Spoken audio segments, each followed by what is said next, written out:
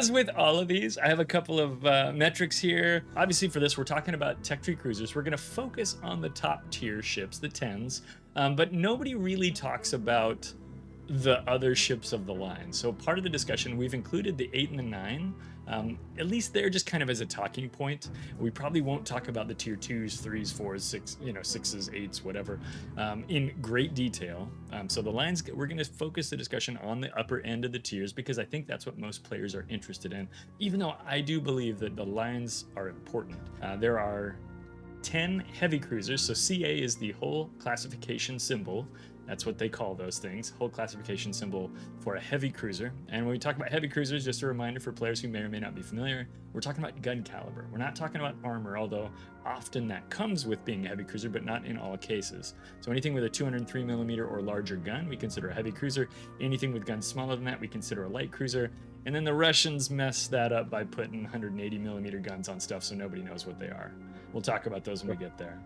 I might be. Oh, go ahead. I don't mean to throw shade at your slide here, but I just counted 11 heavies, so let me count again. Oh, double check. If I'm wrong, help me out, and we'll correct that in post. Des Moines, Zal, Yeah. Hindenburg, Yeah. Henri, Venzia, Hindenburg, Henri, Goliath, Venzia, Goliath, Petro, Gouden, Gouden, Leeuw, Marseille, Castilla, and Cerberus. Is Cerberus a heavy? Yes. Okay, that's the one I messed up on. So it's 11 heavies. Thank you. So it jumps up to 203s or similar. Okay. Well, now we know. So 11 heavies. Skada's got me, and that means 6 lights. Yeah, we're not going to be talking about the 8, 9, and 10 on the Commonwealth line because Clyde hasn't played them. So. I've played the 8 and I've played like one battle in the 9. I need you to help me with that line. I played the 8, a little bit of the 9. I think 1 or 2 battles, but so I definitely will need your help on that one. Anyway, so it feels like every time I put this graphic together, there's always one error, and that one was right there in front. This is what happens when we don't proofread things. We're like when we don't team up on it ahead of time. A year and a half ago, folks, when we would do this, Clyde would bounce these things off me first, and then like we just stopped doing that. We're like, it's fine. What's funny is I feel like I don't have time for it, and I also feel like you don't have time for it these days, and so maybe we just need to give us an extra week so we can find 15 minutes to do that or something. I don't know. It is what it is. Anyway. Yeah. Anyway, and then for the nations, I think I got those correct. Let me know, Chad. If I'm wrong. Most of the countries have 1 or 2 lines. Nobody has 3 cruiser lines yet. You left out Poland. The Polskis. No, yeah, so we've only got, we don't have any countries that have 2 lines. And then down below, these metrics are a little weird too, but I wanted to throw some numbers at people because I know that it's kind of fun just to think about that. The total credit cost, this is the cost for buying only the tier 10 ship, is 339 million credits. There's really no point to put this number up here other than to say it's kind of expensive to buy the ships. And that, again, does not include you grinding through the tier 2 through 8 through 9, those ships as well. But it's a lot of money, a lot of credits, I should say, that you're going to need to grind if you want to have all of the tier 10 cruisers. And so, videos like this, and this is not the only video you should watch about tech tree cruisers if you're interested in this topic and you're like being really researchy about it. Videos like this will help you kind of understand where you want to put that effort first. The effort not only to grind the ships in XP, but also to grind the ships in credit. And then the XP down below, that does include all of the ships leading up to it. So this is the total XP for all of the ships. Again, it's possible there's a small math error here. That is an exercise for the reader, or the viewer, if you'd like to go and check that out and confirm or deny me on that.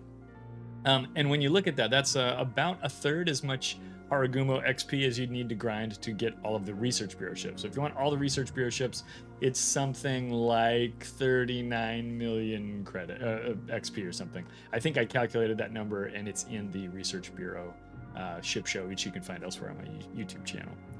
I don't know, Scott. I feel like these were kind of a bunch of random numbers. I don't know if people will find any of this interesting, but any thoughts on kind of the cruisers before we get started today? In terms of the parts of the conversation you want to make sure that we focus on to share what might be valuable for anybody watching or listening. Well, like we talked a little earlier off script, we don't have we don't have a script really for what we're going to talk about, other This than we're is going to true. talk about these ships. We've decided that we're going to kind of talk about the last, the 8, 9, 10 a little bit in a line. I think in World of Warships 2024, that's kind of probably where it gets grindy for newer players that don't have a lot of resources to boost their leveling. Is probably around the 8, might even be at the 7, but Yeah. so like where do you really are going to get stuck in? I remember when I started playing, I felt like it got that way around the 6, but I don't know that it really does feel that way down there anymore. Maybe it does. I went and pulled like at 12:30 last night. I thought I need to have something, some data for this for me. So I went and pulled general release dates for every Tech 3 Tier 10 cruiser, because that kind of thing interested me. And I also went and I took a snapshot of off of WoW stats of the total games played. Yeah. And how far back that data goes, we don't know, right? We talk about the data on that site. Wonderful website. Kudos to those who run it. Thank you for having that resource for the community. I don't know how far back that gameplay data goes, right? I went and I grabbed like total games last night,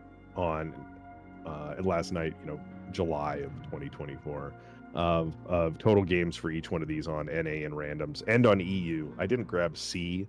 I don't really feel like our content has pierced the veil of Southeast Asia. No. Southeast Asia fans, let us know in the comments. We do have folks who play on Asia who watch the stream every now and again. I don't think we have a large following over there. At time zones make that hard. Languages make that hard. But I know we gave out a prize to somebody who plays on the C server the other day as well. So it does happen. But I do, so those are the kind of things, at least when we're talking about them, I'll probably bring up like, hey, this is how many games I think, and this is what I think about what does that mean?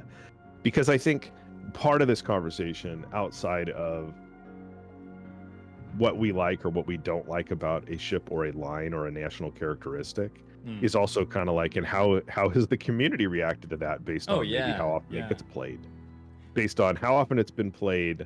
Because the other thing I did, and this is light stats nerdery, is that I wanted the math of like how many games that, like, if there's this many games for Des Moines and Des Moines came out on this date, what's the average how many games games played per month or something? How many games per day or since that date? Like, and that's, and it's funny because obviously there's not that many games per day now for Des Moines and Zhao, who have been out the longest. Sure. You know what I mean? But it's like, it's just averaged over time. Anyway, so those are the kind of things I was thinking about, just because I'm always curious about like what influences the usage of these things in battle types, be it randoms or competitive. So we'll see. I'm glad you pulled some of that. I had intended, when we talked about this like a long time ago, to do something similar, and I have not. But like, I think those numbers, as you say, like we love WoW stats. It's one of our favorite, or WoW's numbers, I should say. It's one of our favorite websites that supports the way we nerd about this game. Yeah.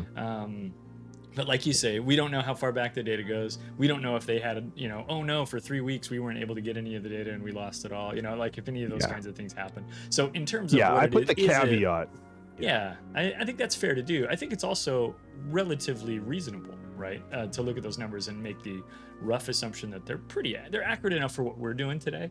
But I wouldn't necessarily indict a ship or anything based on those numbers. Like, that's silly. I don't have an in at Wargaming that will give me real stats from the back end, right? And Neither honestly, yeah, I don't know if they have it anyway.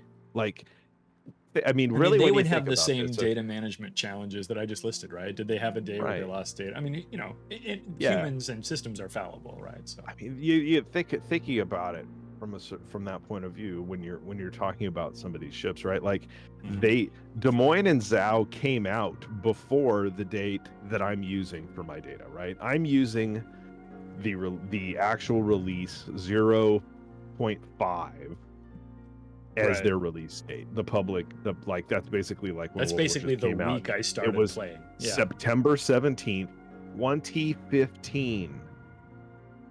Okay, Zhao and Des Moines have been out 10,000 days or something like that, right? I mean, they've been out. You made a have the, spreadsheet, sir. I can tell. Yeah, no, I 10,000 did. days. Yeah, I just closed it for some reason and then renamed it because I was going to drop it in our chat so you can look at it too. Yeah, I have some dates that I've harvested over the years too. I think maybe our dates might be a couple of days off, but they're going to be similar. Yeah, so I just picked birthday of September 17, 2015 for Des Moines and Zhao, right? And that's 3,215 days for both of those ships since release. So, like, that's kind of bonkers. Like, compared to something like Cerberus that's been in general release for 52-ish days, right? Yeah. You were there you were not crew guard. So anyway, so that's some of the some of the stuff I like to look at, and it's kind of interesting, honestly, to see as the release tempo picked up over time over the last 9 years of, then as the ships get spread out and more people have different stuff, then obviously the play count numbers go down. So it's hard to look at Des Moines, Zhao, and Hindenburg, right? Because Hindenburg came out a month after the other two, and you look at and then of course Hindenburg's numbers are insane on EU. It's the #1 played cruiser on EU. Well, and we know Germany is is where most players on their EU primary are from. EU market. Yeah, it's the biggest market in EU. So that anyway, very expected. So I was just kind of curious about that kind of stuff, but I don't. I like this little spreadsheet you made. It's nice. I'm gonna have it up over here. I'll put it over here. Anyway, this is a long conversation about nothing. Today we are going to talk about tech tree cruisers, as we said at the top of the hour. And if this is popular, if people like this, give us some feedback. We want to know. And sometimes, it's hard for us to know if it's actually valuable for people. So let us know if this is valuable. Whether you're on YouTube, hit us with a comment and down below. I'll try to answer as many of those as I can. Skada wanders in there every once in a while. He might respond to a comment or two as well. And then, of course, if you're live watching with us on Twitch, we're very glad that you took some time out of your day to be with us, and we'll try to get to as many comments and questions as we can. There are a number of you in here. It's not a huge stream, but we may not be able to get to everybody's questions about everything, but we'll try to do our best. So with that, I think we're just going to go to our first page. We've got 3 pages of cruisers, and then I think it's 6, 6, and then 5, and then I've got some bonus stats, metrics, and some speculation for the end. But first, let's go here. So these are our first 6 cruisers, and this is the way I've kind of set up this presentation, if you want to call it that, where we've got the nation, of course, listed across the top. There's a picture of the cruiser with the name of the cruiser, and then I put the 9 and the 8 down below. Again, we're going to focus a little bit on the line and the higher end ship, the tier 10 ship. And then maybe towards the end, we can talk a little bit about super ships as well. Spoiler alert. But we'll talk about, some of the attributes of the line as well. So Worcester is the first ship here, or Worcester. The Worcester is the first ship on the line here. This is the American light cruiser that split off of the Des Moines line. Whenever that came out, 2018, according to your spreadsheet. The Worcester line came out, and when it first came out, and again, this is unscripted, so I'm trying to figure out what to say right now, but when the Worcester line came out, it was all about AA, and there was this big push to have AA cruisers in the game. Des Moines was already good at AA. Worcester was supposed to be that much better, and of course, we've had a lot of changes to airplanes over the years that have made Worcester different than originally advertised. I don't know that I think Worcester is any worse or any better than it used to be. It's just not what it was kind of originally. It was supposed to be kind of a no-fly zone when the ship came out. At least this is my recollection from 6 years ago. So, your mileage and your memory may vary slightly. This is not my favorite cruiser line, Scott. I don't know what your experience is with Worcester. I have a hard time with the American cruiser lines anyway, which is a silly thing, and everybody's like, why don't you like Des Moines? But I like Des Moines a heck of a lot better than I like Worcester. I don't know what your experience was grinding this line. How did this one land for you? I mean, back when I was playing I kind of systematically went through when I started playing the game a few years ago and was like, I must get all tech tree boats. And so I don't remember at what point I did US lights. I did Des Moines was my second Tier 10 cruiser. Henri was my first. I don't remember Elar. when I did Worcester. Yeah. Experiences for the line. I think by the time I did it, I had remembered, and again, I'm an average player now, and I was a pretty bad player then, and so, I think when I went to go do it, I think a lot of the institutional knowledge I was getting from our clan and from you was like, yeah, there's that line's squishy. They're light cruisers, like you're gonna get shot when you're leveling through those. And so like I remember like moving into Dallas and at the 6 and then up and thinking, yeah, this isn't so bad, because I didn't have so much fun in Pensacola anyway. Ultimately, I think like most of us, Seattle is kind of a bummer at the tier 9. Cleveland's really a great tier 8. It's it's a really good ship, and then you get to the Seattle, and the Seattle feels generally bad. It feels bad, and then you get to the Worcester, and this is one of those older lines where like the 10 doesn't feel a lot like the previous ship. So, but my own personal play experience, I don't have very many games in Worcester. It's not a ship that I've never used it in competitive. It's not a ship we would take to clans. So like I never like racked up games or battles or cut my teeth and had to play it. So the only time I would have played it would have been like randoms. And for me, Worcester's a ship that I just don't ever play. I think I played it recently, and on stream maybe, and that was only because I've been testing Jacksonville, which is the super ship of this the line. super ship caps this line. And so I was like, oh well, let me go play Worcester some and see how it feels in my head compared to how Jacksonville feels, right? And so I've been trying to play Worcester a little bit more now, just as a point of reference. But in general, it's not a ship that I reach for. I think there's a lot of other tier 10 cruisers that do similar things that offer more options, or maybe a more comfortable playstyle for me personally.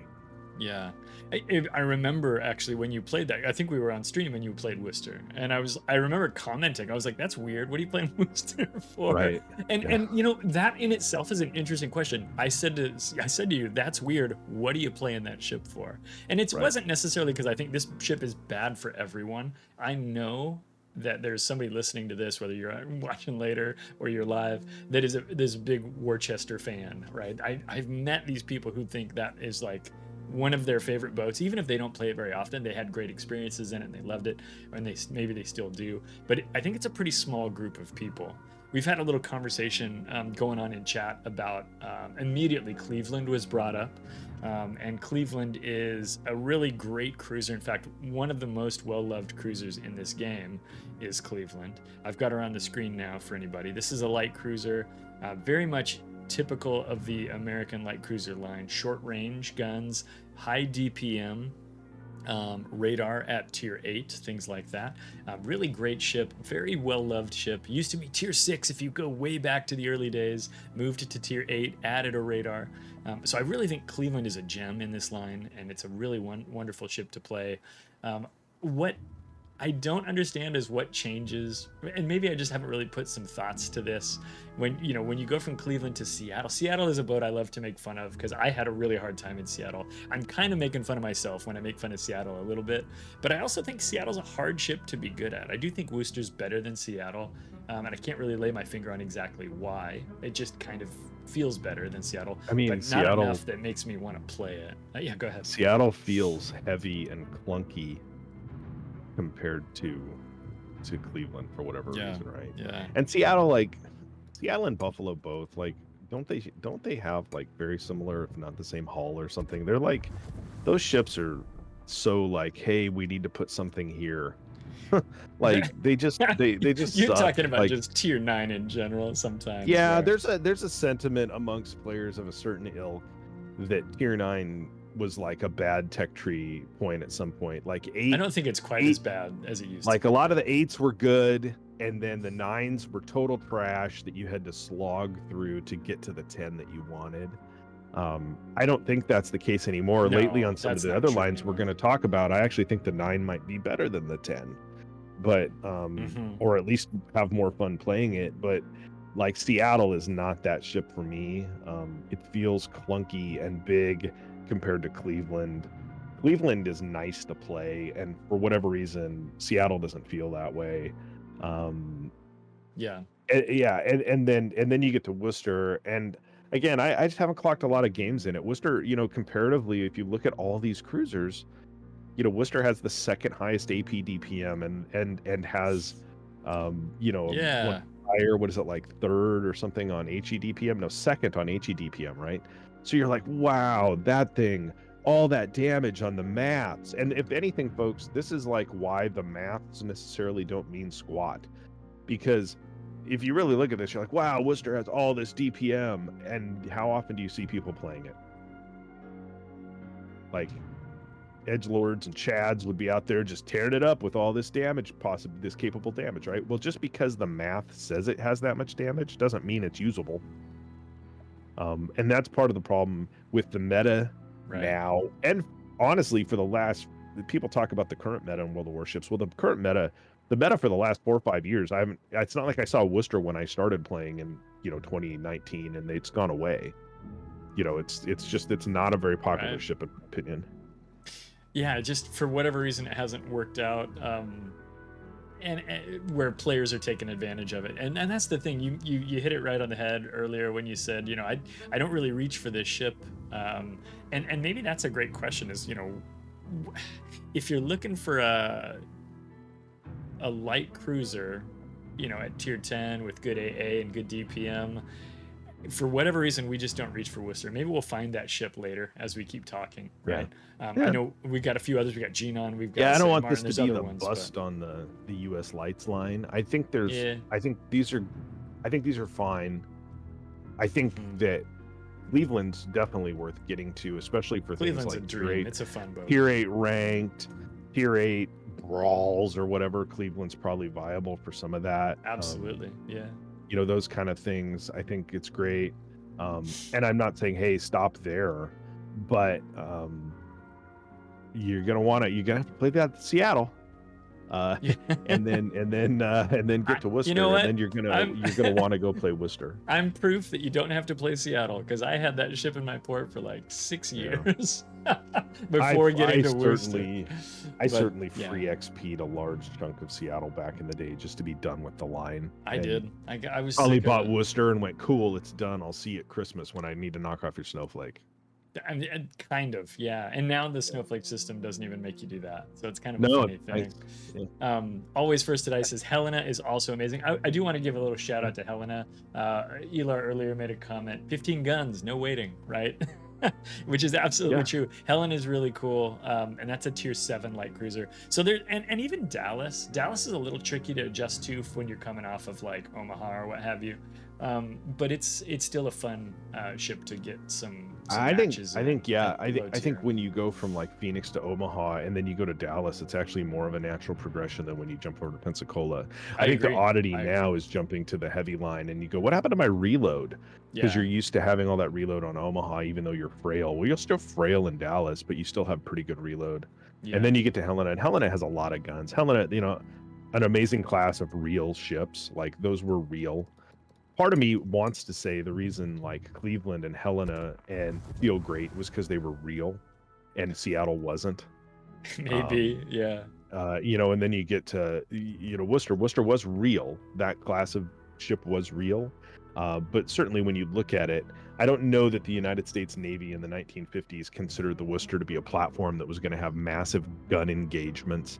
All those were like dual purpose guns on Worcester meant for shooting down airplanes, right? Like, I mean, we're moving into the CV, if you want to call it CV meta in real life. I've got Helena on the screen for anybody who's unfamiliar with that ship. So it's got the 3 turrets up front here, 2 out back, all triple barrels. Helena's a heck of a lot of fun to play, and we'll talk about other kind of lower tier ships as we go, just whenever they come up. But so not to belabor much longer on this, so on a line like this where we both aren't super hot on it, do you have any you want to throw in? Like, what would you do if you were wargaming for a day? Like, what would you do to revitalize this line? I mean, I'm gonna ask for stuff that they've put as other nations' flavors, right? Like for me, one of the things that makes Worcester hard to play is the gun angles. And I know that's also one of her strengths, right? If I wanted to play Worcester more often, I'd make it shoot more like Nevsky, or I'd turn it into a line of shoot, what's our Vallejos? Vallejo. Right? I'd move it into a line of Vallejos, shells. give it the Vallejo treatment, and then maybe give it a reload or a spotting plane. Maybe not an amazing one like Vallejo, but give it a nice little spotting plane so that at least sometimes with Worcester you could reach out and touch somebody with any sort of competence whatsoever. The challenge is if you've got that DPM with really good railgun type shells, I think it would make Worcester scary powerful. And so and again, that shooting over islands is part of the meta, right? We were just talking earlier about how popular Atlanta has become in the bot bash that we're doing right now, the operation. Obviously bots are not as smart as real humans, but ships like that with short range and high arcing shells can work certainly in certain circumstances. But Atlanta's still popular in things like ranked, right? I don't know if we see a lot of Worcester in tier 10 ranked, to be fair. I haven't pushed to play higher tier ranked in a long time, so I'm probably a bad resource for that comment. But that's what I would do, is I'd make the guns a little bit easier to hit stuff with, and maybe dial back the DPM. And I think that would make Worcester a better ship. Less DPM, easier to hit with guns. But what about you? Would you make changes to the guns, or would you focus on like sensors or survivability? Like, what are you thinking? I would change its anti-aircraft characteristics as such. Okay. That if Interested. any carrier up to and including a Nakamov flew within 6 or 7 kilometers of Worcester, their squadron was melted. Just evaporated. They just didn't even a legitimate no-fly They zone. didn't even get a drop. And I know that they don't want it set up so that a carrier doesn't even get one drop. But I would make this ship, I don't care, lower its gun ballistic DPM and stuff. I'm fine with that, because I don't think people are out there really tearing it up unless you're like, a JTR type or somebody that's good with that stuff. I don't think the average player's out there. But if this ship was legitimately as built, if you built it for AA with a captain built for AA, a no-fly zone that annihilated CVs, you couldn't go near it, people would play it again just for that. And what's crazy about that is that would only work in like 40% of battles where there are carriers. But it would make it popular. If they said, hey, we're doing this thing, if you get within 6 or 7 km of this thing, it's going to melt planes, people would play it. They would play it so much that they'd have to tweak base XP earnings for killing Do you planes. think so, really? Because like when people are playing the Commonwealth line right now, everyone's like, well, yeah, but half the time I load into a battle, there's no sub, so blah, blah. You know what I mean? Like, people hate CVs. They really do hate CVs. They just effing do, man. They just do. I get that piece. I love that. And what you're really kind of talking about is some of the original thought with, the big AA cruiser concept. That's kind of what this ship was kind of supposed to be back in the day. Yeah. Players of a certain age will remember Texas could do this back at tier 5, back when we had carriers at all the tiers. Texas was a no-fly zone. It was amazing. Even tier 6 version of Cleveland was very much like that, for sure. I do think people would love to stick it to CVs, for sure. And so that's one way to buff this. That's what this ship was designed for. In real life too. Yeah, absolutely. Real steel. And like Minotaur, both of those ships. That was what they were. Minotaur, but it just got brought up in chat as well. The fact of the matter is that in 2024, you can fly near these ships or drop these ships. Frustrates the beans out of me. So I just think if you really wanted to make these ships have an impact again, you go, no, we're going to make that, because the ship doesn't have torps. So many of the light cruisers have torps if you get in a close engagement. Heck, some of them have them if you get in a long engagement.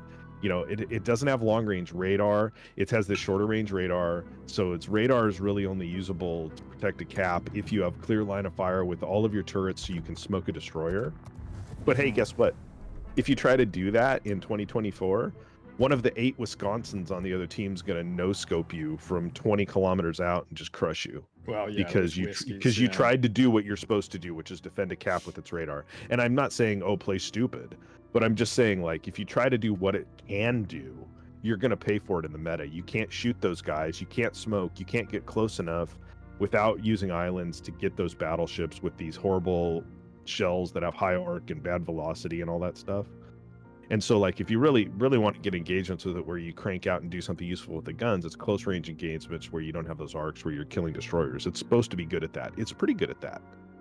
You know, but I'm just saying, like, make it good at something. Right now I don't feel like people play this line because it's good at anything. Like it's been prepped by tons of other cruisers we're going to talk about. Yeah, So- absolutely. So I would just make it a total no-fly zone. That's what I would do. I like that idea of bringing that concept back. I think that's tough to balance. I think it's, you know, but I like the idea just the same.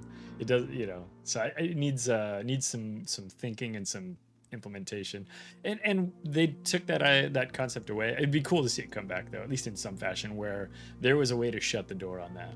Betaflex has a comment here about AA Austin with the AA scale 298 DPS, where Worcester with AA scale 171. Worcester with longer range, Austin with shorter range. That kind of stuff's kind of complicated. I pulled the numbers up here looking at that Bflex as well. Austin has no short range AA, whereas Worcester has a 2 kilometer short range AA with 122 additional DPS. Basically, 2 kilometer AA means that after they've already committed to attacking you, you'll get a little bit more damage. You'll shoot down a few more planes. It's really tricky to try to compare AA numbers, at least in my experience. They're not. It doesn't always feel the way the numbers are on the page. Yeah, it's a feel but Austin thing. is powerful for sure. There's no question about it. Yeah.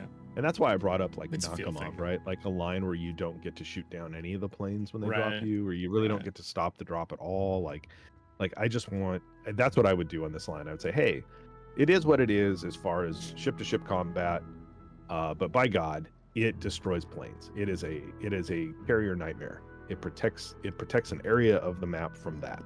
That would be awesome. Yeah. And Bflex comments, hey, we're talking long range here to show that Austin is going to maybe stiff arm a carrier, make a carrier think twice, really. And I think you're 100% right there, right? It's almost double the damage, not quite at the same range, but the CV is going to feel that and maybe decide to attack somebody else, right? 6.9 kilometers is a nice range, though, which it has. I feel like we've talked a lot about Worcester. And so maybe it's time to move on. That's what at 4 o'clock when we're talking about Minotaur. Yeah, exactly. So I put Cerberus on this page. You'll note this page is full of light cruisers and Cerberus because I forgot that these jumped up to larger guns. But Skada, I'll have you give us kind of the intro on Cerberus if you don't mind, because I think you've got more experience with this one. If you don't mind. So this line has been out at the time of recording. This ship's been general release just over 50 days. We just finished talking about Worcester based on what I pulled, right? Like Worcester has about 2.5 million games on NA, and it's been out since 2018. Cerberus has about 16,000 games, and it's been out for 50 days.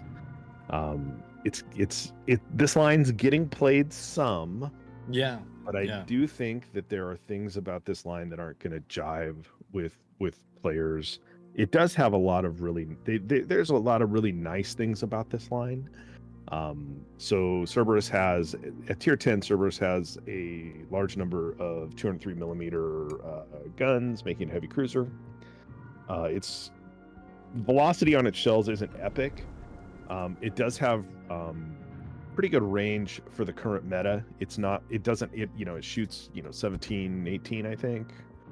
I'm trying to pull up WoW's numbers, so at least I don't sound like a total goobaloob when I talk about ranges here. I'll put it up on the screen here. But show people what the ship looks like while you're chatting. Yeah, so it's 18 kilometers base range, which is pretty rad in today's meta. That's not and bad. they're usable at that range. They float a little bit, but they're not bad. Again, you get all these 3-barrel turrets. It's very reminiscent of the British 203 HE that you have on the heavies. Kind of I don't remember if Drake has 203s still. Maybe I know Albemarle does. It's that kind of gun feel. AP on these ships is kind of lackluster. It's fine up close to get a big AP salvo, but at ranges the AP is pretty useless. It's really more about spamming HE. And then the Commonwealth natural flavor is a couple of things, right? It has crawling smoke. All these ships have a crawling smoke generator, so you can putt around at 1/4 speed in a smoke screen. And they have improved anti-submarine warfare capabilities. So They are able to reload their ASW planes a little quicker, and they get more drops than a normal tier 10 cruiser would have, right? That's like their gimmick. They also all have the consumable for, what is it, like submarine surveillance. It's basically like the hydrophone that lets you see subs that only subs had until this line came out. So they can try to spot a submarine, hold it on sensor, drop it themselves, coordinate the drop amongst teammates, and they're really good at that. When in test with this line, I felt like we got to experience a lot of play against submarines with this line in test. Since this line has come out, I haven't played this line very much since it came out, but I also don't feel like I see as many submarines as I did. I don't think this line had an effect on that. Honestly, I think it has more to do with like the last time submarines were released and if people are playing them. But you just mean like distance since release, like people have just kind of tapered off a little bit, just naturally. Yeah, I don't think that the launch of the Commonwealth line scared submarine players out of the water. No. I think lack of new submarine content scares players. Like they're just people aren't grinding subs. But all in all, the ship's armor is relatively squishy. Has kind of an exposed citadel. The hull on this ship is a weird kit bash. I think it's like a tier 5 British heavy hull that's been stretched, and there's some verbiage about that in the color text in the game. So it's like a weird hull. It looks, unsurprisingly, as a Commonwealth ship, it looks very British in flavor. We had it on the screen here a moment ago. Yeah, but it's not like a carbon copy of Goliath or Gibraltar or something that's at 10. It's a weird use of like a low tier hull that they've up armored for tier 10 and stretched and added another stack to. Right. I'll bring it. So it's got a weird feel in that way. This is one of those lines where I personally think the encounter at tier 9 might be more playable for people. Now, what makes you say that? I guess. What are you thinking? I don't know. To say it, maybe. Gut feel, like this is matchmaking. I know there's a lot of heat on tier 9 matchmaking. Oh, you got to fight super ships, blah blah blah. But I don't know. Sometimes I just felt like encounter felt better. Auckland at tier 8 is like our Albemarle hull. If you're familiar with Albemarle, it's the tier 8 British heavy cruiser. And over time, we've joked about how Albemarle is squishy. I actually think Auckland felt better than Albemarle. I don't think there's any reason for that other than just like personal feel. The other like thing about this line that is a national flavor that is like a malice, a thing that sucks because it's a national flavor, is turret traverse on them is glacially slow. Yeah. And that's like a thing they did on this line. It's like oh, we're gonna put this slow turret. Gun reload's not bad, but across the board, this line has this glacially slow turret traverse. So much so that like you want to run turret traverse in slot 3 and not gun accuracy. Like if you want any kind of comfortable turret traverse, you have to like stack turret traverse on these things. Yeah. I spent the mid-tier, and we talked at the top of this about how I forgot or didn't realize that these were heavies. I have not played a lot of this line, honestly, which was evidenced there. And so it looks like, as we're looking at these, the 7, like the 5, 6, 7 are light cruisers, the 8, 9, 10 are all 203s. And so that transition from, those mid-tier ships, there is a kind of a flavor change for this line. But even those lighter cruisers have pretty bad turret traverse, I noticed. Yeah, they all do. Yeah, so it's an intentional. Yeah. It's an intentional national flavor. They have bad turret traverse. They have good ASW. Those are like the hallmarks, and crawling smoke. So like if you build a little, punch board of national flavor, that's a thing they do on these, these lines. National flavor for Commonwealth cruisers is glacial turret traverse. Yeah. ASW that's good. Flavors are good and bad, right? You get both. Yep. Yep. And then I would say that like relatively good HE, good fire starting capability. And yeah, that's the switch over. So like the Delhi is looks kind of like the tier 5 Pan Asian cruiser. I think it's a similar UK thing. Was a real ship probably. The tier 6 is a like a Leander clone. that has HE. Yeah. But Yeah. not Perth, which is also something like that, right? It's different. And then the tier 7 is not a Fiji clone. It's the Uganda / Mysore. It's the Fiji minus a turret. Right. That some they've guns, used all over now, which right? feels So bad sometimes. yeah. So there's a didn't few of these, dislike like Uganda, there's a but- few countries that have this Fiji minus a turret now, because the Pan Americans do as well. Yeah. I guess Uganda is this one. So the Pan American one that came first was like Colonel Bolognese.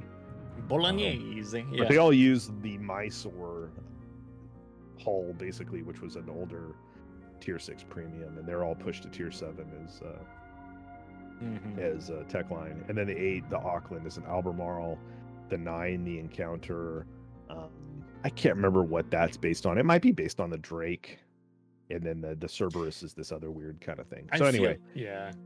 There's some inspiration. These aren't fast. They don't have, they have submarine radar, and they have okay hydros for self-defense, but not like crazy range hydros. And they're kind of HE spammers. That's kind of how I play them. And they have relatively long-range torpedoes, which is something that you saw like on Hector and Brisbane, which are like premium high-tier Commonwealth ships. We haven't talked about the crawling smoke yet either. They do have that. Maybe you mentioned it quickly, but that is a nice feature of this line, paired with the possibility of a hydroacoustic search, which you can swap out for Def AA if you prefer that. So you've got a couple of ways to stay alive. Elar made the comment earlier who said that he said you were being generous when you said kind of an exposed citadel. They, as you said, they're lightly armored, right? They're easy to citadel. And so the smoke is one of the tools in your toolbox for surviving taking a big hit, as is the hull repair on the upper tier ships. And then Wixatron mentioned that they don't have the Royal Navy acceleration like Perth and Mysore do, and that does make them feel a little more sluggish. And so you need to be a little more intentional with your moves, because you're not going to like suddenly change direction from a standstill and scoot out of the way of incoming torpedoes in the way that you can with a British light cruiser or British heavy cruiser even. So they're gonna play a little bit differently there. Like I said, I've logged a few battles in Auckland, and then I ended up grabbing the tier 9 out of the. It was like one of the early bundles for me. Yeah, you got it out bundles, of the and so I kind of skipped most of Auckland, and I played 1 or 2 battles in this one. I need to put some more time in this line. I like it. I like what they're about. I like that they have a superpower where they're the best at like the anti-sub thing. We talked earlier about how there aren't subs in every game, and so sometimes that feels like you're like, oh man, why did I play this? Now it's just kind of a medium cruiser. But I do think that this line has a place in the game, and I'm excited to see how it develops. Like you said, 52 days in, what is this line going to feel like in 6 months when we're really used to the idea? I think we're getting to that point already, honestly, even after just a couple of patches. Early access and stuff being before that. But where will the player base feel this line is in their internal meta, their internal hierarchy? I don't think it's going to be a line that really is crushing it. I don't think you're going to see these in clan battles and things. But I think over time, if we start seeing submarines in clan battles, and that becomes a meta where we have to have a sub, otherwise your team can't win. Once you get to Storm or something, then I think you will start to see these ships come into their own, or ships with ASW capabilities, whether it's these ones or a different line. I think that's and that's what I was going to take that too. It's go ahead. Like I think, and maybe we talk a lot about like, oh, will it get used in clans? Well, that's because we play clan battles even if we don't do it that well. And not a lot of people do. It's not the most popular game mode, right? So like it colors some of our conversation, but the reality of that is I also think that drives the popularity of ships amongst a certain tier of player in just general use case, right? And so like the fact that this ship doesn't really have a home in competitive right now. If you have subs all of a sudden in clans or in those tournaments and whatnot, I think it would be great to have the ASW capabilities that these ships bring to bear.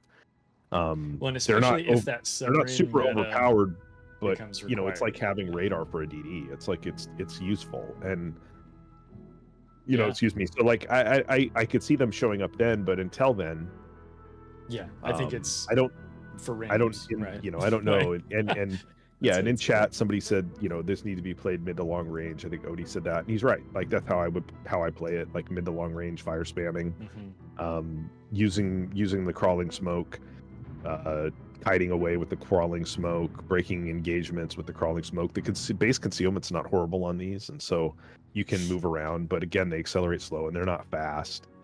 But yeah, it's just kind of they're not particularly fast.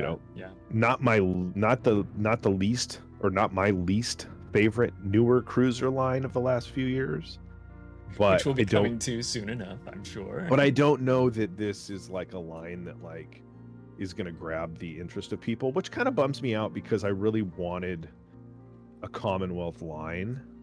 And I'm not sure that this scratched the itch for me and what I was hoping the Commonwealth line would bring to the game. I think that's actually a really interesting comment. And when we think about the future of the Commonwealth nation in the game, like you said, I think this is not going to come out and suddenly be a really influential line that changes everyone's hearts and minds. But I do think that what we have with this is at least a structure upon which we can start to build a larger tree. Whether or not there was historical battleships and submarines and everything and aircraft carriers for Commonwealth, I think over time, Wargaming is going to use this nation to fill out more opportunities for players to grind. This game is a games as a service kind of platform, or you can play this game forever, right? It's not the game that will ever stop developing unless it just completely stops being something that people play. And we've seen no signs of content slowing down, which is a good sign for the game. I know there's a lot of discussions about that on the internet. That's not what this show's about today. We can talk about that some other time. But I think we've got a skeleton upon which to hang other lines. And you want this line to not just be the structure upon which we hang destroyer lines and battleship lines and everything. We want it to be something valuable in and of itself. And I think it's really come out and bringing that first of its kind submarine ASW capability is a unique thing that this line will always remember it for. And hopefully as we continue on, we'll see that evolve and change when we look at that meta changing over time. But again, I think I agree at the moment. I don't think this is like the most popular, most powerful. It's not for competitive, but I do think it has a home in randoms, and I think there'll be players who find that this is great, but I don't think it's going to really take the community by storm all by itself. Just with the way it's constructed in the current meta here in 24. I don't know. Final thoughts on anything about the lower tier cruisers? I really enjoyed Delhi. I thought Delhi was fun to play. I found all the lights in the middle a ton of fun, actually. I really like the Hobart. Hobart was fun too. I think the Hobart's really powerful. The 6, because it feels like kind of like a Leander. It doesn't have the acceleration. The HE's great. The crawling smoke is great and powerful. It has good torpedo range at that tier. And even though the ASW capabilities aren't as long range as they get, it felt really good playing it. It feels really good playing against like that tier of submarine range as well. I like the Hobart. I think that's a fun ship. I think that's a highlight of the lower, want to say the middle tiers of the line. I'm not as huge a fan as of Uganda. PG hull, or that style hull, when it gets thicker, you go from the Hobart hull that's thin. It lets you do some stuff and soak overpens and laugh at distant battleships. And then that Uganda hull got thicker, and it doesn't do that as well. It's more viable to take sits, which is fine because you should get used to that. You're going to take sits in Auckland and encounter. It's a good time to learn, right? Tier 7's a safer place. But I really liked Hobart. I think Delhi's fine. Below 5, some of those ones are really not fun to play. Just get to the 5, right? Just at least get to the 5. Like, unfortunately, you'll figure it won't take that many games to get there. A couple of those lower ones. There's one that's just I can't think of the name of it right now, but it's just brutal. It's just not fun to play. So well, and some of the players that are listening are like, they only play 10s, or they only play 8, 9s, and 10s, or whatever. For you guys, don't worry about playing the 5, 6, 7. But if you're the kind of person who can have fun at those tiers, I wouldn't rush through those to get to the 8, 9, and 10. I had a good time playing those mid-tier cruisers and stuff like that. And if that sounds like something you'd have a fun time doing, then take the time to do it and enjoy those tiers. Let's jump to Jinan. So Jinan is interesting. So when we first had this line announced, we had a lot of comments about, it's a whole line of Smolensks, and in some ways it is. Although we found that Jinan kind of carved its own niche. I really like that this ship is or at least as it came out, and it's less unique today, but it really was kind of a unique line, a whole line of Atlantas, a whole line of Smolensk, a whole line of whatever. What you wind up with on Jinan is ultralight guns, so smaller than 152s, which lets you take the buffs to that for your commander without suffering any sort of concealment penalty, which is awesome. You wind up with good smoke. You wind up with torpedo reload booster and hull repair on the upper tier ones. And that torpedo reload booster, or excuse me, the torpedo reload booster is really powerful because you can launch a ton of deep water torpedoes and really deny an area of the sea for sailing in. Jinan does not have any sensors of any kind, and this is common to the entire line, at least all the tech tree versions, which is what we're talking about today. So no hydros, which means when you're in your smoke, you're basically as blind as you can be without allies spotting things for you. Jinan's, I kind of struggled with the upper tiers in this line because the armor is very thin, and these ships can be citadeled, with an aggressive glance.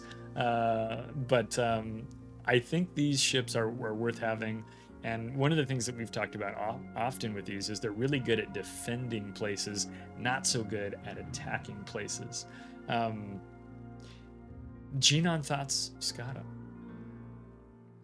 Yeah, this line was introduced March 2022. Which feels not that long ago, like you think Jinan's been in the game for a long time. A couple years ago now, its usage rate compared to other things on the data I put together is okay. One of the things, like I was saying earlier, I captured, okay, it's this many days since it came out. Jinan's been out for 842 days or something like that.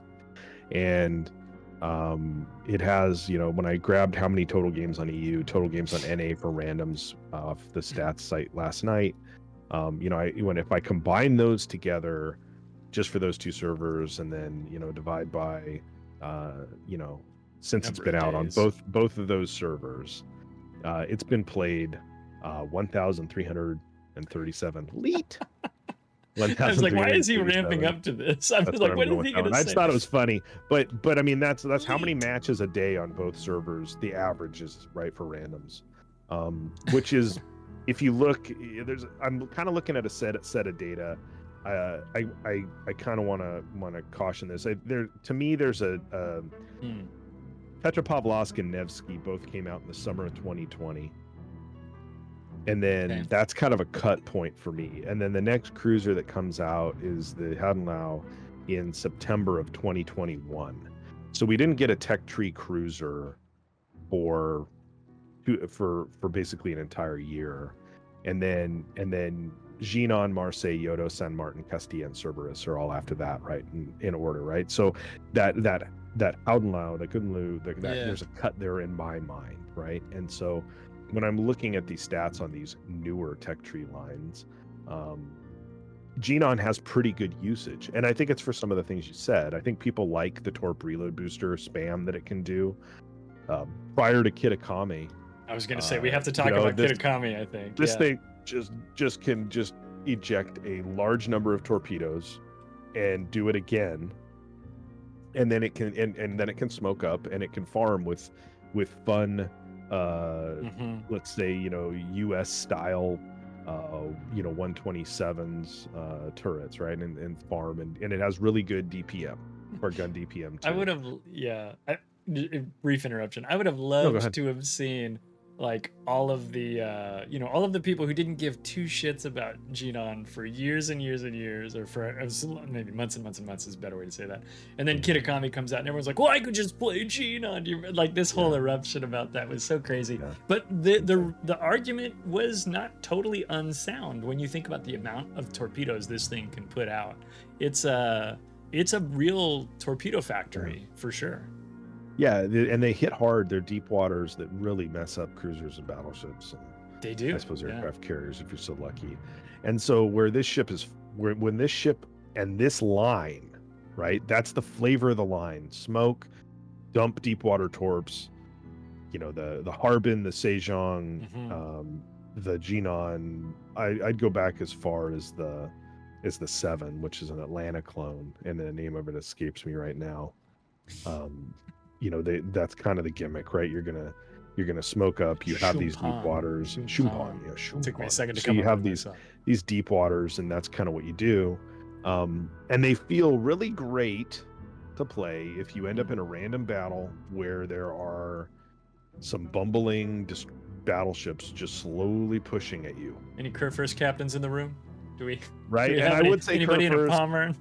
I would say Kurfürst, but God help me, the Kurfürst has amazing hydros. has so they should hydros. be able to not do this, but That's true. I shouldn't tease Kurfürst. let's just, Any Kremlin captains in the room? Right. So if you're lucky enough to be playing this on an open flank where there are battleships slowly chugging towards you that are spotted by somebody else because you have no sensors. That's the part that's really rough. And there's no nice other balance, cruisers over there to help those battleships. There's nobody trying to get you out of your smoke or spot you or do anything. See how many qualifiers I have to set before in my head it flips the bit and I go, now I'm having me a good Jinan game, right? Right. Like that's just me with this ship, right? So you're saying you've got to be on a flank. You got to be losing the flank a little bit. Yep. The bad guys have to be pushing in like a bunch of dummies. They have to not have hydros activated. You have to be able to see them. You have to be in your, maybe not you have to be in your smoke, but you can use your smoke now. Right. You're looking for that scenario. Yeah, if I really want to crack out a huge damage number and post a scoreboard to the Clyde Plays Discord and go, look at what a good boy am I. If that's really the place people post their leaked scoreboard. Jack Horner. If I'm really having myself a little Jack Horner moment and be like, oh, look at what a good boy am I. It's going to be because I had some dudes drive into my torpedoes while I lit them on fire over and over again from the safety of my smoke while I had unlimited spotting, and nobody ever came and spotted me. Yeah, nobody had radar either. And this line's awesome, right? Because your gun range is short, and you're basically within radar range the whole time you're using. If you're using your guns, what's Jinan's gun range? Base is 15.5, so it's a little longer than I thought. I thought it was high 14s. Yeah, but it's like Sejong and Jinan have decent. It gets decent. But like it's American 127 or 120 or whatever. So it's like really floaty. You're gonna I'm getting fires. I'm doing these things. I'm getting good damage on superstructures. I'm landing a million deep waters, and it's all because that guy in a Kansas. Just slowly floated towards death. This is the car commercial for Jinan. You're driving along a country road. The leaves are flying. I mean, it's this picture that you're painting. This was the sales pitch, right? Yeah, and the reality in 2024 is that you take up position on that flank, and a Gdansk radars you, or a freaking Rhode Island radars you, you're spotted. You can't hide in your smoke. You try to use those deep waters. It doesn't matter because everything has hydros between you and it because there's like a destroyer there. It's blocking the path, or there's a submarine underwater, and your torps went over its head. So now. Yeah, those torps got spotted, which they lose their magic power, which is to be not spotted until the last minute, super stealthy. Okay, so now what are you gonna do? Well, I gotta displace and I gotta fall back out of my smoke. Oh crap! Now I'm in a thing that gets citadelled easily, and there's 6 Wisconsins on the other team that have just citadelled me, or a Maine, or whatever. To be fair, that's my experience with this kind of ship. That scenario does happen, though. The reason why we're able to describe it so vividly is we have both had that game. But you're right, it's not every game, right? In the same way that when you take in your Cerberus and you don't have a submarine in the battle and you go, nuts. Sometimes you go in your Jinan or your Sejong or whatever, and you just don't have the scenario that you were hoping for. And so you do your best, right? And luckily you can use islands, you can use smoke, hopefully you have any amount of allied spotting at all, and you can shoot over the islands with the floaty shells. I mean, when I think of these 3 cruisers, I don't have a ton of experience, as I said, with the Commonwealth ones right now. Again, appreciate your sharing your experienced thoughts there. But when I think about Jinan, I think I'd rather play Jinan, and not that this is an I'd rather type of show, but I personally would rather play Jinan than Worcester, but I still struggle with Jinan because it's so citadelable and because you play in dangerous locations, things like that, for sure. And there's always the problem with smoke cruisers is the propensity to stay too long farming. You wear out your man, this farm is good, I'm going to Yeah. stay here just a little bit too long, and now I'm going to get spotted when I leave the smoke, or I didn't play that right, or I just get torped in my smoke because I have no hydros or anything, and nobody spotted torps for me. Yeah. And so Yeah. I just get torped in my smoke because I was trying to do my thing, right? That And so, shimma nobody knew was here got me. yeah, Right. Yeah. right. that kind And so of- those are the things about this line that don't do it for me. That said, I do think this line brings something different than some of the other cruiser lines. I With love the that it's got rapid its own fire identity. guns and the deep waters and stuff. Yeah. Because this has both kinds of DPM, right? It's got gun DPM and torpedo DPM. And that's it's rare that Wargaming gives with both hands in that way, right? And so we've got both of them there. And you have to pay for that somehow. And you pay for that with sensors, you pay for it with range, and things like that. But I do like Jinan. I think it's carved out a niche for itself.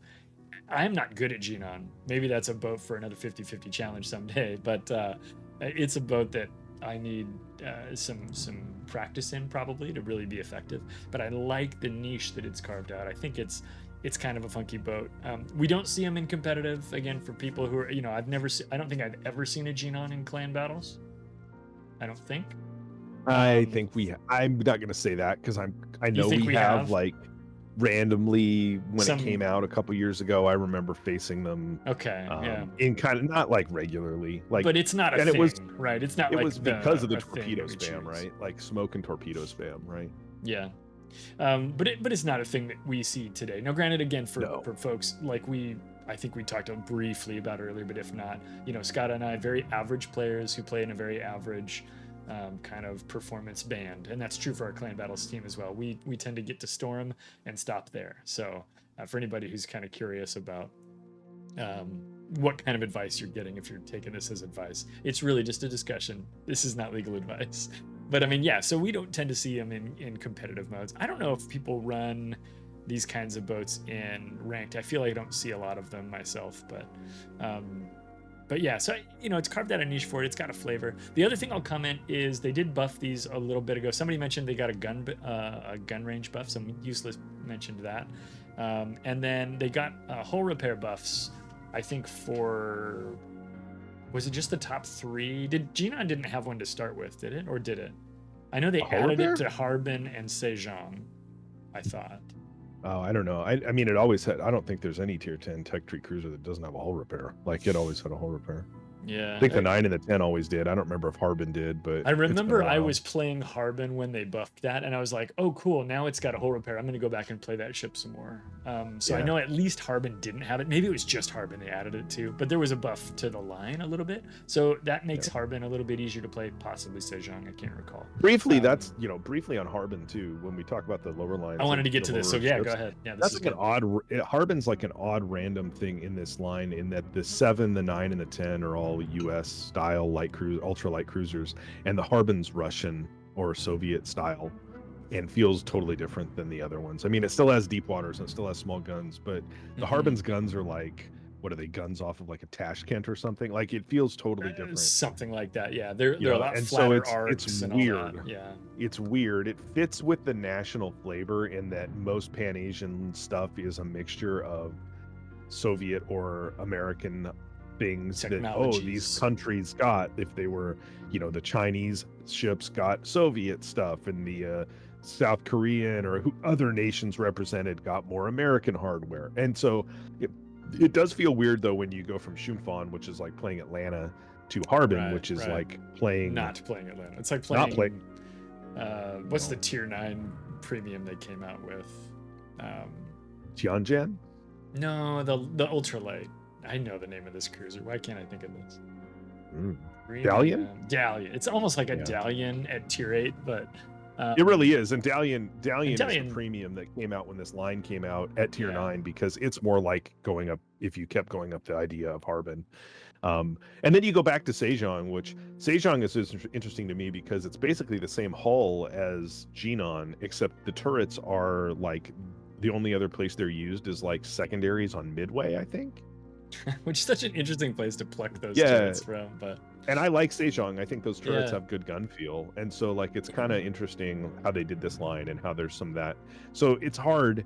I think I do think those kind of changes in feel up a line are weird for players when they're like trying to go up a line and they, oh, okay, I got used to this thing. And then it's and just then they go, oh, now these totally feel different. And then you go to the next one. Okay, these feel different again. And you see that in these kit bash lines for these pan countries. Yeah. Commonwealth, Pan Asia. Yeah, Pan America, these mixed mash Pan-American country lines. And so that part of it, I think, is a little bit odd. So if you like the way Harbin feels, don't get used to it. Well, and normally when we'll see those shifts, usually it's like the 5, 6, 7 are kind of similar. Then the 8, 9, 10 are kind of similar. Harbin, you're right, is kind of just a real odd doop doop. You know, it just changes real quick and then comes back. I liked Harbin because, again, I like those kinds of gun arcs better. That just works better for me. Yeah. I'd rather have a slightly slower reload and slightly more accurate guns. It's just, that's better for me. But I'm not the only game in town when it comes to opinions, and so there are folks who didn't like that ship. They really hated Harbin, and when they got back to Sejong, they felt like they were home again. So anyway, Jinan, again, I think it's got a unique flavor among lights. It is an ultralight again, so there's some captain skills you can take to buff your damage that prevent you from taking the penalties for having guns 149 millimeters or larger. I think one skill for that. So there's some things that make this book kind of neat. And one thing to mention too is the new, not legendary commander, the seasoned commanders and unique commanders. The unique commander for the Pan-Asian line is really great for this cruiser as well. He works really well on it, as do the Wrong brothers. So if you have a seasoned commander, those guys really serve this light cruiser line and the destroyer line really well. So if you have 2 Wrong brothers, you can put one of them on here, and that would be right. So briefly, to close probably on this, we didn't ask on Commonwealth because it's too new to know. I don't really feel like Jinan was a DOA line. I think this line's fine. I think this line gets played well enough.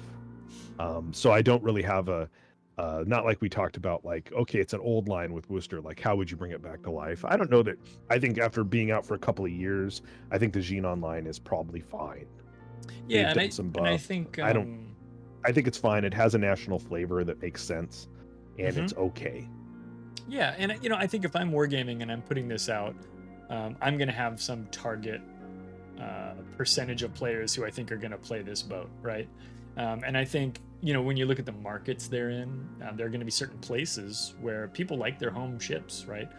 So Americans are going to identify with this line less. Germans are going to identify with this line less. I don't know how well or how popular this boat is on the C server, the Asia server, in comparison to the others, but I would imagine that because it's local, there might be some more popularity there. But I think this boat gets played. You see Jinans out there, and I don't think it needs to be as popular as Des Moines to be a successful line, right, on any server. And so when I look at NA, of course, we love our Des Moines. We play the crap out of it, right? Forrester's capturing how many times we say flavor. I love that. But anyway, so yeah, I think we're going to flavor country today. So just get over it. We're going to flavor country. That's fine. It's all good. This counter is smooth flavor of these cruisers. That's right. Flavor town, if you will. But yeah, no, I think Jinan's a successful line. I don't think it needs to compete with Des Moines to be successful. I 100% agree. And okay, thanks. That was our discussion on Jinan. We'll jump to Yodo. Why don't you give us the start for Yodo? I love this. Thanks. So Thanks.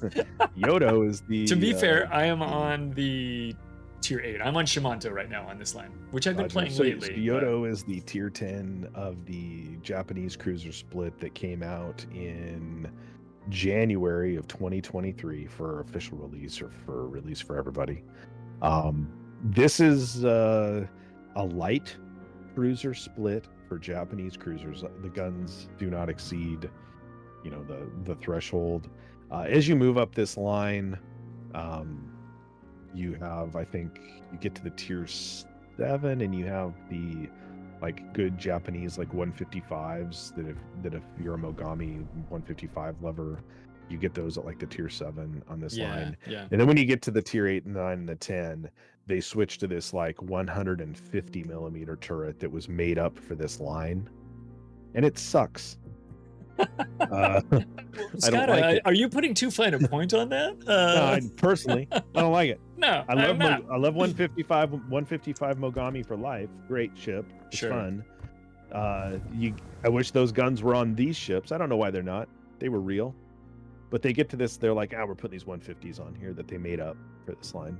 And so the idea on this line obviously is, well, it's Japanese light cruisers. These guns are supposed to be probably like dual purpose. They should have good AA. This line doesn't have bad AA, but it doesn't, like we talked about with the Worcester line, like these ships don't create a no-fly zone either. Right. The oddity with these ships, when you look at them and you're showing off the Yodo, I believe. Yeah, Yodo this right is now, Yodo. is it's huge. Like this ship is like the size of Yoshino. I'll make it bigger for you while you make this point. It is like the size of Yoshino. It's so big. It has a ton of hit points. The hull is massive. These ships, when they came out, drove like crap. They're like for a long time when this line came out, I ran acceleration mod in slot 4. Yeah, that sounds right. And I ran rudder mod 2 in slot 5 and just for goad concealment mod, because this ship wasn't fun to drive if you didn't do that stuff. They have changed that. They buffed, I believe, the rudder on these ships at some point, so you can go back to running concealment slot 5 if you want to. I never did. I still think I don't play it because I don't like to play it, but I never did because the concealment on them with captain concealment and ship concealment was really good, like insanely low, and so you could get away with not running concealment anyway. You needed it because the ship, it doesn't get out of its own way, and if you could kind of try to open water gunboat with these things, but because they have so much hit points, but they're so big, you need to try to dodge incoming fire. They just suck. So the scale is hard to comprehend. It is. It's hard to do without having being able to put it next to another ship. Well, and that's what I was just going to say, is one of the Asia server CCs, his name's Choman, I think he's from South Korea. He made a graphic, I think it was Choman. Now I'm going to be wrong. Hopefully I'm not wrong. He made a graphic where he put it next to aircraft carriers and battleships and Yoshino, which is probably what is on Reddit that people saw when they saw that graphic. It's probably his picture. And it showed that this ship is every bit, every inch, every meter, every foot as big as those boats. It's similar in scope and size massive. to Yoshino, and massively larger than Zhao. It's tech tree way counterpart. bigger than Zhao. Way bigger than Zhao. And so that part of it feels weird. Now, the gimmick on this line, light turrets, I don't like. Okay, fine. But when this line came out, this line was like, we're giving you torpedoes, a lot of torpedoes, Japanese torpedoes, and I'm saying torpedoes, not torpedoes, but they do a lot of damage. I'm hearing you. They're high damage torpedoes, and they have the crazy turning torpedo gimmick that was popular in 2022 or whenever, right? Real flash in the pan right there, wasn't it? It was. We got turning torpedoes on British battleship split, and we got turning torpedoes on these things. And so you have these really wide torpedo arcs, which if you've played the other old Japanese cruiser line is great because their torpedo arcs are junk. And so on these, even though they have similarly mounted torpedo launchers that really wouldn't have full angles, these ships have those angles because when you dump torpedoes, the torpedoes swirl around in the water and they go where you point them. And that's cool. And you can put, kind of like with Jinan, you can't put out as many torpedoes because you don't have the reload booster and all that, but you can put out a wall of skill and dump a lot of danger noodles off Yodo. You can do that off Takahashi. I'll show Shimanto real quick because I have this with the cool camo. You really, with those top 3 boats, you have all these torpedoes you can put in, and they're these hard hitting Japanese torpedoes that have really good range. As you go up in tiers, the range gets better. So all in all, that's kind of the gimmick here. Crazy torpedo armament, relatively low concealment if you want it, light guns. I think the guns don't start fires the way you'd want them to. I always have struggled with these to light fires, which just frustrates the bejesus out of me. Gun ballistics on them aren't horrible. You can shoot these guns at long ranges and they let you do that with them. And they're not bad. The shells go where you want them to, and you can farm battleships at range with them if you can get damage. And I just don't find the shells to be productive, and I don't really like the guns. That may have changed some. I don't know if they've buffed that since they came out, because basically for me, I got this line And you done and played it, and I was like, I don't like this, and Yeah. shoved it in a closet, and that's kind of where I'm at with it. To be fair, statistically, also where the rest of the player base is with it. So Yeah, players are not fans of the Yodo. It didn't come out to a great reception. 535 days since release, at least on NA, it only averages, over that time, 209 games a day. It has 111,000, almost 112,000 games played at this time on NA logged randoms. Again, these are weird stats. You don't know how much is really rounded or whatever, but it's really low. Like, it's not the lowest of these newer lines, which surprised me, but it's really low. And I don't know a lot of people that are like, these are fun to play. Yeah, I think they're better since they buffed them. Yeah, we have one such player in chat. His name is Brand. He likes Yodo. And Brand is the kind of player, of course, who likes a unique boat and has commented as much, for sure. One thing that it was kind of interesting about Yodo is when they first announced the line, everybody was like, oh, cool, we're getting Japanese Jinans, right? We're getting a Japanese Jinan line, which isn't really what's here. They gave it the torpedoes, but they pulled back on the guns. And I don't mean that they made the guns worse. They made the guns different. It's not an ultralight, right? The turret rotation, I think, on most of these guns is really fast, which is guns spin fast, but the reload is long. But the reload is long, and so it's like what is it on Jinan? Is it like 14 seconds or something? It's a very long distance. Oh, on Yodo. Or I'm sorry, on Yodo. On Yodo, I can pull it up. Yeah, base reload on Yodo is 12.5 seconds with a 6-second turret traverse. Yeah. So you can spin the turrets all day long, and that's great, but the reload is forever. For a small gun. Right. It kind of like didn't make sense, like logically, to people. They're like, come on, man, we know that humans can load those faster, or autoloaders or whatever. But it's just kind of a funny thing where it was trying to be sort of similar to the Pan-Asian line, but have its own flavor. And the guns just came out and wound up not being particularly popular. I think this is a line that if you watch over the next couple of years, and I can't remember if it's already gotten a couple of minor buffs already. I know it's gotten some buffs. But I suspect we'll see some really, really minor buffs to this line over time. But it's not because of popularity, but because of performance. To put a point on that, right? When you think about light cruisers with guns below 200 millimeters, basically, you think you're going to get a lot lot. Yeah, and that's just kind of an assumption in your mind, right? Base statistics without, with upgraded modules, but without, captain stuff or anything else going on. Jinan, 3-second reload. Minotaur, 3.2-second reload. Worcester, 4.6 seconds. Des Moines, 5.5. Okay, so Des Moines, right? San Martin, 6. Nevsky, 6. Okay, now we're at Hindenburg, 9.8. Okay, so that's a heavy. Des Moines was a heavy. Cerberus that we talked about, 10.5. That's a heavy. And now we're at Yodo, 9th out of 17 at 12.5 seconds. Right. That's the trick. That was nuts to me. I remember when we were testing these, and I remember playing them post-release, being like, good Lord, like, why are these guns so slow at reloading? And I know the argument probably was like, well, you have 6x3.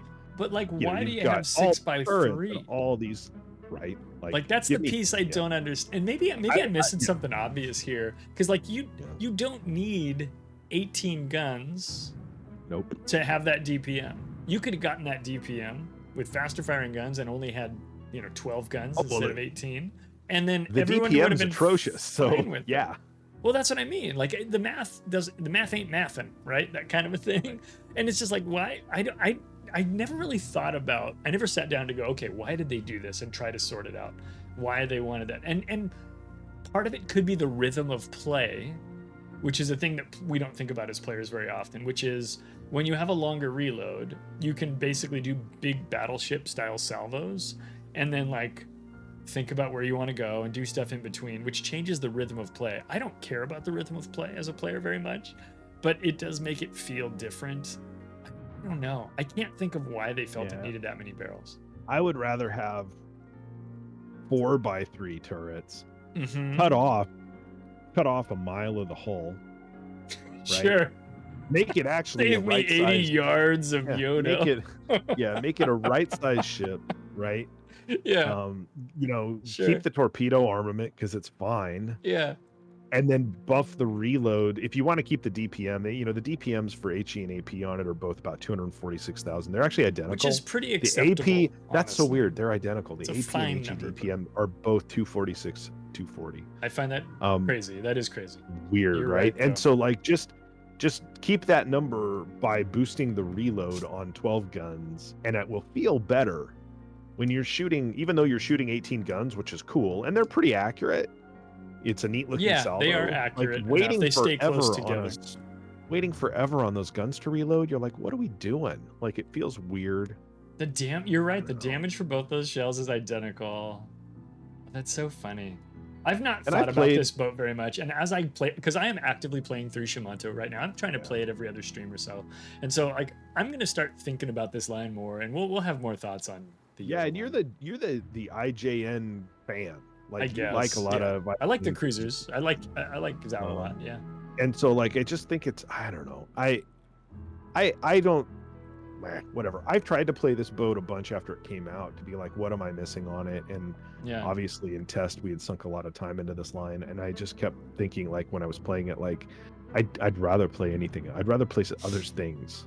It's just my very first game ever in Yodo. This was when it was still in test. I can talk about that now that the boat's out. But like my very first game ever, I went out and I did 110,000 damage, tons of torp damage. I was playing up close like an idiot. I had a great time, and I've never been able to replicate that success. When we did want to talk a little bit about the line though, the lower tier ships. I want to jump in and talk about the 7, which is the Omono. That's the one that has the 155s, similar to those you can get on Mogami. That boat is fun. That is a fun boat, and it is worth playing. And even if you stop at tier 7, don't skip the whole line. As long as you're a person who plays mid-tier boats, I recommend Omono wholeheartedly. I bought the permanent camo for it with my own doubloons. I was happy to do it. And I think you guys might enjoy it too if you like light cruiser Japanese play. The problem is that Agano and Gokase at 5 and 6 suck. Gokase was bad. Let me take a look at the rest of the list here. Like, one of those is like, what is it? Isn't it Gokase Agano. that's like a 6-gun cruiser? No, it's 8. Agano is 6 guns. Agano's kind of tough, yeah. Gokase sucks was so hard. Agano was worse than Gokase. Gokase I didn't hate, but I didn't love. And then Omono I had a great time in. Yeah, for sure. Omono's great because it has the Mogami 155s. Jastrian has a comment talking about that rhythm of play and put it better than I did. Said that slow reload does kind of have a pro where you could shoot your salvo and then you have time to dodge, turn away. And because these ships do have a decent rudder shift if you build into it. You need that time to dodge and turn away. That's because you need the time to do it. Though if they made the reload faster and gave it a better turning circle, that would be nice. I agree, Jastrian. That's a well-organized thought that you've got there. But again, do you care about that? Like, there is a design bible. Like, can you make obviously somebody made a design document for this line at Wargaming, and they were like, these are the things we're trying to accomplish, and maybe they did. It kind of gives these ships their own domain, and then you build yet I for say those why domains. Yeah. What made you think that combination of things from your toolbox would make for fun? Because it was there. Like, right. There was sometimes things get made and combinations of things get made in this game, but it doesn't make sense. Like, it just is what it is. Well, so, and imagine being and this is kind of, it's not off topic, but it's kind of like a broader thought, which is like, imagine being a new player and you show up to the game and there are 17 lines that we're going to talk about today. They're just cruisers. There's also battleships, there's destroyers, there's aircraft carriers, now there's submarines. Like, there's just so much stuff to play. And like, how do you choose the good stuff? Because you don't know anything about the design bible or about the domains that have been allocated to the ships or any, it's really tricky to get to kind of know what's good. And that's why when somebody's new, we would just go, hey, play a bunch of everything. You'll find the stuff you like that way. And I still think that's the best advice you can give to a player, even in a world where we have as many lines as we have today. Anyway, so I think we'll move up beyond Yodo. I'm actually kind of interested to get to Yodo because I have this sick fascination with ships that nobody else likes. So we'll see how it goes. I'm doing okay, I think, in Shimanto, but I'm expecting that the rest of the line is going to be a challenge for me, being a light cruiser like it is. So we'll jump past jump past Yodo, we'll jump into Pan America. This is another line where I am working on the tier 9. I'm working on the Santander. But the Pan American line is kind of cool. It's fairly unique. AP only. It's got combat instructions, which I think are a thing that have, I don't want to say they've been divisive, but they've caused a lot of conversations in the community. The way these work with San Martin and with the Pan American line is as you get hits, you charge up your combat instructions, and then you can activate that superpower, which reduces the cooldowns on all of your consumables. And this ship also has a super heal. So what it winds up being is a kind of a cockroach. It's really hard to kill if you're able to keep that kind of that battle rhythm going, keep those hits coming, and be able to utilize your heal, hit that combat instructions, get your heal back, and be able to use it again before anybody thinks you're able to. And of course, you've still got to be careful for taking big damage. The San Martin are similar to Jinan, similar to Yodo, honestly similar to all the cruisers on this page. Very lightly armored, easy to get citadeled in, and so you still have to regulate how much damage you're taking. Angling is important. Being at a range where you can dodge is important.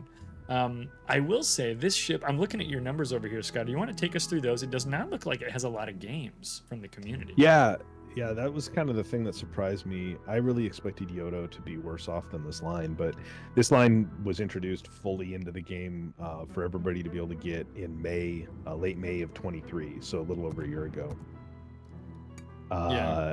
And total games on NA aren't at 100,000 yet for San Martin. It's only at 150,000 in EU.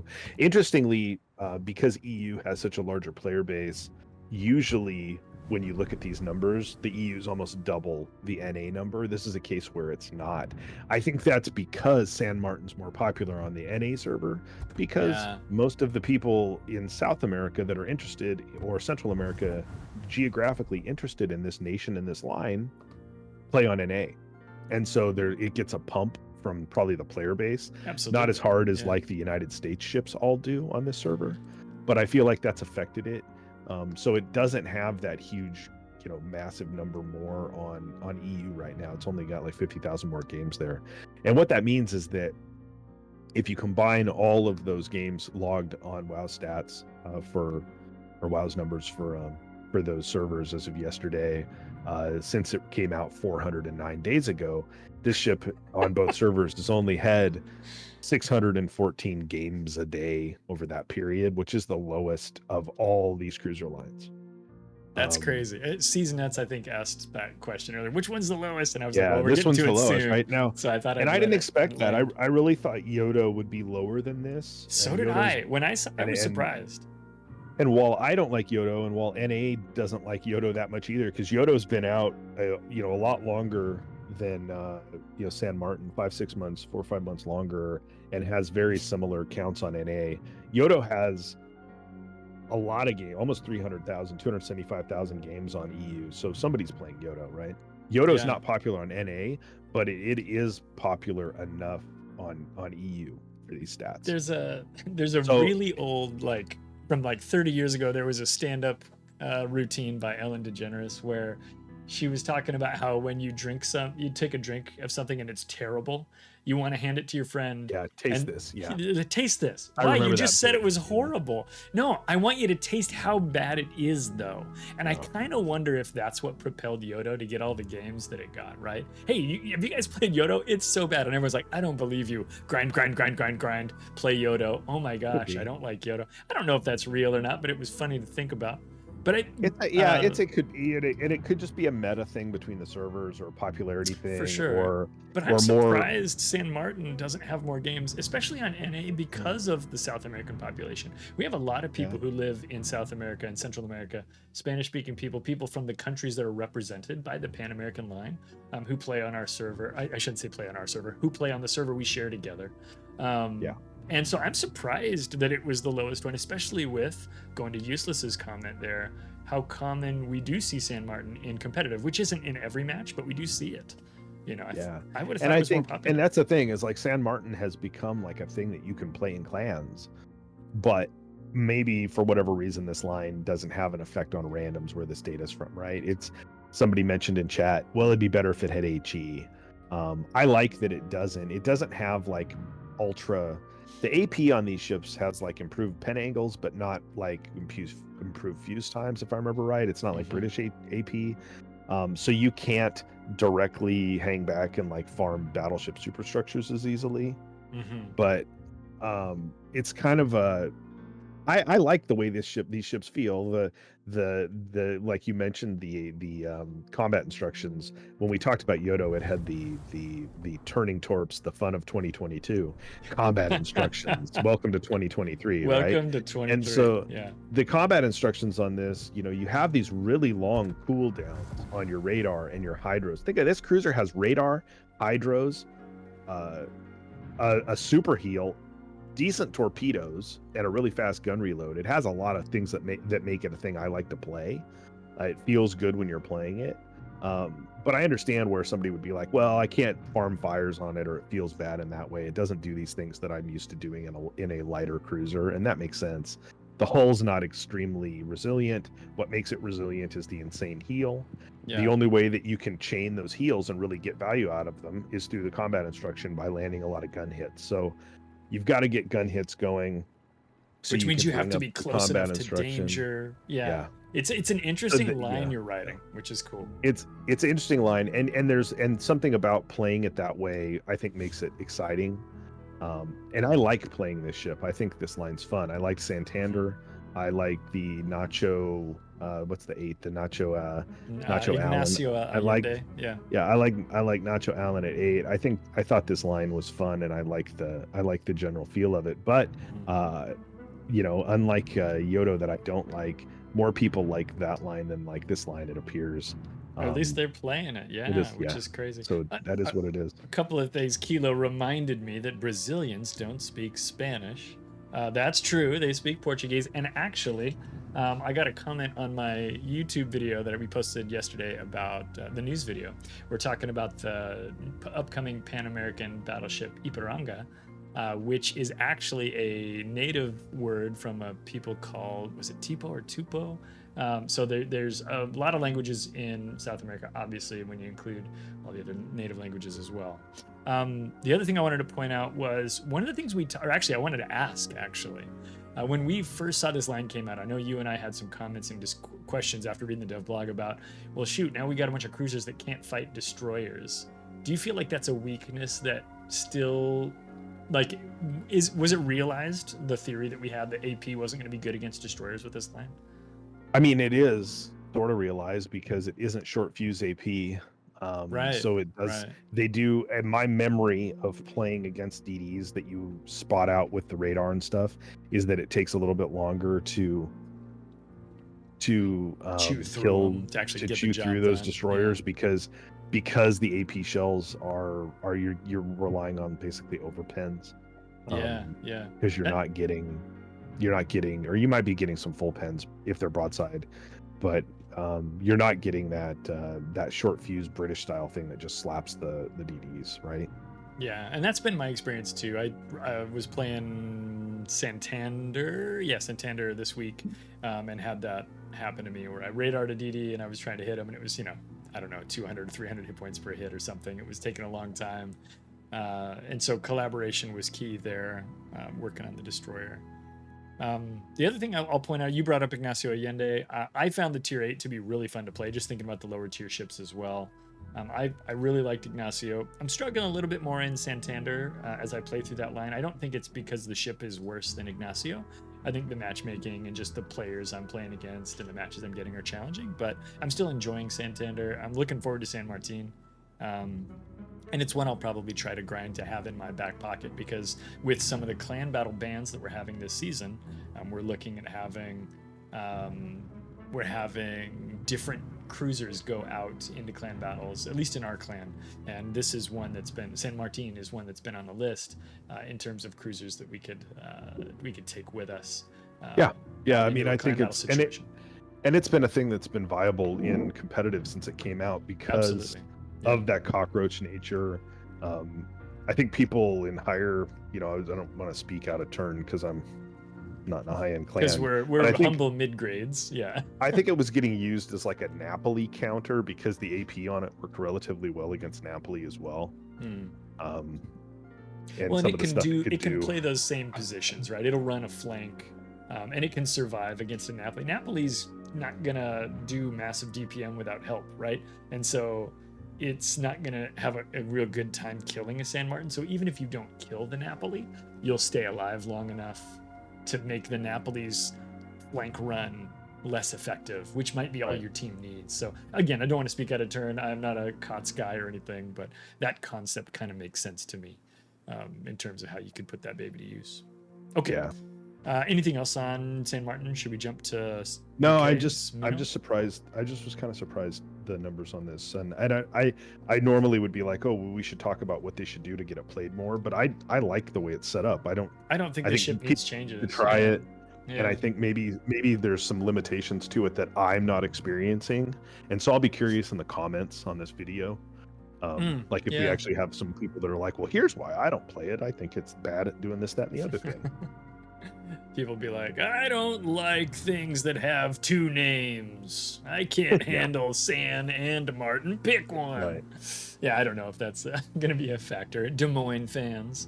But yeah, I think I'd be interested in that too. So just hit us up in the comments if you don't play San Martin and maybe why. Maybe it's just on your list. You haven't gotten to it yet.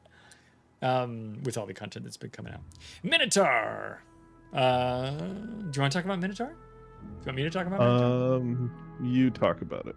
Okay. Minotaur. You like it? Yeah, I can. It's funny because I feel like I don't like it, but I kind of do like it at the same time. Minotaur is a boat that I played a lot, and the reason I played it a lot was not because I wanted to play Minotaur. It was because they told us that they're going to take away the missions that let you get legendary mods at the end of the year. And so if you don't finish playing 5,000 games and all of your tier 10s, you won't get all your legendary mods for free, and you'll have to buy them for research points. And so Minotaur was one of those boats. They used to have a mission where I think you had to get like 50 or 70,000 base XP. It's probably like 50,000 base XP or something. And I just ground games in Minotaur over and over and over again. I don't think necessarily that my numbers are particularly amazing in it, but I ended up playing the boat a lot and getting comfortable with it. And I will say that doing so taught me to play light cruisers better than I had been able to do before. Artemis Morgan says 40k was the number. Thank you, Artemis. Your memory is helpful. And so Minnow is AP only. When this boat came out way long ago, being AP only, this was the first time we'd ever seen an AP only ship. It didn't make sense to us, and the entire community said this will never work, blah blah blah. And then Wargaming surprised us with angles and penetration and those kinds of things that changed the AP to be more effective against targets that normally you would choose to use HE for, lighter cruisers, destroyers, that kind of thing. And so Minnow is has really well designed AP for doing work against those kinds of ships. And she's really good at it. She's a high DPM cruiser. She's got basically no armor whatsoever. She has either smoke or radar. If you're a real Chad, you'll load up the radar module and take that thing out there and school people. And that means you're left to your rudder shift and islands to stay safe. If you're too afraid, then you'll put smoke on and you'll let other people spot for you. I believe you'll still have hydros. I should pull that up to make sure, but let me do that real quick. Go to consumables here. Where's the button for consumables? I don't understand what thing I'm on. Here we go. Yeah, Minotaur would still have hydros at that point, it looks like. And yeah, as GMAC points out in chat, it used to be a no-fly zone. Really good AA, being a light cruiser, dual-purpose guns, all of those things. Minotaur also has torpedoes as well. And one thing to comment on this one too is I really like this entire line. Starting with tier 5, basically. Well, yeah, tier 6 probably is really where it opens up. I think Emerald is a real challenge for players to play when especially newer players. If you're trying to play Emerald, which is the tier 5 light cruiser, you're going to suffer and get blown up a lot. Leander definitely is a little bit more of a competent ship. We've seen it get nerfed multiple times. Same with Fiji. But looking at the three on the screen here, Minotaur, Neptune, and Edinburgh, all three of those are strong ships and worth playing. They're worth your time. Definitely recommend that if you're interested at all in British ships, this is a safe line and an easy line to recommend that people get into. Skada, Minotaur thoughts, if you've got any? Yeah, I think I agree with, that's one of those lines when I played it that I liked going through the line more than I liked the end. Okay. I liked, obviously, like Leander's a lot of fun, and I liked Fiji.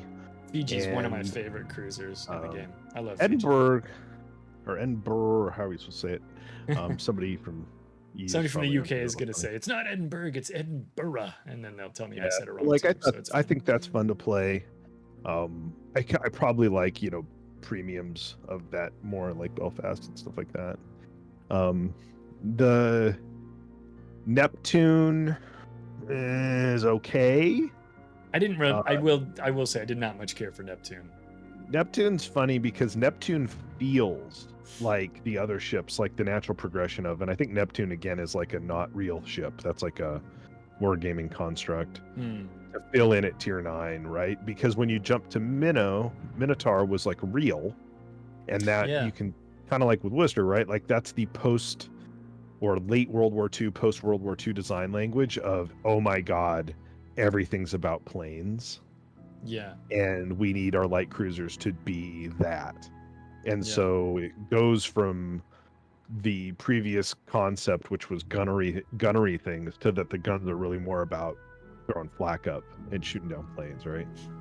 And so Neptune is kind of like buffing up of the previous stuff.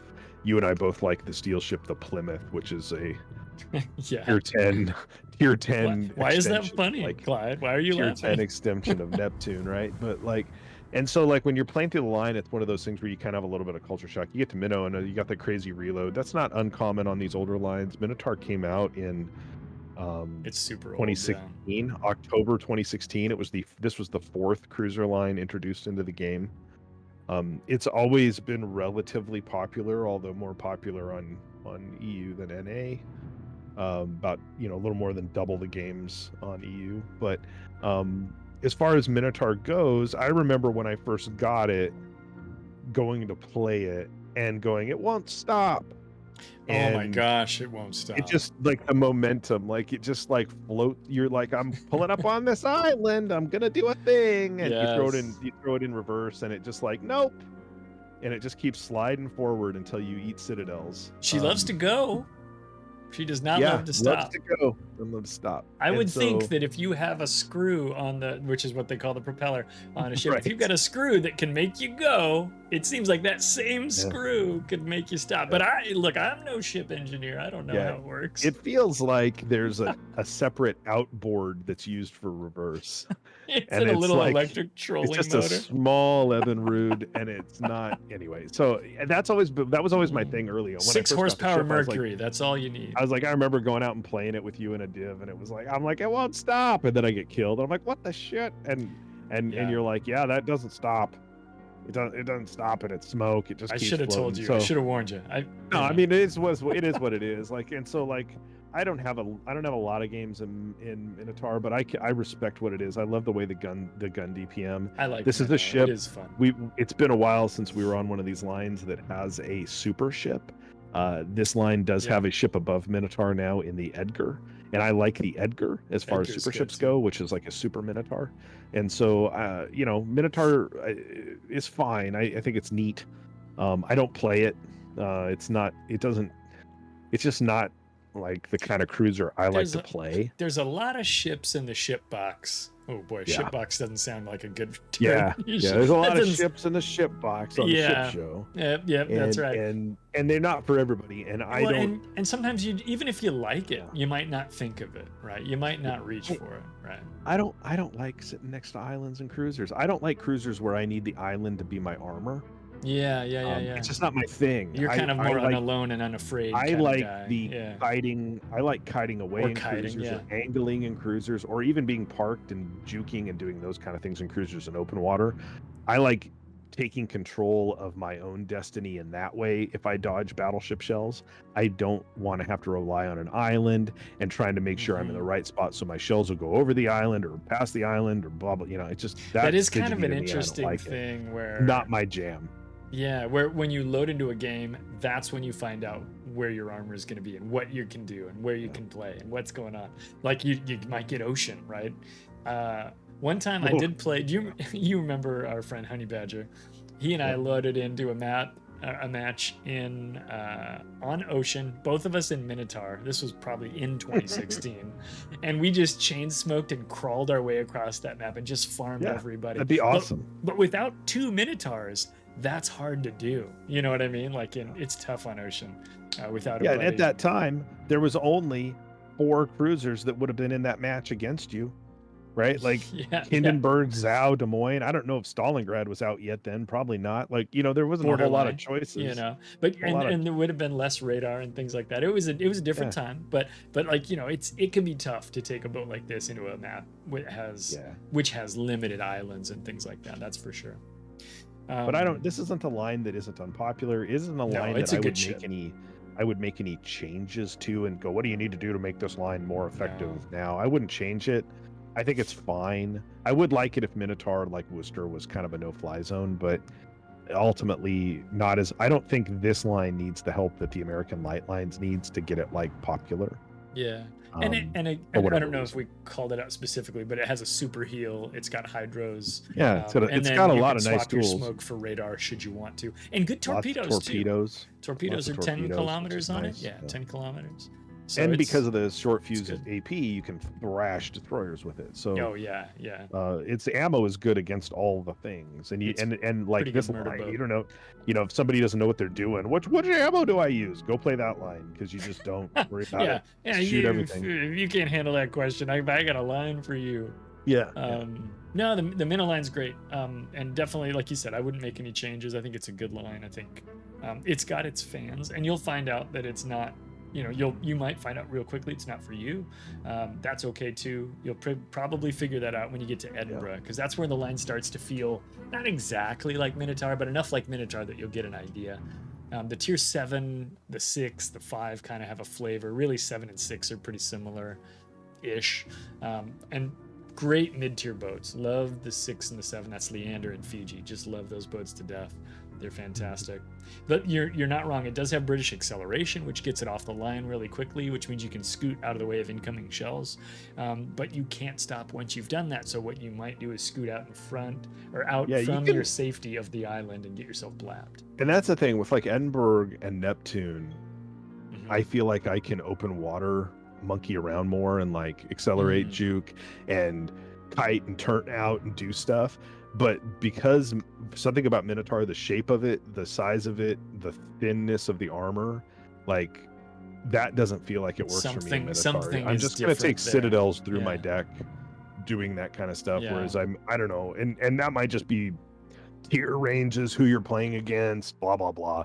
But that's probably why because I can play Eden and Neptune without being next to an island. I could use smoke. I can farm, I can maneuver with the acceleration, I can turn out, juke, I can do stuff that I like.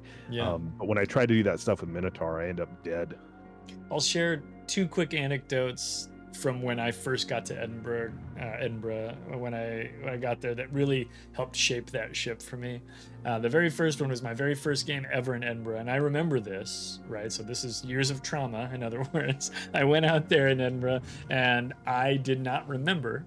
When I first got it, it was set up for radar, and I did not remember to switch it for smoke, and I thought I had smoke, and I barreled out into a place, and I planned to pop my smoke to save me and a buddy, and it didn't work. And all we did was I used my radar instead, so we could shoot as we got sunk, and that was just the nature of it. So make sure you know what your configuration is, especially your first battle when you get up to that tier 8. I don't know what they default the thing to now, if it's defaulted to smoke or radar. I feel like maybe they changed that. And then the other thing is that the first thing that I noted when I got to Edinburgh was I couldn't make it work. I couldn't kill anything. I couldn't stay alive. I was really struggling, where I felt like that was a lot easier to do in Fiji. And Fiji does feel tankier at its tier than these ships do at theirs. Although, you know, Fiji's still not like a giant mountain of armor. But when I finally learned how to play Edinburgh and get those salvos, you were talking about how you can hit anything with the shells and it does work. You can do 6,000 or 7,000 damage per salvo in Edinburgh against battleships as long as you're hitting the right part of the ship. And that reload, I don't remember what Edinburgh's reload is. It's probably like 8 seconds or something. Let me find out. Main battery. 7.5 seconds. Yeah. And so if you can actually get a battleship that's in a position where you can hit them, and maybe you get 2 or 3 consecutive salvos for, let's say, 4 to 6K, we'll round the numbers down a little bit. That's like getting citadels on that target, or a citadel and a half maybe, from a battleship of similar tier. So you can really grind up the damage, and Minotaur is similar, Neptune's similar too. So definitely think these are great battleships for farming.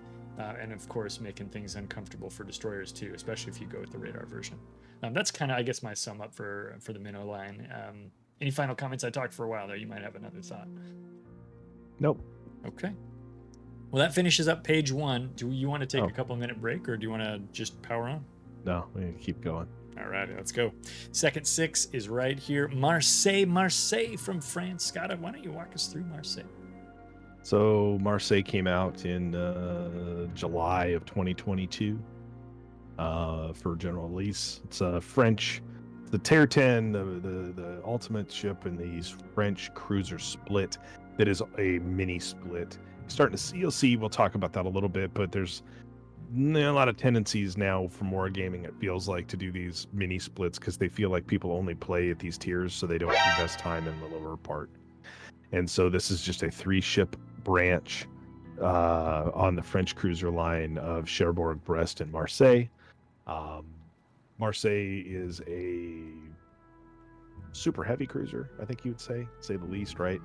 It has very that's what I call them. Yeah, large guns. I think it has the largest. I think it has the largest caliber guns on a tech tree cruiser. They're like 330s. Yeah. I think 330 is correct. Yeah, so they're 3x3 330s. They're in a forward configuration. If you played, Nelson or Richelieu, the French battleship, or anything like that, right? All turrets are forward. The ship is surprisingly agile and has a speed boost and is relatively quick. This ship handles really well for the size of it, which is kind of counter to like what you would think with it. These look like more like a pocket battleship, but they aren't. The ship moves. It's quick under power. Doesn't have special acceleration characteristics or anything, but has a really good rudder shift, or feels like it does to me, which is important because you need to swing the ship back and forth to get that third turret involved. This and is so where the park bench is. If anybody is having a hard time that's where the park finding bench it, is. it's right there on the back. Yep. Strong AP on these ships, but good HE as well. The HE DPM isn't amazing because the reload on these ships is not amazing, right? The reload is 24 seconds, battleship-esque reload because of the gun caliber. But the AP, it's relatively hard. These aren't, as far as damage farming, right? With guns this size and with reload that slow, it's more like playing a battleship. You have to pick your shots well. You want to connect on broadsides of cruisers, and you can citadel battleships. I remember having a really great game where I citadeled Schlieffen multiple times with one of these in a close engagement where I charged him at speed and just was able to pump AP into his side. In normal randoms play in the current meta, these guns have really good range. The 19.6 range, it's one of the longest, if not the longest, of all the tech tree boats. So you can play back and fire HE. I didn't realize that. The fire chance on the HE is pretty strong, even though the HE DPM is low because the shell elf is not amazing. But that's kind of how these play. There's no torpedoes. I know at one time people thought, "Oh, you build into the secondaries." That's kind of bonkers on these. Like, don't do that. You can, but it's not wise. If not Napoli or Schroeder, do not do. That's all you need to know. And so like, it's fine. But you really have to play this more like a flanking fast battleship than you would play it like like other heavy cruisers because of that super long reload. Yeah. And because it's kind of a one-trick pony. You're looking for sides to pop AP into and use, I think, these have like a reload booster, like the French flavor, so you can capitalize on a misplay by somebody else by punishing them, hopefully.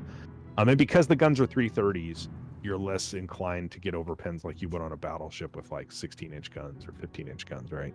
Right. Right. So what's your take? I don't know. Do you have Marseille? I can't remember. I do. Yeah, I do. I was just showing it for the fans at home, and that is the basic permanent camo that it has. So if you guys buy the permanent camo, that's the one that you'll get for it. I like Marseille, actually. I don't play it a ton, again, just because there's a lot of tools in the toolbox, but a lot of ships to choose from. But I like Marseille. I think you mentioned its health, 67,000 hit points base before you do any building or anything. And you mentioned its speed. It's surprising agility, I think is what you described it as. Yeah. She's really quick. She's really beefy. And what that means is that, like you said, you play it like a battleship early on. And you'll blast things from range and things like that using that excellent range. You'll eventually, once the game kind of breaks and moves into its second phase, you're either winning or losing. One of the things that you can do is push and use the reload booster, the strong health if you've still got some left, and then do some shooting of the bad guys with those big 330s. And it really becomes a bully. It becomes a difficult ship to deal with as long as you've got the sufficient health to push in. You can do that. They're not particularly well armored. I mean, it's a big cruiser. It's got some armor, but it's not necessarily the kind of thing that you can just shove into an open space and expect to survive. And so that's why you can't do that early in the game in Marseille. In a ranked battle or a clan battle, you'll see these things used because they're difficult to kill, especially in pairs, which is one of the reasons why we see this ship on restricted lists pretty frequently there.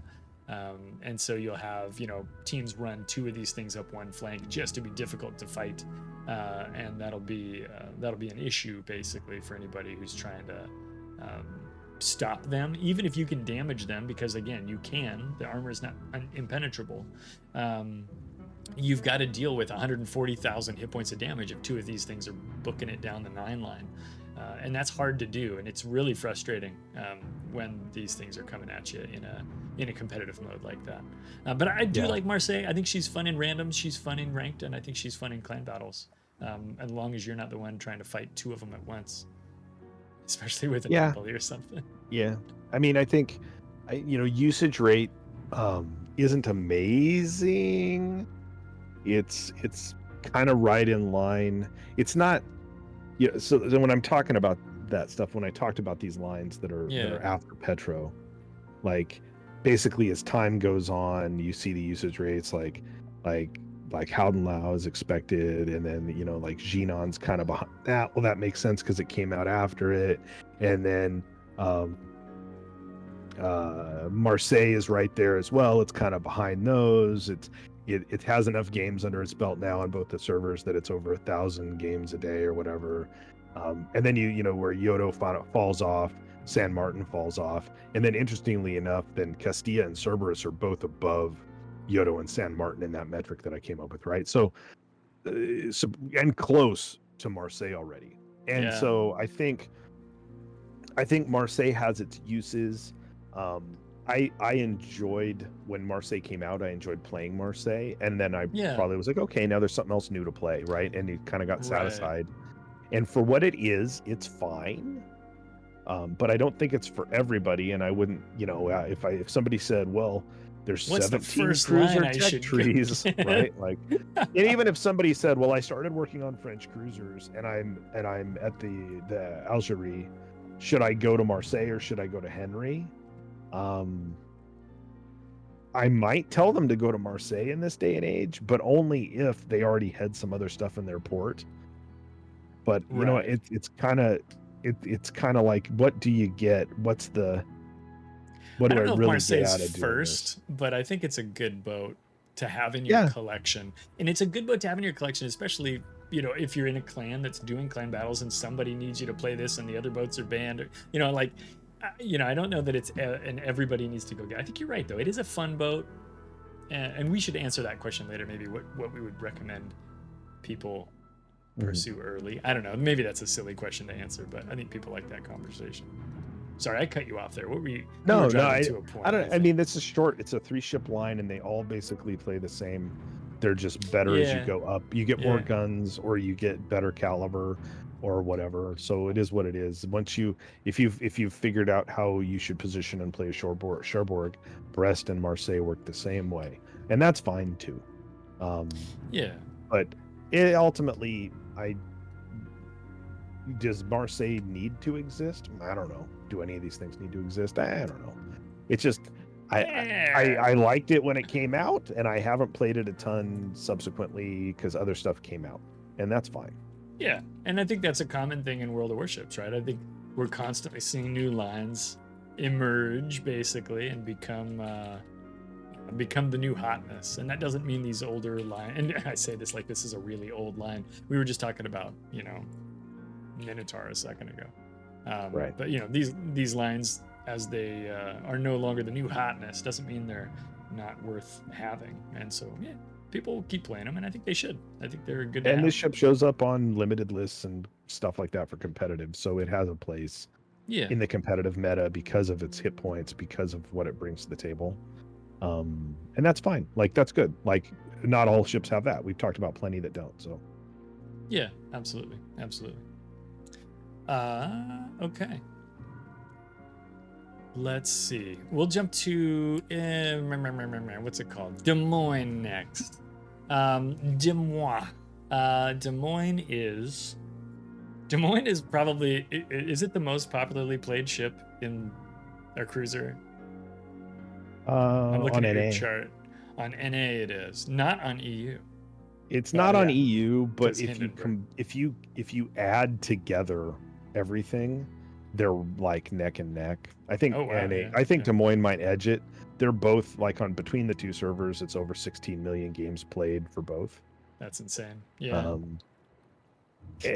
But considering Hindenburg's been out, a month, it came out a month later, and Des Moines was out before this date. That's Des Moines and Zhao existed in alpha.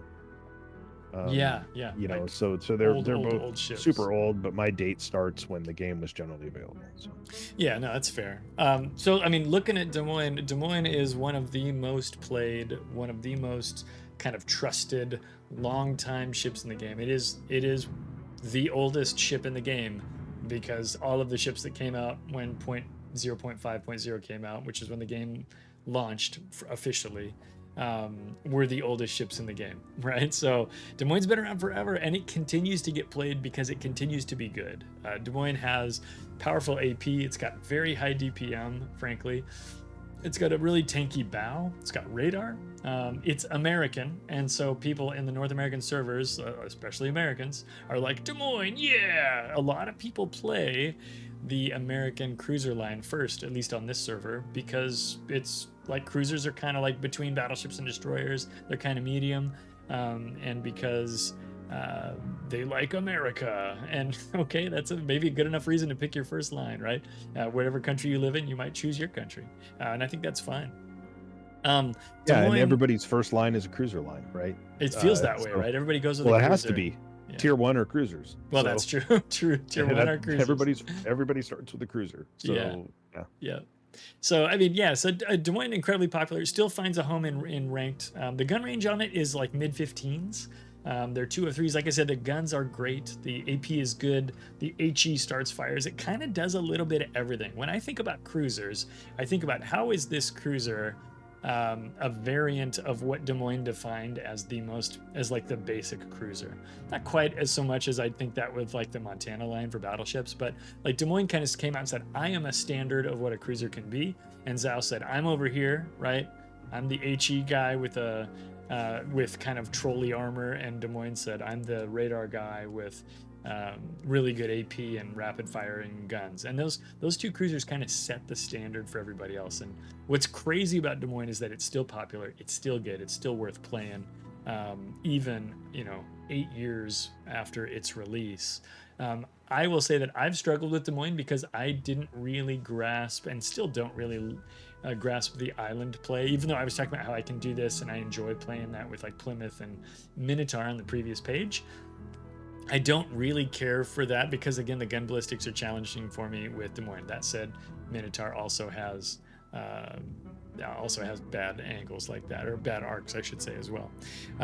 So for me, Des Moines is not one of my favorite ships, but I sit here and I have to recognize that it's quite popular and everything. I need to get back to Des Moines and play it again. I was looking at my stats for Salem the other day, which are really, really bad, and I played like 30 games, and it's because I still struggle with this type of ship. I need to get back to them and try them again. Tell me, Scott, a little bit about your experience when you got Des Moines. Like, how was it at first versus how you think of it now in terms of your experience with the ship? Yeah, like I think I said earlier, like I think Des Moines was my second tech tree tier 10. My first was the Henri. Mm-hmm. Like people, like you were saying, like when I first started playing the game, I was like, I'm playing these American cruisers and playing American lines, and then I remember our friends that were playing and you at the time. I was like, should I go to the Pensacola or what should I do? And they're like, go Des Moines, go for Des Moines, go up that line, do Des Moines first, right? It's better than Worcester, right? Even this is 2019, so go get Des Moines, right? And so I remember moving up that line, and I remember getting to Baltimore. Baltimore's a pretty great tier 8. At that time, the clan was doing clan battles, and it was a tier 8 season, and so pretty much right away, as soon as I could play, it was like, there you go, play that Baltimore with us in clan battles. We need radar, right?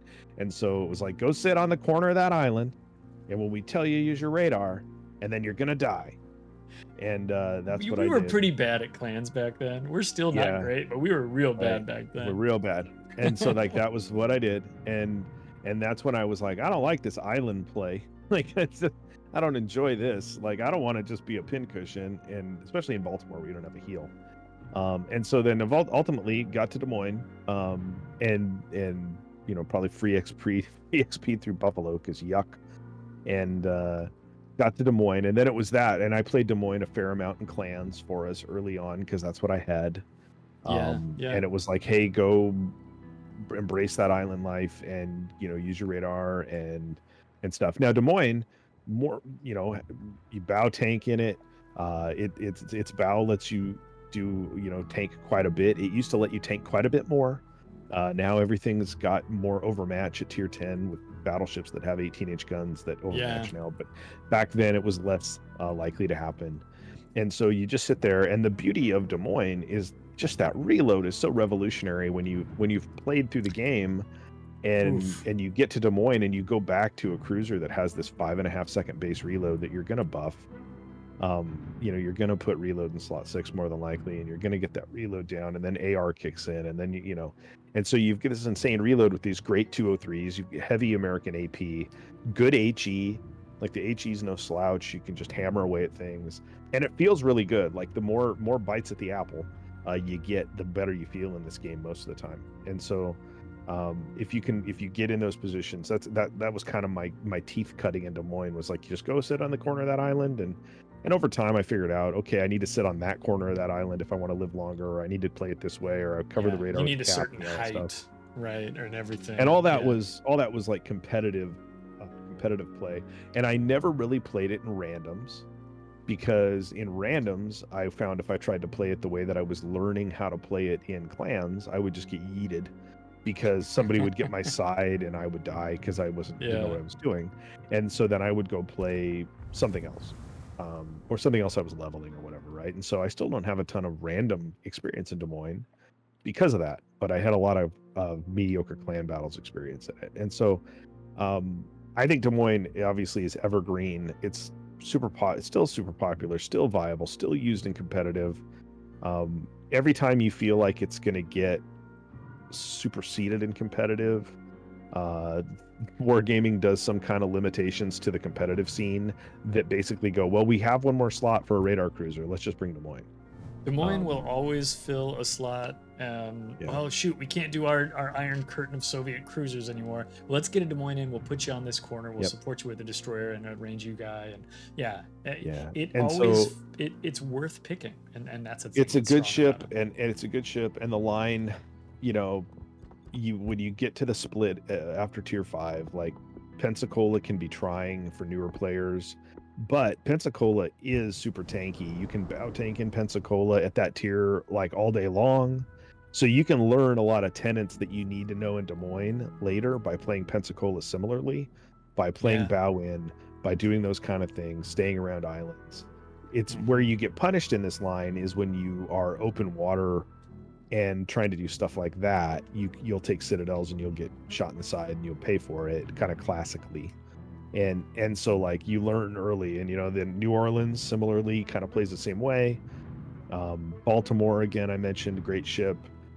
At that point, you've got good hydros. Now you've added radar at that tier 8, so you've got that component. Mhm. I think the only way that really in this day and age where Baltimore and Cleveland feel bad is that they don't have a heel.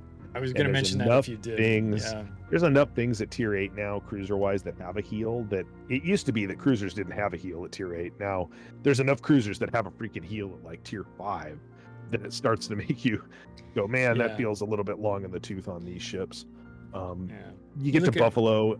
Buffalo's just not fun. And so then Buffalo's- you get past that, you get to Des Moines, which is awesome. Yeah, Buffalo's better than I went back and I played some Buffalo at some point recently for some reason. I don't remember. Oh, I think it was when I was finishing. So it took me like 100 years to finish Des Moines and actually get it because I just didn't much care for the line. I liked Baltimore. I got to Buffalo and had the experience I think that you're kind of describing now, where I didn't really have fun in Buffalo. Then when I went back to play Buffalo and finish it to get to Des Moines, I had a better time with it the second approach. The thing that sucks about Buffalo is its reload is like twice as long as Des Moines, and so that feels like a sharp increase in power that should have taken 2 tiers to accomplish, at least to me. But because they gave you the heal, which you didn't have at tier 8, because like that kind of stuff kind of makes it less sharp than it would have been otherwise. Yeah. Your comment about Baltimore not having a heal is huge. We should have mentioned that with Cleveland if we didn't already. Mogami also doesn't have a heal, which we'll get to in a minute. One thing I'll tell a quick anecdote about playing Des Moines. At one point, I think this was in a clan battle, might have been a random battle. I was playing Moskva and was bow in against the Des Moines, and bow in is how you play Moskva, and bow in is how you play Des Moines. And we were in this fight, and we're scrapping with each other, and the DPM of the Des Moines melted that Moskva so much faster than I could do anything to Des Moines. It was crazy. And at that time, we used to call, Moskva like that secret extra battleship because it had 65,000 hit points, and it felt like you were bringing a secret battleship to a game disguised as a cruiser. But it was just incredible what Des Moines can do with the DPM, with the guns, with its AP, and with its HE. And you can kind of switch back and forth between those shells. It costs you nothing because your reload's so fast. Who cares? That you can like get fires on stuff, then switch to AP and punish them if you've got a good angle. Switch back to HE. It's just a really, really balanced ship in terms of not balanced like it's got strengths and weaknesses, but as a player who's in Des Moines, it's got a lot of the tools that you need to get work done. And that part of it feels good when you're having a good game in it. Yeah. And Des Moines is one of those ones sometimes on these cruisers that don't have a torpedo loadout. I'm like, I wish it had torpedoes. But because of Des Moines' insane reload, I never feel like that matters. Like, I don't worry about it. You're busy shooting. Yeah, that's true. Yeah, I can just keep shooting. Even if you end up in a drive-by situation, that's the only time it might feel a little bit wonky is because the turret traverse isn't amazing. But if you end up in a drive-by, I mean, you're going to devastate stuff. At close ranges, and co-op players can speak to this, Des Moines and Salem are great ships for co-op when you need to farm citadels. Because Des Moines... with that reload and with the AP and with the improved AP angles against other things in co-ops, you can just like drive up and just start farming citadels really quick, and it's amazing at that kind of stuff. You can get citadels with Des Moines guns on stuff like Conqueror. You can hit the cheek on a Yamato with it up close, and you can get citadels, right? So the AP on it's really good. The HE on it is really good. I don't know. I mean, Des Moines just evergreen. I think where I don't like, one of the things I think wonky about Buffalo is that when you get there and you're like, okay, well, I've got this 4th turret, right? Like that's you get that extra turret on Buffalo. Doesn't it have like? I'll pull it up and show it here. It's got like that extra turret out back, and you're like, well, but then the reload is what it is, and you're like, well, I got to get this turret involved to take advantage of this improvement, and getting that turret involved gets you so much pain. And so, like, if you just play Buffalo, bow in, and just worry about using the front turrets and their slow reload, you'll live a lot longer. Yeah, there's a because if you greed there where you want to get your yeah other 2 turrets in, and then you swing your butt out. And you're yeah right, that will cost you. yeah And this that's where you hole feel that DPM this hole's just really weakness. punchable. They use this hole on the anchorage, which is a tier 8 dockyard ship. Uses this hull but with the tier 7 New Orleans guns, and it feels punchable and bad if you get, because it's just a big hull. They're using this hull on the new tier 10 Pan Asian premium cruiser, the Incheon, that has this hull but with the turrets off of Tulsa, which are like wonky 2-barrel ones, yeah. 2-barrel Des Moines turrets. So but when you go, you get to that hull with it just makes it feel bad to use all the guns on Buffalo, and I think that might be one of the reasons why it feels bad to me compared to Baltimore. Not using the third turret on Baltimore doesn't feel as bad, but not using both of those rear turrets on Buffalo always made me feel bad about it. But yeah, it doesn't matter. Just get to Des Moines, because Des Moines is really good to have, and it's one of those cruisers that you want to have in your port because you can be involved in competitive if you have one. You can merc with it. People will always have room really for this kind of ship in their composition. You can help out smaller clans. If you're a smaller, younger clan just trying to get involved in the competitive scene, you're going to want to have stuff like Des Moines on your roster. And it's useful in a lot of different game modes and generally fun to play. Has good AA, not amazing, but good AA. It's just a good ship. Yeah. Dr. Shat says kind of play Buffalo like Baltimore. Basically, yeah, there's a nice relatively natural progression from Baltimore, even though I said it feels a little jarring with the DPM change between Buffalo and Des Moines. You play those ships very similarly through the line. You'll get the benefit of the heal with Buffalo, which will change your calculus. You'll be able to take a few more risks here and there. But not necessarily want to make a habit of doing that. So I think you'll play that similarly. Looking at that, when you're in the Buffalo, looking at the DPM on Des Moines, that's when you're the most jealous, right? Is because you're so close you can taste it, but you'll still play the ship very much in the same way. And the AP is really strong on all these ships. The HE is worth using, but Buffalo can get nice big citadels. So can Des Moines as well. Brand made a comment earlier, teasing me a little bit, saying, "Hey, Des Moines probably plays a lot like Indianapolis," because I've been doing my Indianapolis challenge lately, and I responded to him in chat that Indianapolis has 1.1 kilometers more range than Des Moines does, right? So it's 15.8. I want to hit this point. This is one of the reasons why I struggled with this ship, particularly as a newer player who wasn't maybe as experienced as I am today. Not that I'm amazing today, but a 15.8 kilometer range can be tough when you're not good at parking your ship in a way where you can stay alive. And that's the thing, is 15.8 is short. That's one of the challenges the US line has, is that shorter range. That said, you can get to where you're good at it. There are lots of players who have demonstrated this. A little practice will get you there for sure. First of all, the Beast of the East is great. GMAC, we're focusing on tech tree ships today. Come on, we'll talk Rochester another time. Skada, any closing thoughts on Des Moines, or should we jump to Golden Lion, the Howden Leeuw? Des Moines has a super ship above it, the Annapolis. It's one of the more True. powerful super ships, so there's that too. That's true. If for no other reason than you're grinding for possible super ships. Annapolis is another one that is also useful and competitive. This is not really about, this discussion shouldn't be about competitive only, but for players who are interested in that, Annapolis is a popular choice when they allow super ships for competitive modes. So good thing to mention for sure. Let's jump to Howden Leeuw, Golden Lion, Gouden Leeuw. And this is about you've got kind of an affinity for. Why don't you share your thoughts there? I'm going to step away, use the restroom, but I'll be right back. Sure. So this is the tier 10 of the Netherlands cruiser tech tree. Was introduced into the game in September of 2021. Claim to fame for this line was the introduction of airstrikes. So all historians know that the Dutch were some of the most airstrikeist people in World War II. Just dominated all battlefields of all theaters of World War II with clandestine airstrikes that their mighty navy would call in from somewhere.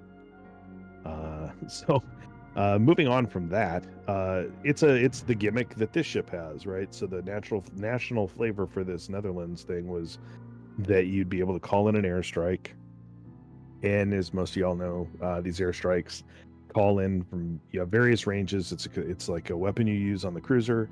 It switches you to a kind of a weird angle on the camera, and you move around and you put a little square on the map. It's the same mechanic used for ASW airdrops that are very common and more common with people when they're fighting submarines. But ultimately, in this mode, it's not used for that. It's used planes come in from off map and drop bombs with little parachutes into a square.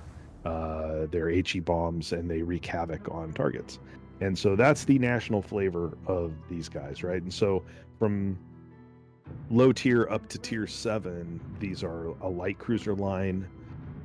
Once you get to the tier 8, they become a heavy cruiser, and not just a heavy cruiser, kind of a battle cruiser size line, right?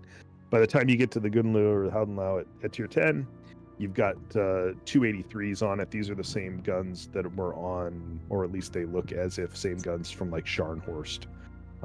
They're like a German 283. They don't have German shell characteristics, so their HE is not bad. The AP's fine. This ship isn't considered like an amazing gunboat by any stretch of the imagination, though.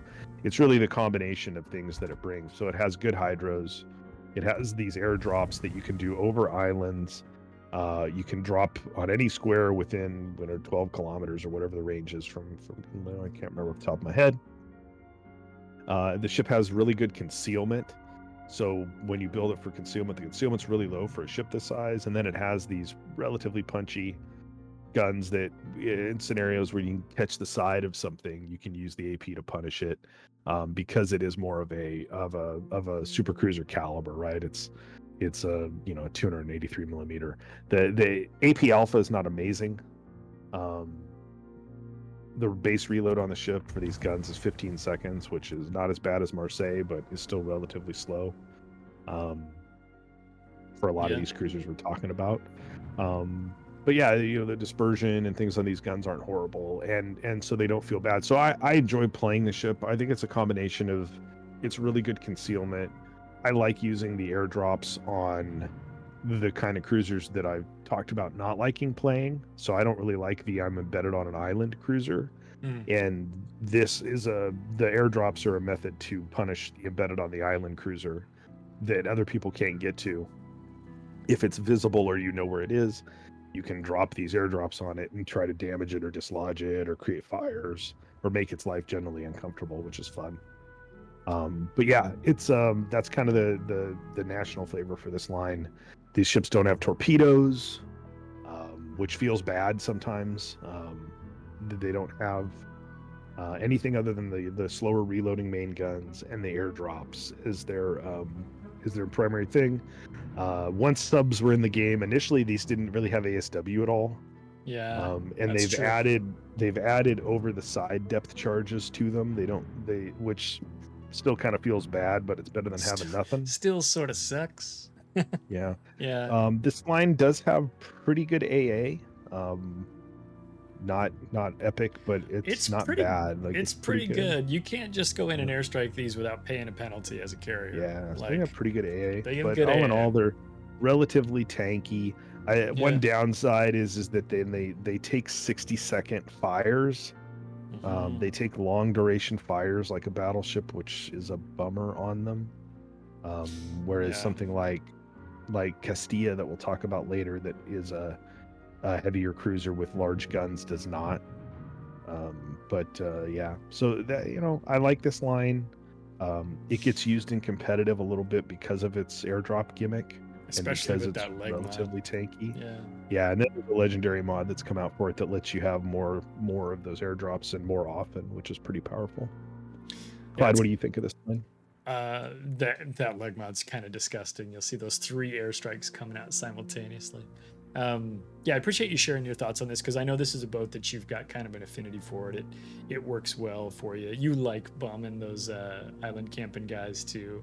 Yeah, you guys probably might have a hard time imagining a churlish glee, a giggle, if you will, that comes from Skada, but he has it when he blows up a Stalingrad. It's a great sound. Anyway, the Gunlu I don't have yet. I'm working on Johan de Witt, actually. And so Johan, I'm probably almost there. halfway there. And I kind of slowed down playing through Johann. And I don't know if it's just because I was just like, I don't know, it's a large cruiser. I'm not very good with the airstrikes. I found them really cool when you can pull them off with you. When you got the right target, the airstrikes are awesome. They're a lot of fun to play with. Weirdly, I enjoyed Harlem, which I think is an odd opinion. I think most people don't like Harlem that much. And so when I played it through the lights, which stop at tier 7, that's the Endrocht, had a great time with Endrocht. I thought that was fun. I thought Harlem started out good and then ended kind of weak for me. I got to Johann and I was like, okay, I kind of get it. And like we've said before, some new lines came out and I slowed down playing it. The 60-second fires for me are bad because I park my ship in dumb places. If I didn't do that, it wouldn't be as much of a penalty or a problem for me. So that's a thing that I can work on myself. I do like the 240s on Johann. I like the big guns.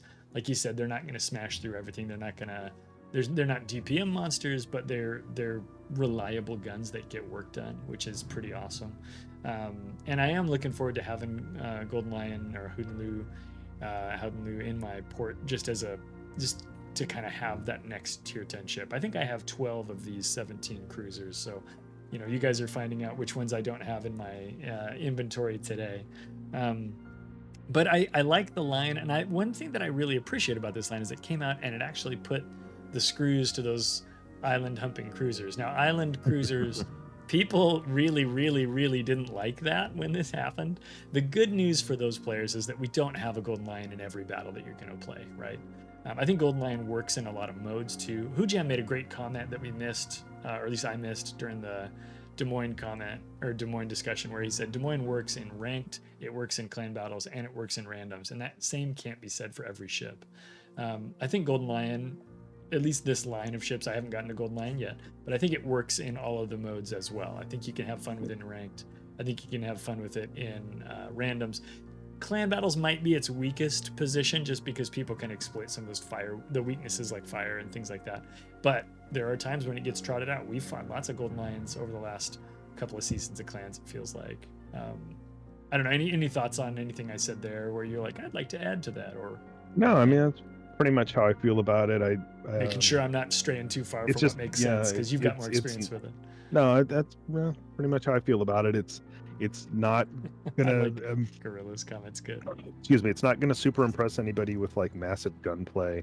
Yeah. It ranges. The thing I like about playing it is that it's tough enough and the gun range is good enough and the HE is okay enough that I can play it like a kiting cruiser. It has really good concealment, so I can do concealment stuff and do those kind of things.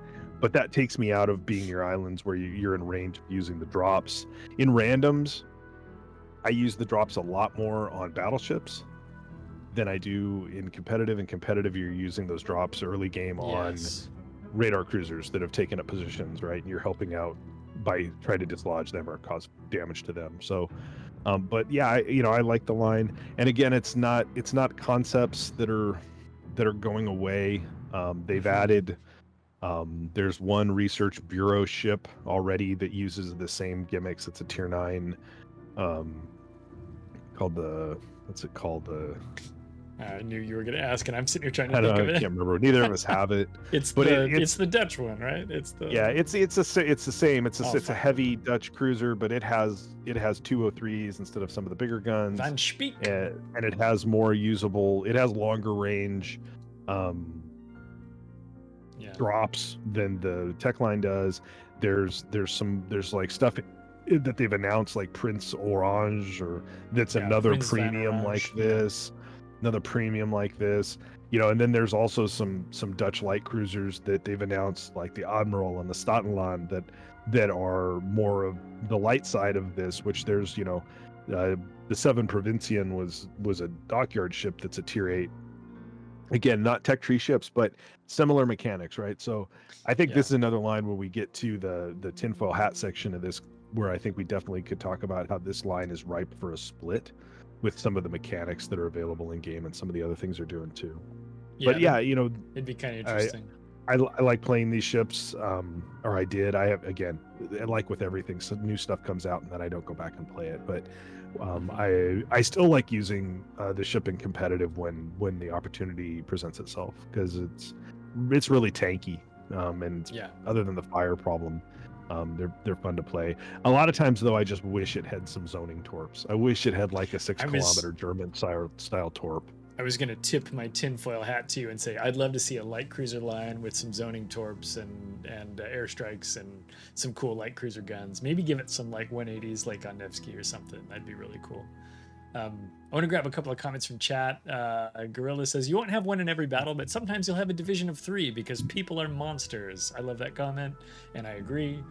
Kato says, I use this in clan battles, always on the contested cap. Nasty to drop those airdrops on the island ships. And yeah, you can Citadel and Montana if they get close enough for sure. B Crisp mentions the Tromp as well. Tromp, of course, being the coal destroyer that has a similar airstrike gimmick. The airstrikes for Tromp are a little bit different. The bombs are parachuteless. They drop a little faster, very small square. So again, getting into premium ships there. So we won't spend a ton of time on those because we have other videos where we talk about that. But yeah, I think this line is here to. It's that concept is here to stay, as you said. I think there's possibilities for a split, and I could see. Obviously, them expanding the Dutch nation to have battleships, to have destroyers and things like that, which may or may not adopt this kind of concept. Brand says Trump is not for clan battles. Brand had a recent experience, I think, with Trump and clan battles. Things didn't go well. Okay, there we are. I think that is our discussion on Johan, or not Johan. I'm sorry. I'm looking at my Johan because that's where I'm at right now on the line. I'll take a crack at talking a little bit about Nevsky. So Nevsky is a tier 10 Soviet cruiser. It's actually one of my preferred ships to play in clan battles. I really enjoy Nevsky. You guys know that I like flat gun arcs and I like DPM, and this boat brings both of those things to the table. Nevsky has 180 millimeter guns, which makes everybody confused about whether or not it's a light cruiser or heavy cruiser. I kind of think of it still being a light cruiser, but it really doesn't matter. What it has is like a 5 or 6 second main battery reload. It's got guns that can punch through armor when given good angles, and it's got a good HE salvo and fire chance, things like that. So I find Nevsky really useful to use. 12-kilometer radar. And she's also got, I think Nevsky has hydros, but now I'm questioning. I want to fact check myself. Just to be sure. And of course a hull repair as well. Let me pull in the equipment. She does have hydros. Thank you, internet, for telling me. And also 8-kilometer torpedoes. So Nevsky has a lot of stuff that makes it pretty comfortable to play. She's not particularly stealthy. I think your best builds is just under 13 kilometers. Mine is 12.8 right now. And there are builds where this ship can have a 14.5-kilometer range for detection, which is pretty poor. And so, obviously you're going to need to utilize either good angling, or you're going to need to, you don't really play this one on islands. So what you tend to do is drive out there, angle your bow away from the bad guys, and shoot kind of like this, like you're dabbing over your shoulder. And that is the way to put shots on bad guys. And Nevsky's got trolley enough armor that you can bounce a lot of shells, especially at range and especially at good angles that are coming in from enemy ships. So Nevsky's really a good ship to play. It works in randoms, it works in ranked, and it works in clan battles. In fact, it works so well in clan battles, they banned it from this season. So we're not able to take Nevsky in our particular lineup. Now, a lot of folks would prefer to play a Petro or something. We'll get to Petro later. Skada, any Nevsky thoughts coming from you? Nevsky thoughts on the Nevsky squad, maybe? Or anything? Yeah, no, I mean, I think you covered pretty much everything about how it works, like, and the playstyle. I think Nevsky is interesting. Nevsky was a ship introduced in June of 2020. Previously, the Russian cruiser line went from the Dmitry Donskoy at tier 9 to the Moskva at tier 10, which was kind of weird. Yeah. And so they made a split at after tier 7 that created the Russian heavy split that has Tallinn and Riga and Petropavlovsk, and the Russian light line that continues after ships that feel similar using 180 millimeter longer range fire spammy HE guns. Now ends in Nevsky, which makes a lot more sense. Nevsky's super tanky for what it is. it's just stupid how tanky it is. But that's Soviet bias that I contend existed in the game because of the developer. You know, it's I don't have a problem with playing Nevsky for the way you play it, because it fits kind of how I like to play, being a kite away, angle away, that does range. It has extreme range. Its base range is 19, which is third amongst all these cruisers. And at 19, even though they're 180s and the reloads every 6 seconds, because it's Soviet, the shell ballistics are very usable. And so you can just spam HE from those ranges. But the AP is really good too, because why wouldn't it be? Because Soviet. And then it has these great torpedoes. If you're up around islands doing radar stuff, and you need to zone with the torpedoes, or you find yourself, you can ambush somebody with the torpedoes, you can. Yeah. So it does a lot of kilometers, stuff. But when you need them, they're there. Which is nice. It does a lot of stuff really well. It's a great light cruiser. It's probably mechanically the best light cruiser. I don't know that would be a controversial opinion, especially how it's banned from competitive and gets used. And the other ones aren't.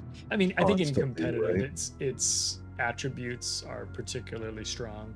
In randoms, I don't know if it's the top one, but it's a strong pick for sure. And that's the thing, right? And so, looking at the data I pulled, released to the public in June of 2020, Nevsky, if you combine all the, with the data I have, games played on NA, games played on EU, based on how many days it's been out, which at this point is almost 1,500 days, on average over that time period, the ship average is 1,551 games per day on both servers, right? In randoms, right? But Howdenlau, that we just talked about, that came out over a year later, is at 1,519. So Nevsky, and on an NA in particular, Nevsky only had 700,000 and change logged randoms, whereas that feels very Petropavlovsk, low. That feels very so low, right? Whereas Petropavlovsk, that came out a month later, it came out in July of 2020 because of the line split, has 101.5 million on NA. On EU in randoms, Nevsky has 1.5 million games. Petro has 3.1. Yeah. Right. And so, while it's very popular and competitive, it doesn't seem to have that usage rate in randoms. Yeah. And that part I think is kind of interesting. Petro, that is interesting, because Petro definitely has the reputation, right? Seasnets earlier asked, hey, would you go for Nevsky or Petro first? And my answer was Nevsky, because I think Nevsky's more fun. Kato said Petro, right? And Petro certainly is probably the answer you'll get from most people. But I do think that Petro has this like big bad, they ban it all the time in competitive reputation. But it doesn't mean that, and we're going to talk about Petro, so maybe I should save some of this for later. But like, Petro's got this reputation, but I don't know that it's necessarily any better than Nevsky for, those other scenarios as well.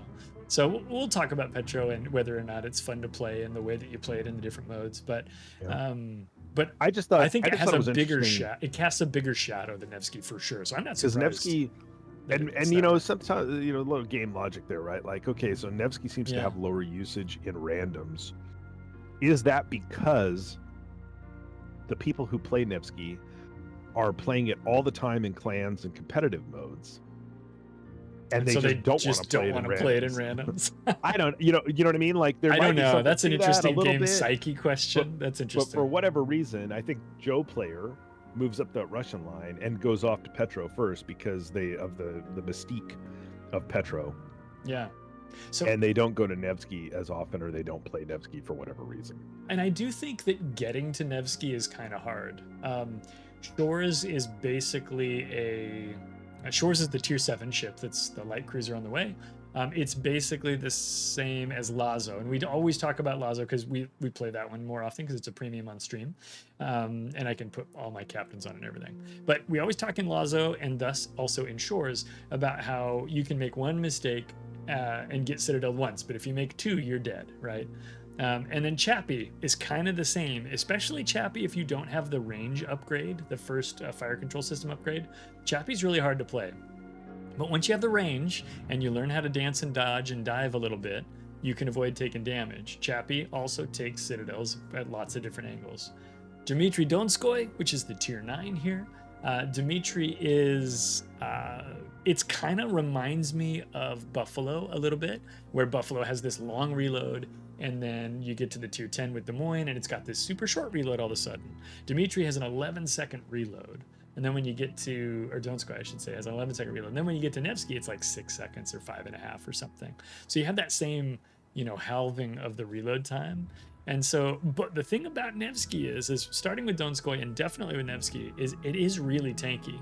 Kilo India Alpha Wow says, it's because if you make one mistake in Nevsky, you're instantly demolished. So most players are going to have that happen and go, nope.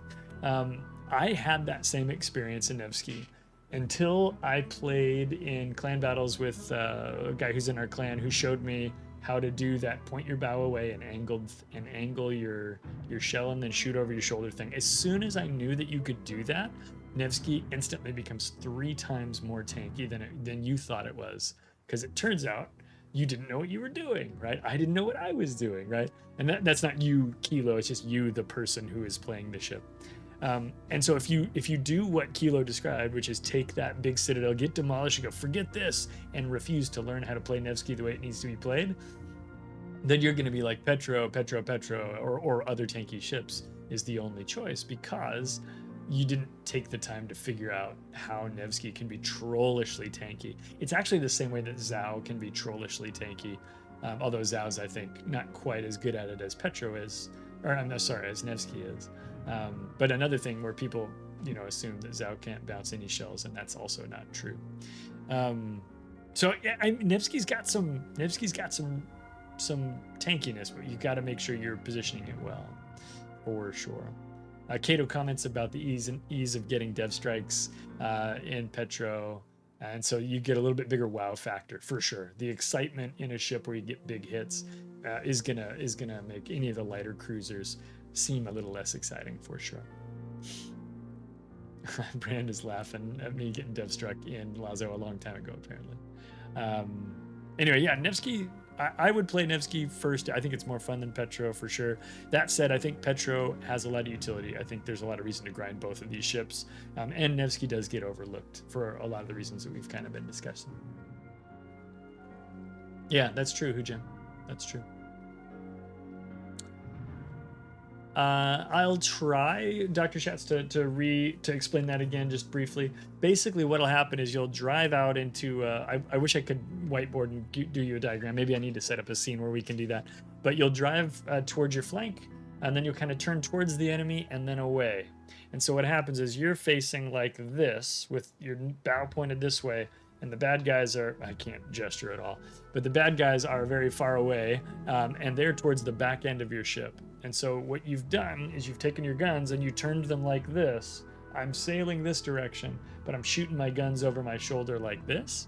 And that will basically allow you to have a nice angle with some pretty trolley armor that'll help you avoid taking big damage from ships that you are shooting at.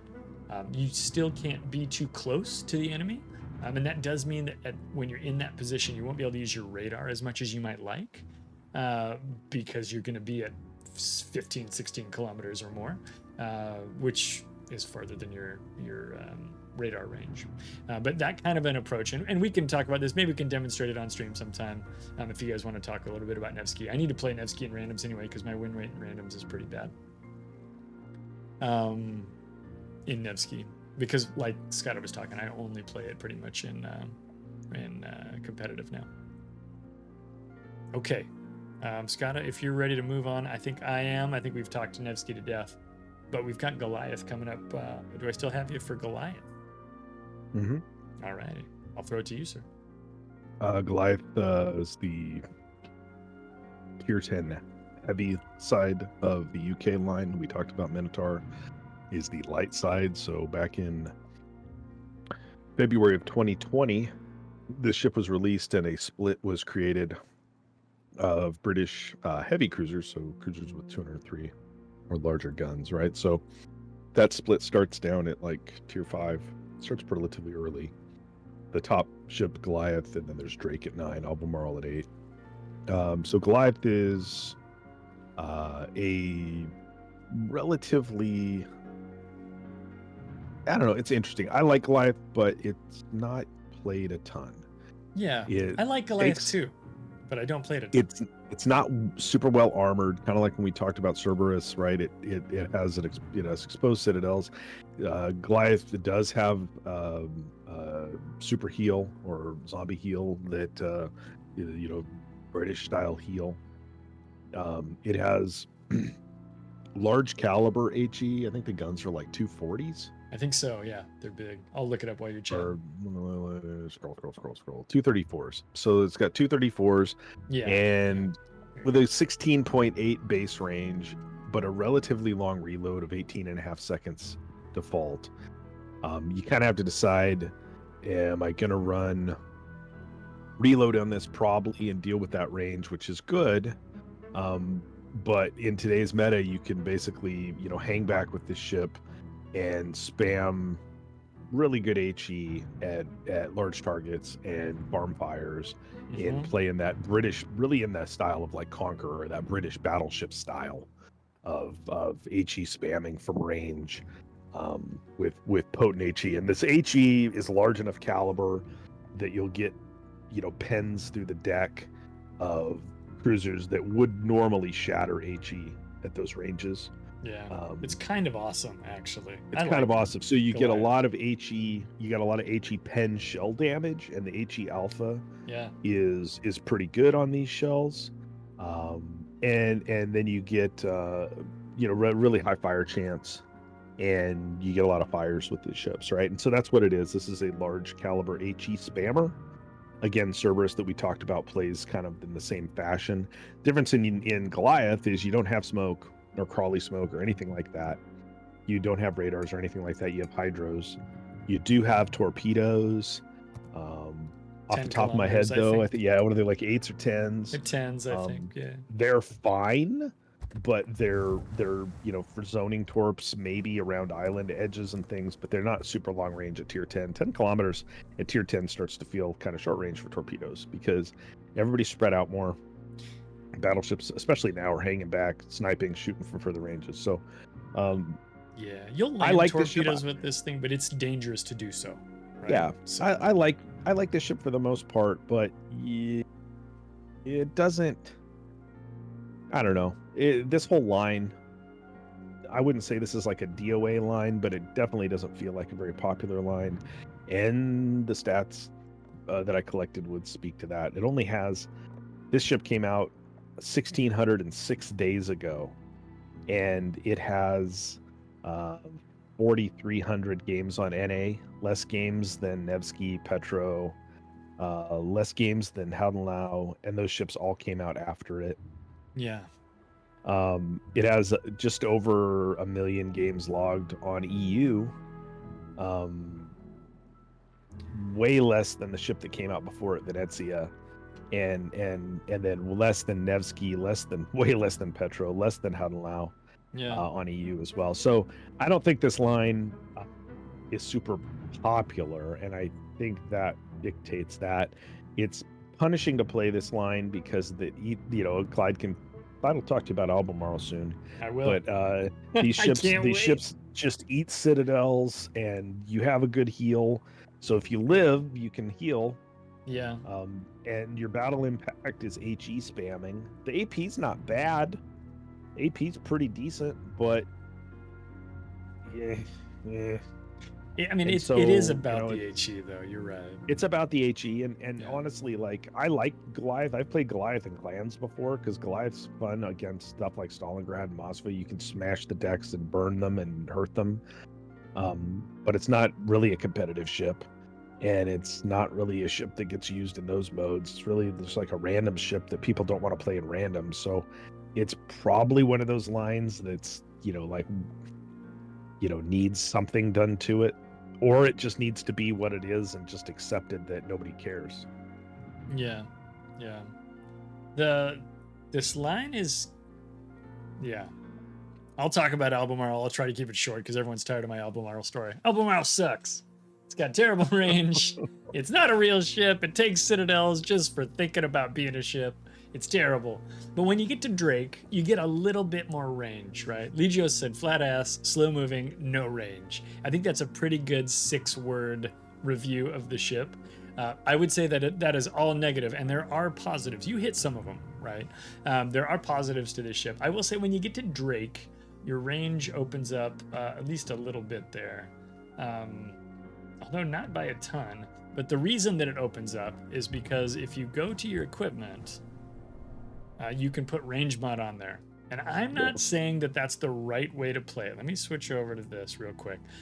But it's the way that I play it, and I don't hate playing it. Because once you put range mod on here with Goliath, pull my commander back on so we have everything. My range is now 19.5. Now, some of the Uber Chads would say just get good at dodging things and use the DPM module here instead. Yeah, these do have British acceleration. So you can move the ship quickly, like at range, and do jukes and things with it. That's right. But I totally understand playing the range on it as well. Yeah, absolutely. And you, like you said, you can totally do it without doing this. I do it with range because I survive better, and when I survive better, I get more fires. I burn. Yeah, no, I better. agree. I agree. I love the range mod on this boat. I think I was playing Cerberus with range mod for a while just because it made it easier to stay alive longer and get more fires. I've probably played Goliath with range mod. Mine might even happen now. I don't know. Right. But because I never play it. But well, and to talk about sorry, go ahead. I'm just gonna say it certainly makes it more livable. Like saying, oh well, that's costing me 1 salvo every 3 minutes or whatever the math's out to. Yeah. And it's like, yeah, but if I'm dead, it won't matter. Yeah, if I'm dead, it costs me all the salvos for the rest of the game, right? Mm-hmm. And so when I go back into replay mode here, or this other scene, you can see that we've got Albemarle on the screen. Albemarle only has the 5 slots. That's why when you get to when you get to Drake, not ranked, but when you get to Drake, it gets better, right? Because all of a sudden you got the 6th slot, you can put range in there, and then you live and you start killing folks. GMAX says, is it accurate at range? I said, I would say that it is. I liked being able to smash people with giant 234 millimeter HE, and I felt like I didn't have any problem hitting people with these guns at range. Yeah. So I didn't find any weakness for taking the range. Quick diversion. Yeah, go for it. Quick diversion when we talk about, is it accurate at range, right? Cruiser accuracy is kind of wonky. All these tech tree cruisers, except Marseille, have a 2.05 sigma. That's just how they are. Okay, Marseille has a 1.8 sigma because it's stuck being treated like a battleship. Sure. But everything else has a 2.05 sigma. So then when we're talking about range, what are we talking about, okay? We're talking about vertical dispersion. We're talking about horizontal dispersion. Now, vertical dispersion on most of these ships is relatively the same. Zhao and San Martin have the best at 58 meters. But, then you go to like Petro and Henri and Nevsky at 61, and then Cerberus and Yodo and Hindenburg at 62, and then the next grouping at 63. The worst is Outlaw at 81. Drastically worse compared to the rest of these, right? Probably because it has 283s. And then you look at the horizontal dispersion, and it's very similar too, where you start, the best is Zhao at 105. So if you're asking what's the best accuracy on it's Zhao. Zhao's the most accurate cruiser. 58 meters of vertical dispersion, 105 meters of horizontal dispersion, 2.05 sigma. Its shells are going to go where you want to put them. It's amazing. Identically, San Martin, same stats. And then you jump up. And so when you're talking about Goliath, it's further up in the pack. It's got 116 meter horizontal dispersion. It's got 63 meter vertical dispersion, which is the same as Venzia, which is the same as Castilla, which is the same as, surprisingly, as Worcester, right? So those 4 ships all have the same. And so maybe you've played one of those ships and you're familiar. Now, that's not all that goes into do the guns feel good. Shell ballistics come into play bigly, flight times, shell drag, all these little things that you don't know about from the game client that you have to look up online.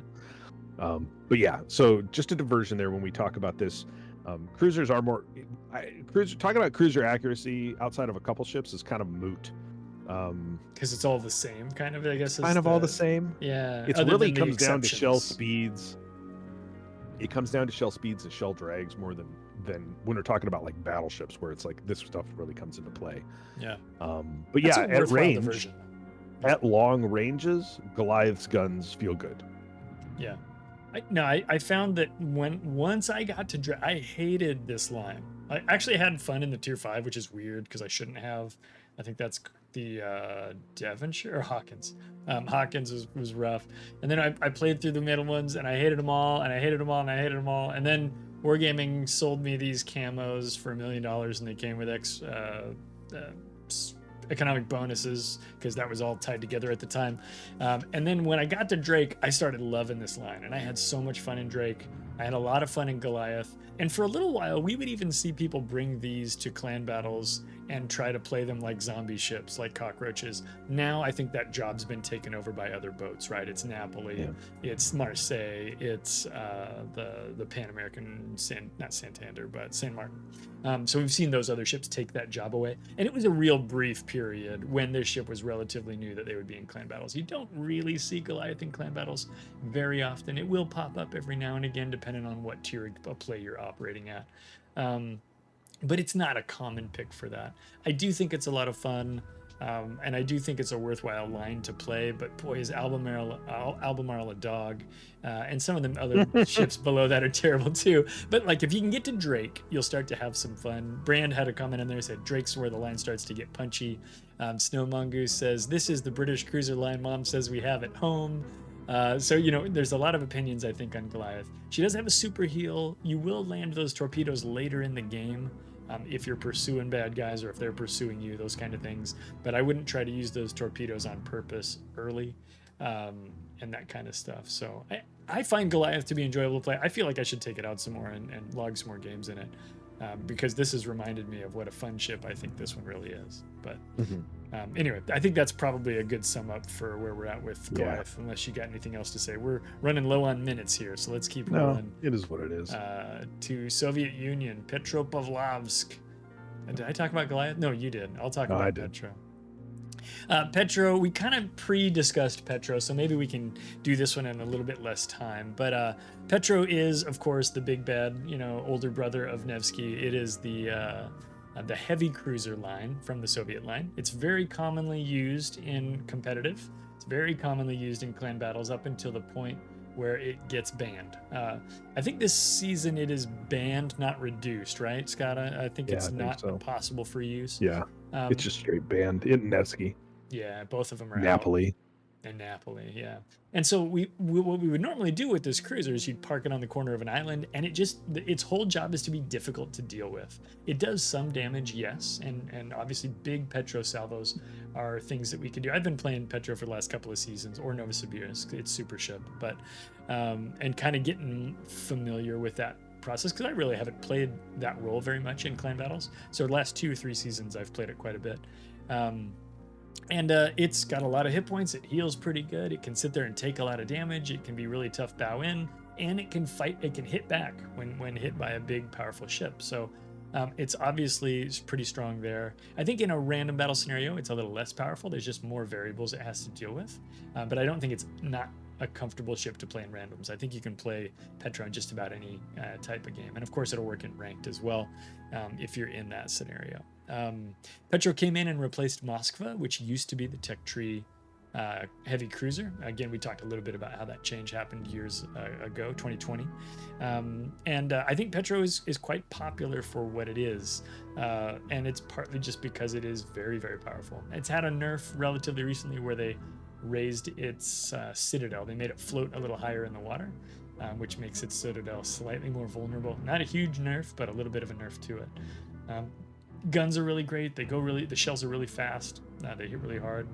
I don't know that I have a ton more to really share about Petro other than just kind of those basic things plus what we talked about earlier in the Nevsky section.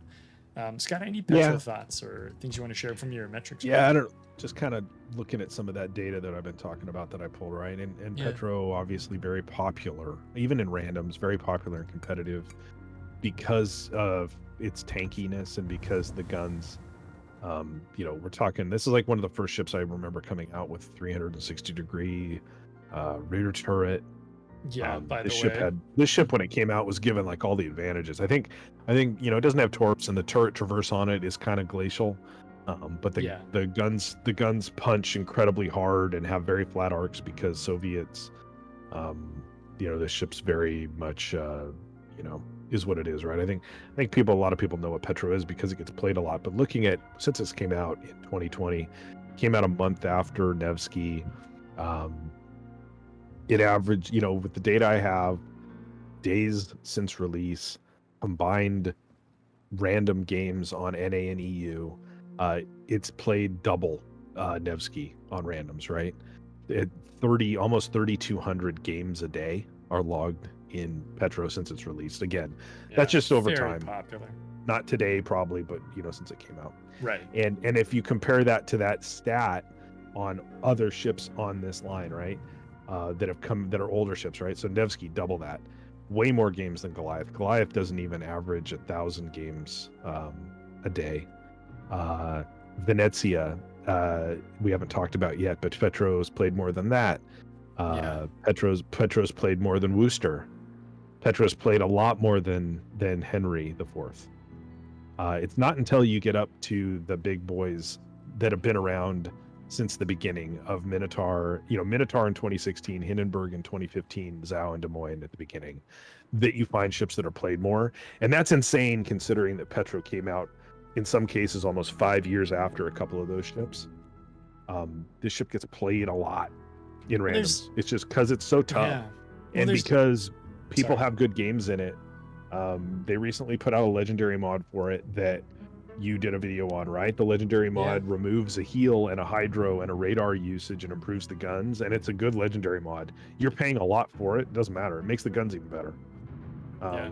And so it's a good cruiser, and it's boring as hell to play.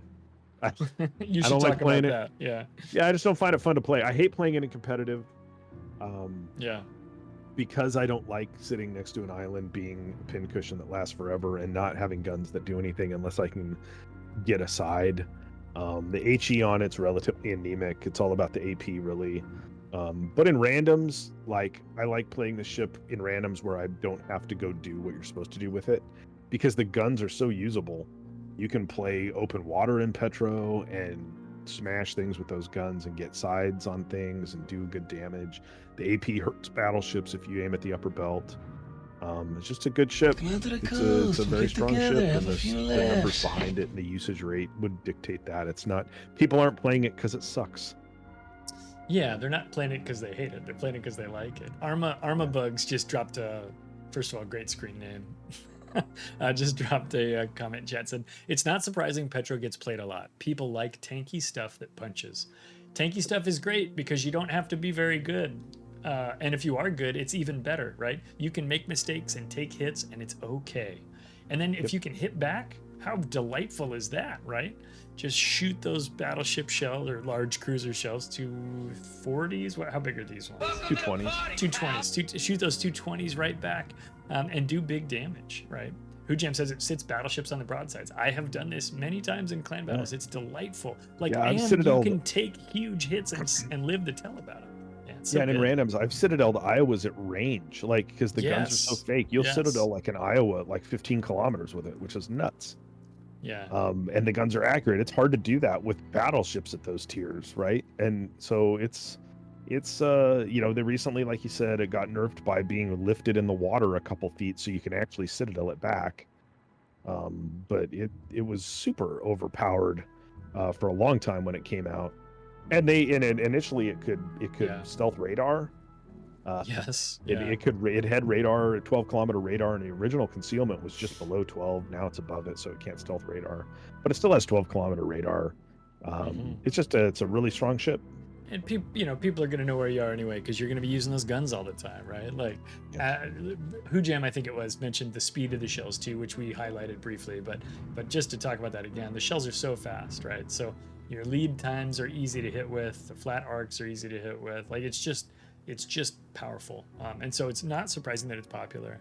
Kind of going back to some of the metrics you were talking about, like this ship being newer and still hitting the same number of games per day. That kind of cuts both ways, where we talk about, new ships obviously have a big burst of popularity at the beginning, but what's cool about Petro is that it's maintained that. And what's cool about things like Des Moines is it's maintained that for 8 years, which is insane, right? But like Petro coming in, being a new kid on the block and immediately becoming a must-have ship for, for competitive modes and of course for people who just like big, tough, tanky ships too. So lots of reasons to have a Petro in your port. Again, it is banned often, or at least limited in clan battle seasons. So I think the very first season I got it, they banned it the week after I used it the first time. And we played a little musical number on chart to send it away because I was really sad. Yeah. But that's just the kind of thing, right? Like where it will get banned, but it doesn't mean it's not a good thing to have in your port if you are interested in trying those kinds of things. Okay, that's enough on Petro. I think we're going to our last page. Let's go to page 3, which is just 5 ships. So we'll save a little time there. Thank the maker. Woo! Skada, let's give you Henri the Fourth. Let's go. So like Henri was, yeah, we do. We never play it. Nobody else does either. Yeah. We like Henri. Story of our life. Henri the Fourth was my first tier 10 in game. When I first started playing, I was playing U.S. cruisers, and I was not having a lot of fun in like Pensacola. And one of our friends who you mentioned earlier, who used to play with us, Honey Badger, said, "You should play the French cruisers. You'll have more fun in them." He just told me to go do that. I was like, okay. So I went and played the French cruisers, and he was right. I wasn't any good at them, but I did have more fun in the play style. He was a big Henri fan for sure. He was very good in it. And so with Henri, this is a large, fast ship.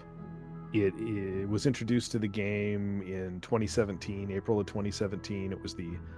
This was the 5th tech line introduced for cruisers, was the French cruisers based on my data. And this ship has 240 millimeter guns. The AP's good, the HE's good. You've got speed boosts and a fast ship and hydros and reload booster, which reloads your shells quicker because the base reload's not amazing because the guns are so big. I like playing Henri on the kite, driving fast, firing fireballs back at people, lighting stuff on fire. Making your way downtown, driving fast. Making my way downtown, driving fast. Yeah. I've left downtown. I'm out in the burbs when I'm kiting. Yeah. And so it's that kind of play style. It's not the tankiest of cruisers, but it has a decent hit point pool. And stands up okay armor wise at those ranges that it can play at, because its base range is almost 20 kilometers. It's pretty long range for a tech tree cruiser. And yeah, so it's that kind of ship. It's a ship that, when they added the captain's skill, outnumbered. That's a good skill for this ship. But over the years, Henri took a lot of nerfs. Henri other was very popular. Come in and tried to take its profile too. Yeah, other ships come in and take its profile. It was very popular for a while and competitive, and they nerfed the acceleration of the ship into the ground. Yeah. So that it just you can't speed juke at range with it. You really gotta. It's hard to do. It just doesn't do that anymore. You kind of just have to keep it at speed and not change your speed that much. You're doing a lot of turn juking and not cutting the throttle. And even turning scrubs speed, and it's not as good as it used to be with that anymore. That part of it's frustrating. Then you just get blapped. And so I was complaining about the old days, like. Yeah, and that was before my time. Like Henri had already really kind of been nerfed by the time I started playing it. I don't have the leg mod for Henri, unfortunately. Right. So I can't speak to that, but yeah, this line though, Charles Martel at 8 is a lot of fun. It's Charles Martel. A ranged kiting fireball spewer of a similar fashion, but it doesn't have the limitations that they put on Henri. The other ships in the line still can like speed juke and turn and dodge and do things, and I love that play style. If you watch this on stream, I'll play like Premium DeGrasse at tier 6 because it plays like these ships. The new Montcalm Premium plays like these ships. The Algerie and the actual Techline ships at tier 7 play like these ships. The Charles Martel plays great. It doesn't have a heal because it's from the era where tier 8s didn't have a heal, and so you'll die if you screw around too much. San Luis is a ship I didn't like the first time around that I've gone back and I've boosted my stats on and played quite a bit, and it plays like these ships. Long range, HE, speed juking, turning out, doing those kind of plays to avoid battleship shells and just causing problems by lighting things on fire. I enjoy that play style, and it plays like that. And I wish they would go back. I really wish at this time, with 17 lines out, with other ships that do what Henri did, doing what they do. Not completely what Henri did, but I'm looking at you, Venzia. Like Venzia is the one I'm thinking of too, man. I'm looking at you, Venzia, because you got that job and you do it better because of SAP. But ultimately, I wish they would go back and un-F Henri and give it the ability that the rest of the line has, because it doesn't get played. Its numbers that I'm looking at, like I've been describing through this show, are rough. Considering the ship's been out for 2,600 days and has less games on NA than Worcester and Venzia. Venzia, that's been out 2 years less, has more games. It's sad to me because I think the line is great. I like the French line. It's a good line. And it's a bummer to me that it doesn't get, because it's the meta. Like the meta right now, if you have battleships sitting on the sea line, shooting back there and doing stuff, and you want to bother them, you do it with a ship like this. Right? You move and you light them on fire and you shoot the same kind of range as they shoot, and you cause problems for them, right? And but it just isn't. They just aren't popular. And this ship, specifically because of the nerfs it's taken, has made it so. Yeah. Henri's, just look at the giant France I've written over here. Henri's time in the sun was short. It was such a strong and amazing boat when it first came out. The maneuverability was huge for it, and we saw it get kind of the Caba treatment, right? Caba got its portfolio kind of yoinked by French cruiser or French destroyers and things coming out, and France had the same problem with Venzia. Skada mentioned that already, where Henri was supposed to run up and down the flanks and blap people from the sides, use its reload booster to be a real son of a bee over there. And Venzia said, what if I just did it with a single salvo? You know what I mean? What if I came out and I'll just do it with a single salvo? Oh, and then when you guys spot me, I'll pop smoke and I'll sneak myself away, right? And we'll talk about Venzia in a minute, but yeah, Henri's it's sad what happened to it, and it's unfortunate because I think a lot of players would have a lot of fun with this line. Skada talked about San Luis and Charles Martel. Charles Martel is probably my favorite tier 8 tech line cruiser in this entire video game. I think I can say that pretty safely. It's super fun to play. If it had a heel, it would be amazingly broken. I would love to see some premium version of Martel that came out and was still in the Martel flavor but boosted a little bit, or something. Not Wukong? Not Wukong. Wukong didn't do it. Wukong did it wrong. But like, Martel's amazing to play. It's also got the reload booster. Like you said, no heal, but it's got speed boost. It's got reload booster. You talked about its HE fireball firing. But both of these ships, and San Luis as well, can use AP with good angles and the right, distance and things. Yeah, and they'll good get AP too. Citadels too, because they're all heavies, right? Yeah, Henri especially with its 240s, the AP is nothing to leave out.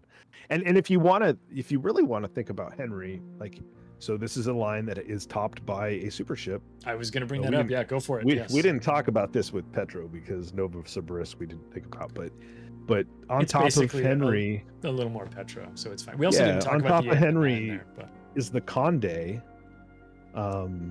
which is like, up until recently, and probably still even after nerfs, is the strongest super ship cruiser, and it plays in the Henri style, right? It's fast, it has range, it spams HE, it does all these things, and it doesn't have the dang limitations that Henri still has that were imposed on it. And I don't get it. I don't get it. It just agitates me. When that ship came out and was as powerful as it was, I remember telling you this. I'm going to imagine we went to lunch one day, we're eating a cheeseburger, and I'm going, you know what? I bet you they put Conde on top of Henri to make people go play that line nobody's playing. Conspiracy corner, which I don't know that that's true, but Conde is so good. And so was Henri, by the way, and so were some of the other ships in that line. But it's really fallen, from grace, if you will. And it had such a short period of time where it was everybody's favorite son or whatever. But no, I think Henry's still fun to play even today. It's just not what it was. And I do think there's some really great ships in that line to talk, Saint Louis, Charles Martel, that kind of thing. Yeah, and that's the hard part. We mentioned this when we talked about Marseille. Like if you get to Algerie and somebody says, which way should I go? Should I go to Henri or to Marseille? I know. My heart wants to say go to Henri. I think Martel and Saint Louis are probably more fun than Cherbourg and Brest. Yeah. But you might be better suited just going to Marseille in 2024. Yeah, and that's sad. I don't want that to be the answer. That's not saying that Marseille is like great in comparison. I think both of them are very middling. Yeah. But it's just frustrating to me that's where Henri is, because I like this ship and it looks so good. Yeah, it's just a good really looking pretty, ship, especially with the permanent camo. The turret traverse kind of sucks. It has the problem where it outturns its turrets.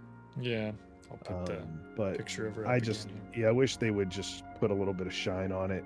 I agree with you that Conde is funny. They're like, people there obviously were like, yeah, we like this playstyle. Let's build the super ship. So they put Conde there, which is like mega overpowered.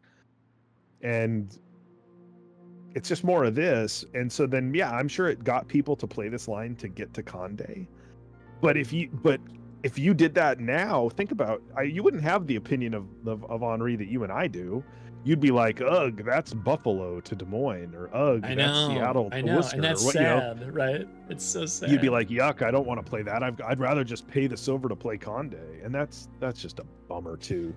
Well, and it's funny because playing Conde feels like it used to feel to play Henri, right? That was the same like game experience. I think Conde is more powerful than Henri ever was. I'm not disputing that. I'm not saying that it's overpowered and dumb, but Conde is easily more powerful than Henri ever was. But that feeling when you would go around a corner and just slam somebody with Conde with its burst fire is the equivalent to reload booster, because that was as exciting as it got back in the day when you would smash into somebody with that Henri. So like, it's a bummer that it's that way. I do think there are some really fun ships in this line. If you're looking to play a tech line that's fun, this is a line that is fun.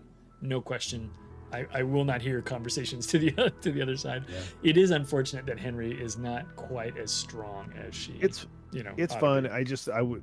My close on that would be that all of these older tech line cruisers that you don't get a heal till tier 9 have a higher skill floor.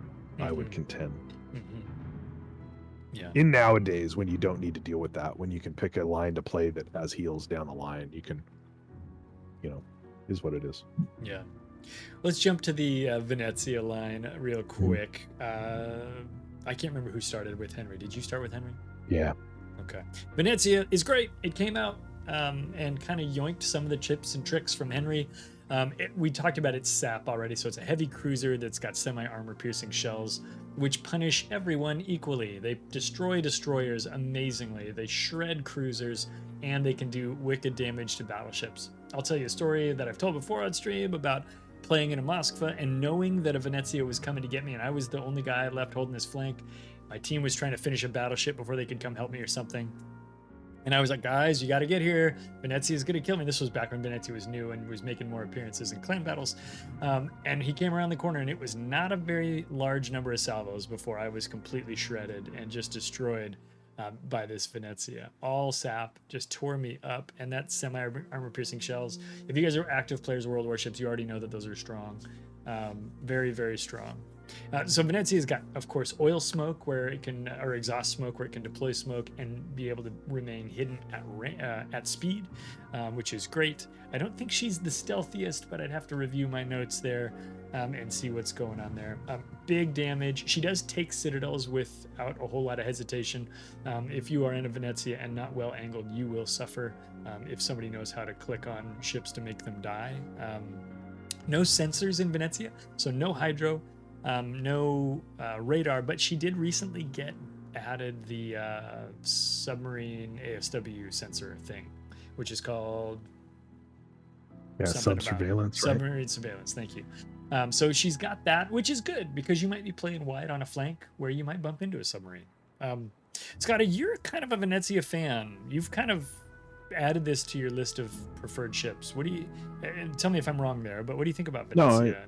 What do you want to share? I like Venzia because of that playstyle, because it's good on the kite and it's good at range, and the dodge game is good. It adds the benefit of the fuel smoke. Where you're trading on is the base range is relatively low. It's 17-ish kilometers for tier 10 now. That feels kind of light. But it has like 15 guns with this huge gnarly sap, and so you can use the AP and crush cruisers with it, and that's all well and good. But I forgot it was 15 guns. That's yeah, worth mentioning. but the sap on it is amazing on battleships. You're not going to get fire damage, but many a game in this where I've landed, and the guns feel accurate, and the shell velocity is really good, and so you'll land a lot of shells on something like a Yamato superstructure, and you'll just get these massive hits. Like one salvo that's like 10-12k is normal. You get these big chunky hits. She's got a bit of bow on her, doesn't she? She does. That's not what you were talking about, but I just and so relatively fast comparatively, a fast ship, good on the kite, on that range thing. But then in the mid to late game, when you move in and get closer to stuff, still very powerful. The torpedoes are kind of zoning torps. They're longer range, like slow, like sea mines. But again, if you get the turrets around, and the turret traverse isn't great, but you get those around, and it just mutilates destroyers. The cruiser sap just beats up destroyers. It beats up cruisers. Just does a lot of great damage, and it's the ship's survivable because of the oil smoke. Not too long ago, they put out the leg mod for the ship, or the unique module, which goes in slot 5, so you have even worse concealment, but it gives you more smoke more often. I love that module. In randoms, it makes the ship a total terror. You change your build to a complete lighthouse build. You go heavy HE and sap. You go no concealment at all. Because your concealment becomes that smoke, doesn't it? Because if you go no concealment and you go full lighthouse, your concealment is worse than your base range. The base range is like 17.1, and the concealment goes to like 17.3. Oh my god! And you go all out like that, and then you throw, like, if you got the captain points, I think you can make it work, because the ship has a spotter. So like I like to throw the spotter buff on it that makes my spotter go up more often but shorter. And you just play it all out crazy. I'm spotted all the time at those ranges, and full lighthouse, and it's so much fun. Because people, like, right away, because the benefit for the leg mod is that you get like more smokes, and they reload faster. I think you said more smokes, and they come back faster, quicker. Okay, so in other words, it's okay that you're out there lighthouse, and because you can go dark when you need to, basically, is the rough idea. And see, Kilo Indy Alpha's talking about it. It's 5 smoke charges with like a minute and a half cooldown. The cooldown's lower. I think the smokes last longer. And then you're building into stuff like the captain skills that make things like that reload quicker and come back and last longer, because you don't have like a whole lot of other things you need captain points for. You're not using 4 points on concealment at that point.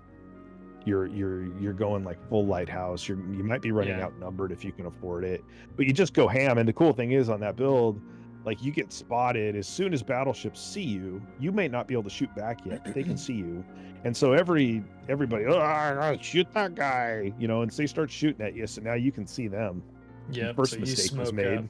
You don't need to smoke up. You just start your job, right? You start the kite, you start the dodge, and you start hammering them at range with that sap. And because the shell velocity, you're going to hammer them. Your shells go twice as fast as that Montana shells or that Yamato shells. And they're not going to be able to dodge, and you're just cracking them. And early in the game like that, they haven't been saturated yet. So you're just getting huge, just body 15,000 damage salvos. And it's just massive. And the battleship's like, what happened to that guy? And then if somebody actually does hit you, or you get concerned, then you pop that crazy smoke. And keep shooting, because the only problem you have then is your smoke bloom is so huge. Because I was gonna say it must be with your lighthouse. But it's a ton of fun. I highly recommend, if you like Venzia, I highly recommend the leg mod for that purpose only, just to go completely crazy. It takes what I like about Venzia and takes it to an 11. It completely makes it useless for anything else. It's just fun. Well, what it is at and that some point. of those are the most fun things, right? A lot of research bureau ships are that way. The legendary mods tend, or the unique upgrades is what they're technically called, tend to do that for us as well. And so there's building into something a little quirky is a fun way to wring some fun out of this game, which, you know, has very established patterns that people use. Well, let's break those patterns a little bit. I think that's a cool thing. Okay. Venzia, Brindisi and Amalfi. I want to hit these real quick. Brindisi and Amalfi are great ships too. The Italian cruiser line just works. It's just a good line. It starts with tier 6 and goes all the way. I mean, it doesn't start with tier 6, but that's where it starts being like fun, I think. And it runs all the way. You don't like the Montecocoli? I'm not a big Montecocoli fan. Although, you know what? When we cast Clash of the Classes and people have to pick weird low tier ships, Montecocoli shows up every season because it must be pretty good at something. It must be the torpedoes and the sap. Well, it's the torpedoes too, because it's got long range torpedoes as a low tier boy and smoke. Which, anyway, we're not talking about Montecocoli necessarily, but no, sorry, but that's one thing to bring up about a line like this, right? Like this line, it's national shenanigans of oil, smoke, and sap. And nothing else. No, don't worry about it. Nobody expects you to do anything else, brother. I mean, now they might expect you to hunt submarines, but let's be fair. Like, if you're not on the Cerberus or a Commonwealth ship, the range on that stinks. So your job is to do DPM and drive around and shoot stuff. And so, like, all of this line does that. Every ship is the same way. It just gets better as it goes up. And that's awesome. Nice. It's really nice. Because not all lines work that way. Well, and what that means is you can learn how to do it at tier 6 and 7 and then execute at tiers 8 and 9 and then be a legend at tier 10. So like it's a really nice progression on this tier of this ship. The only other one that's probably, well, maybe not the only other one, but another one that's that smooth is Zhao line. Whether or not you like Zhao is a different discussion, but it's a very smooth progression as well. We'll talk about that when we get there. But I really like this. I like Amalfi, I think is a really strong ship. Brindisi is a really strong ship. Zara at tier 7 is a strong ship, and the 6 is called something. I liked it as well. So definitely, if any of this sounds interesting to you and you haven't tried the line yet, easy recommendation to say Venzia line is a fun line to play through if you like cruisers that punch above their weight class and get some work done. I can't remember, does Amalfi have a heel? I know Brindisi does. I don't think you get a heel till Brindisi. I don't think Amalfi does. So yeah, you're gonna be down a heel. I'll confirm real quick. But you got smoke and you got smoke, dodgy parts. Yep. So anyway, big easy recommendation for Venzia. We did have some conversations in chat there about how she's not really used in competitive too much these days. I think that's true, but doesn't mean she's not a worthwhile ship to have in your port there. Skada, I want to talk. Actually, you know what? Let me talk Hindenburg. I'll have you talk Castilla because I don't have Castilla yet. Okay. So Hindenburg is a very old ship. Came out basically a month after the game was released. So I think it was like October of 2015. Hindi's really old, but she has remained very popular and very strong. She's got a tough armor profile. She's got 200. Are they 210s? I think they're 210 millimeter guns, but they're basically heavy cruiser guns that can punch a lot of things. The HE is great. It has the German quarter pen. The AP crunches through armor plates really well. And she's got good range and the DPM's high. Like there's not a whole lot to not like about Hindenburg. It's a really good kind of kitey cruiser that can also push in when it needs to. She's got torpedoes at 6 kilometers. She's got a hull repair. She's got some of the best hydros in the game, if not the best hydro module. Probably has the best hydro module in the game. Even though she's really, really, old, she's been around for a long time. Excuse me, got little hiccups here. She's been a really consistent player. And I do think that this boat really popular on the NA servers. Scott, I think you'll talk about some of the numbers there, but Hindenburg's fun to play, easy to play, and comfortable to play. That isn't to say it's a ship for noobs. I don't think that's true at all. But I think for somebody who's getting a handle on high tier cruiser play, you could learn that at a lot worse places than in a Hindenburg, personally. Scott, thoughts on Hindi? What do you think? Yeah, just to double back real quick. 203s. Hindenburg has there are 203s. 210. Okay. two tens on the super ship I above wondered Hindenburg. as soon as I said that. Yeah, that's the whatever it is that's above it. I'll We didn't find it. talk about the super ship above Venezia either because I don't like it as much as Venezia. That's okay. Piemonte. Well, you know what? I Yeah. got one more slide after this page. We'll talk briefly about supers. We can catch up Anyway, on anything we missed. There. So yeah, Hindenburg again, most popular cruiser by games played on EU. Beats Des Moines and Zao and everything there. Second most played on NA. Not surprising. Hindenburg's a lot of fun. Still good. You can play it at range. It has great range, great reload. You know, 7 point. Silly. The base reload on it is sub 10. I'm trying to find it really quick. I think it's like it is 9.8. Yeah, 9.8 base. So most of the ships below it, other than Des Moines, are light cruisers, and so it's got that going for it. It does have German HE, so like the HE shell alpha sucks, but it does have that German quarter pen on the HE, so you get a lot more pen, right? So the shells don't shatter as much on range. Right. So when you're firing these at like battleships at range, which you can do like the HE, you'll still get shell pens through decks and a lot of superstructure pens, which is good, where other ships will get shatters. You'll get fires, but not as many fires as you would in, say, like, you know, Goliath, but it's not bad in that regard. So that I think its HE statistics are a little bit deceiving because it is a good HE ship. Yeah, its AP is amazing. Reduced alpha of the H, if I can jump in real quick, just that reduced alpha, but more, you hit it on the head, more pens. So more things that are actually going to do damage because it's got the more pen, but less damage per hit as a result, resulting in a pretty good HE ship, like you pointed out. Yeah, anyway, historically, this ship at one time was referred to as Battleship Hindenburg, and it's taken nerfs over the years that have removed some of that tankiness, but it is still pretty tanky at ranges. It can be played at those longer ranges because it has a long base range at 17.8, which way outstretched a lot of the ships that were its contemporaries. If you kind of think like Zao had a 16.2 base range, or it does now. I don't know what it had back then, but Hindenburg way outranged it, and it outranged Des Moines. And so, like, I can only imagine what it was like playing warships in like month 1 when Hindenburg came out, and it was like, oh well, here's this kitey tanky cruiser that we can't even reach, and we're depending on Yamato and Montana to take care of it for us. I suppose you were probably actually letting Midway and Shimakaze and like carriers take care of it because they would just cross drop it into oblivion or something back then. But anyway, they would. I think Hindenburg's a lot of fun. We have a friend in the clan, doesn't play as much as he used to, but he was totally a Hindenburg main, just 6 stats in the ship because it just worked for him, because he would just play it on the kite and play it at range and just farm and just do really good. And then mid to late game, he'd move up in closer ranges and make use of the AP, make use of the torpedoes if need be, make use of these really great hydros.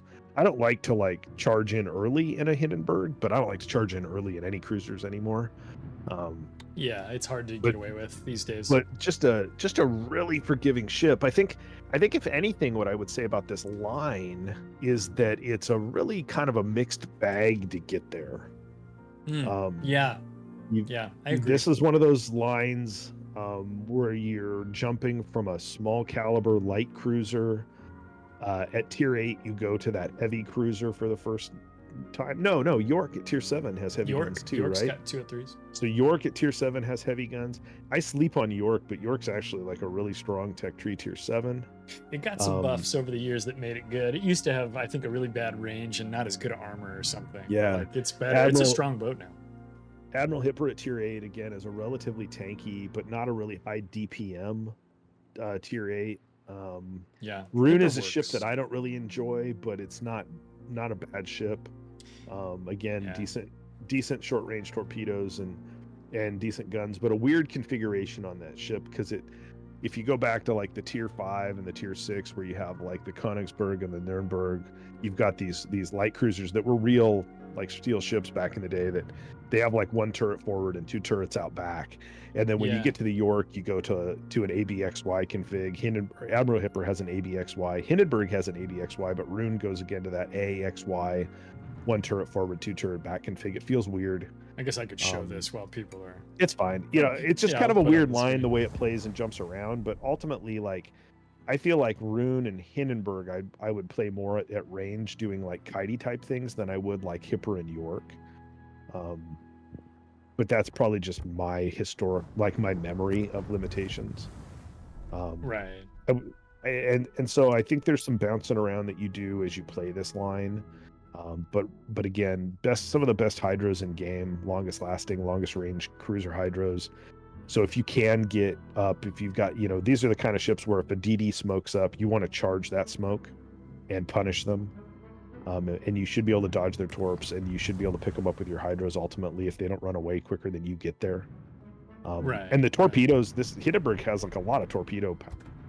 It has like 2 racks, I think, on each side. It does. And which so if is you're like up sorta close silly. and if you're like up close and want to brawl with Hindenburg, you totally can. Yeah.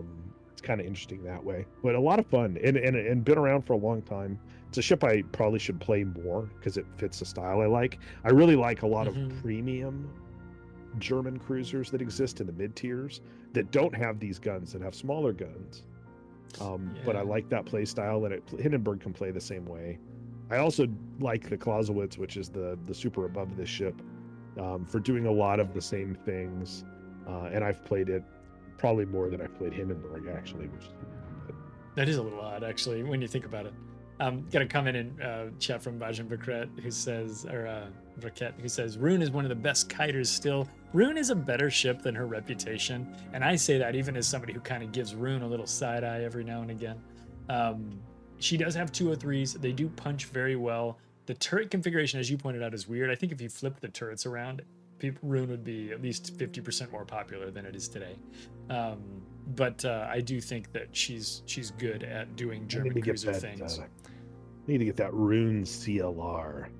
So I can put my Hindenburg captain on Rune. I'd rather buy a premium Rune than put a decent captain on the Tech 3 Rune. Look at this baby. Woo! Yeah, this is, I don't know. We did see an announcement that maybe CLR ships are coming back, so you might have a chance there. Oh boy. Blue. You're like, can't wait. But Roan's not a bad boat. I think it's actually pretty good. The problem with Roan is the same problem that you have with Buffalo. It's that you know you're almost to a boat that you're really excited about, right? You're really close to Des Moines. You're really close to Hindenburg, whatever. And so you're sitting there going, man, I don't want to play this bucket. I want to get to the next one. But if you slow down and enjoy the boat, I think you could do good things with Roan. No problem. Yeah, you talked a little bit about the line changing. It starts off with these really frail light cruisers, which I think are hard to play if you're a newer player. It's easy to get Citadel in Nuremberg. It's easy to get Citadel in Königsberg. But then you get into the 7 with York, which nowadays is a bit of a terror, as you pointed out. You know, the Hipper is fine. I didn't figure out Hipper until kind of the very end. But I really started to like Hipper at the end, and then I was moving on to Rune and so on. But Hindi's great. I think Hindi's a good boat. It's a strong boat. It's one you won't be sad you have in your port. Easy recommendation for people to try this line. But I would say for a new player, I would caution you that the tier 5, tier 6 are going to be a little frustrating. Those are powerful ships too. They just need more practice.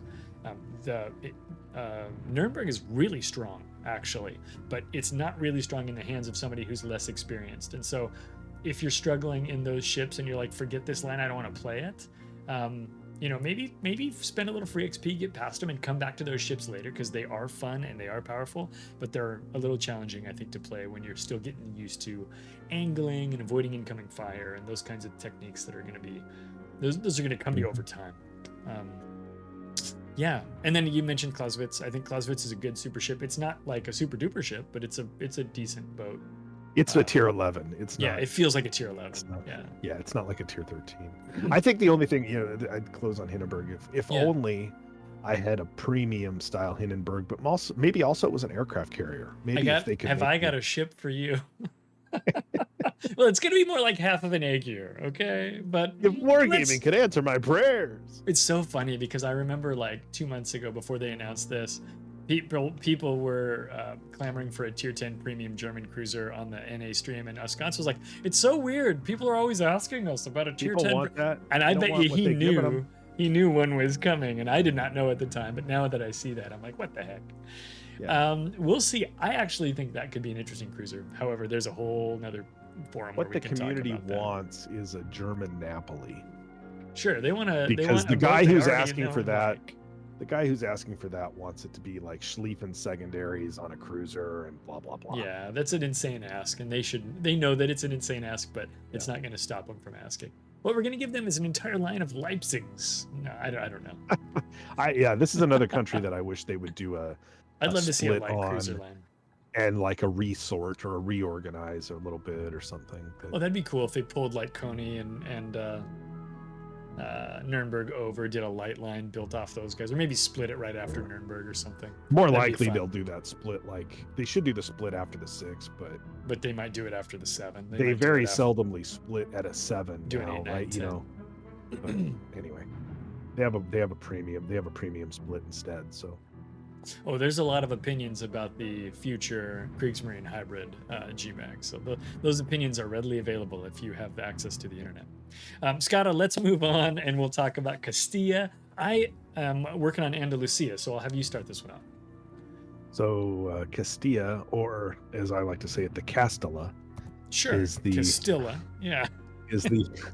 is the Spanish cruiser tier 10 tech tree boat. The ship was introduced to World of Warships not less than a year ago, September 13th, 2023, for full release. By now, it was probably in early access a year ago. Yeah. This ship, when announced, everybody's like, "Hey, that looks like a Napoli." They did say It's that. because it is asset reuse, everybody. So the hull is very Napoli looking, not performant as Napoli though. So don't confuse yourself if you have the Italian coal Napoli that this is that tanky. It doesn't feel that way. The superstructure is also different. This ship has like a hump in the back that likes to get shot that Napoli doesn't have. So a little bit different. Plus the Spanish version here is a kit bash. You see this has the same turrets off of Napoli or looking turrets, but it has German secondaries, which the Napoli does not have. The Napoli has Italian secondaries. And then this has that big hump and box at the back that the Napoli doesn't have. The Castilla is an interesting ship. Looking relatively popular considering it came out a year ago, and Cerberus is the newest cruiser line, or the Commonwealth's the newest line. Commonwealth's catching up on it on plays per day of release, but Napoli or Castilla already more popular on EU and NA than San Martin and Yodo are over the time since releases. Castilla is interesting. It's the fastest tier 10 tech tree cruiser base speed. I don't know how many people really think that about it, but it does have a base speed of 37 knots. That is pretty speedy. And it gets lost in the wash with a lot of other ships because it doesn't have a speed boost. And Right. so while it has a high base speed, it doesn't have a speed boost. So that's as fast as you're ever going to get. Decent concealment, if not overtly strong concealment. Good gun handling, I would say. While it has Napoli's turrets and they're 254 millimeter, which is a pretty big gun for a tech tree cruiser. Yeah. I think it's like second biggest or third biggest after The 330s. yeah, Marseille and Gouden are better, but Yeah. good guns. This line though has really good HE, where if you're used to these guns on Napoli, the HE kind of sucks. But on this ship, the HE and the shells is good, and probably better accuracy at range than Napoli has. Definitely a longer range ship. Castilla's base range is 17.1, so similar to Venezia or the same as Venezia. 13-second base reload, so more of a better reload than a lot of ships in that kind of thing. So if we're thinking about, like we were talking about Henri and the French ships, I really like to play these Spanish ships similar to how I want the French ships to play. They may not have as much extreme range, but they've got good speed, good enough armor that you can turn out tight, do stuff like that. The HE starts a decent amount of fires, and then this ship, because 2023 has a funny button, as we like to call it, We do. or an F key function button. Actually trying to look and see on, I don't think I can actually see that easily on stats. So I'm just going to look at the burst ship in my fire port here. alternative mode, Yeah. as they call So it. it has Yeah. it has the burst fire. Yeah, the burst fire alternative mode in its equipment. Mm-hmm. This line has that. Geez, I don't know how low that starts on this line. I think it starts at like the 7. yeah. Let's go find out. It's Might be the starting with national stories. flavor of España. So as España becomes a full nation with this line, with the creation of this line, prior to this only had a couple premiums. This burst fire alternative fire mode becomes its gimmick. And I think people are familiar with the burst fire gimmick in the game. On Castilla, what it does is when you go to this alternate fire mode, you get 2 salvos, 2 bursts from the main guns, a second apart, but then you double the reload time to 25 seconds from the base 13 or whatever I said it was, right?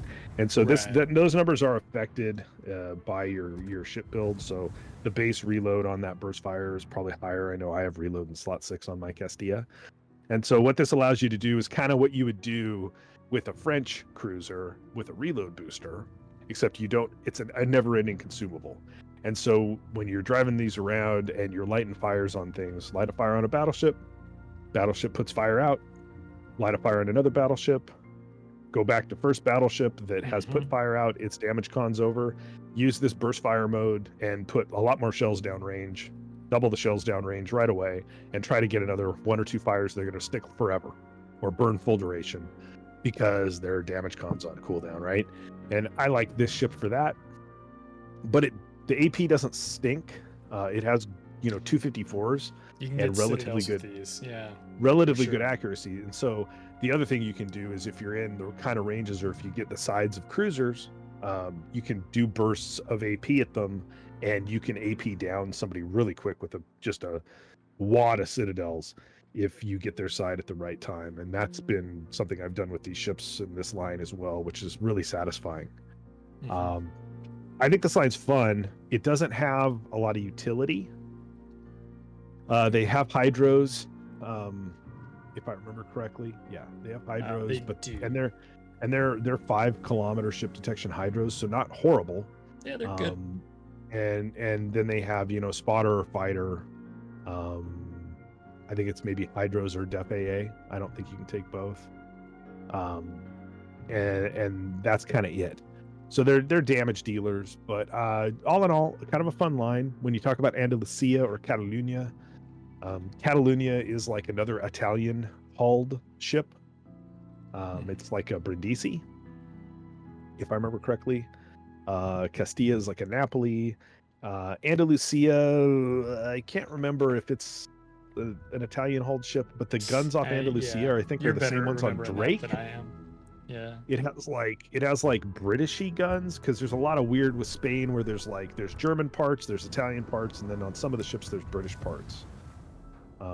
And that's kind of how the line is, and it's a heavy line over. Geez, when does the heavy start in? Is it like 7? I think it's 8, maybe. Well, it might be 7. Asturias is the first one with the burst fire. I'm showing Andalusia's turrets right here now. I think Yeah, these those are like turrets off they're of like a Britishy. Drake. Those are Yeah. British turrets, I love this airplane. and they're like with the yellow stripes. 234s or 2 somethings. They're bigger than normal as well. Yeah, these are 234s. That's a great ship. The tier 9's fun on this line too. I'm loving Andalusia, and so I am not free XP. I am not doing anything to make this take longer. I'm having a good time. Yep. I'm just playing it. If we go back to the tech tree, we'll grab Asturias here and pull it up as well. It's got 203s, so they're not big heavy cruiser guns, but they are 8-inch guns, excuse me. So those are the 203s that you'll see in Asturias. Yeah, and I think Asturias Looking again is another like Spanish copy pasta, yeah, or Italian, another Italian. copy pasta. Let's go to the ship here. I've got it. It is. I think it looks like some of those mid-tier Italian ships. You can see how close together the barrels are. That's very Italian in flavor as well. Yeah, you have to go back Asturias to is like good tier looking. 6, like the Balearis, which I think was a real ship, and that's the same as the Canaris, which was the first Spanish ship in game, if I remember right, which was a premium. It was. And then after that, like the Asturias is the same as like a tier 7 Italian, and the Catalunya is the same as a tier 8 Italian. Yeah. Yeah, Now, when we say the same, we mean they look the same because, as just you the same pointed out, hull. the angled plates of armor inside of Napoli did not make their way No, to Castilla. totally Those different. do not exist. Not It's as not as tanky. tanky. Do Yeah. not tank with this like you think it's a Napoli. Don't It's not going to do charge in thinking you're going to tank battleship stuff. This won't do that. it. It won't do it.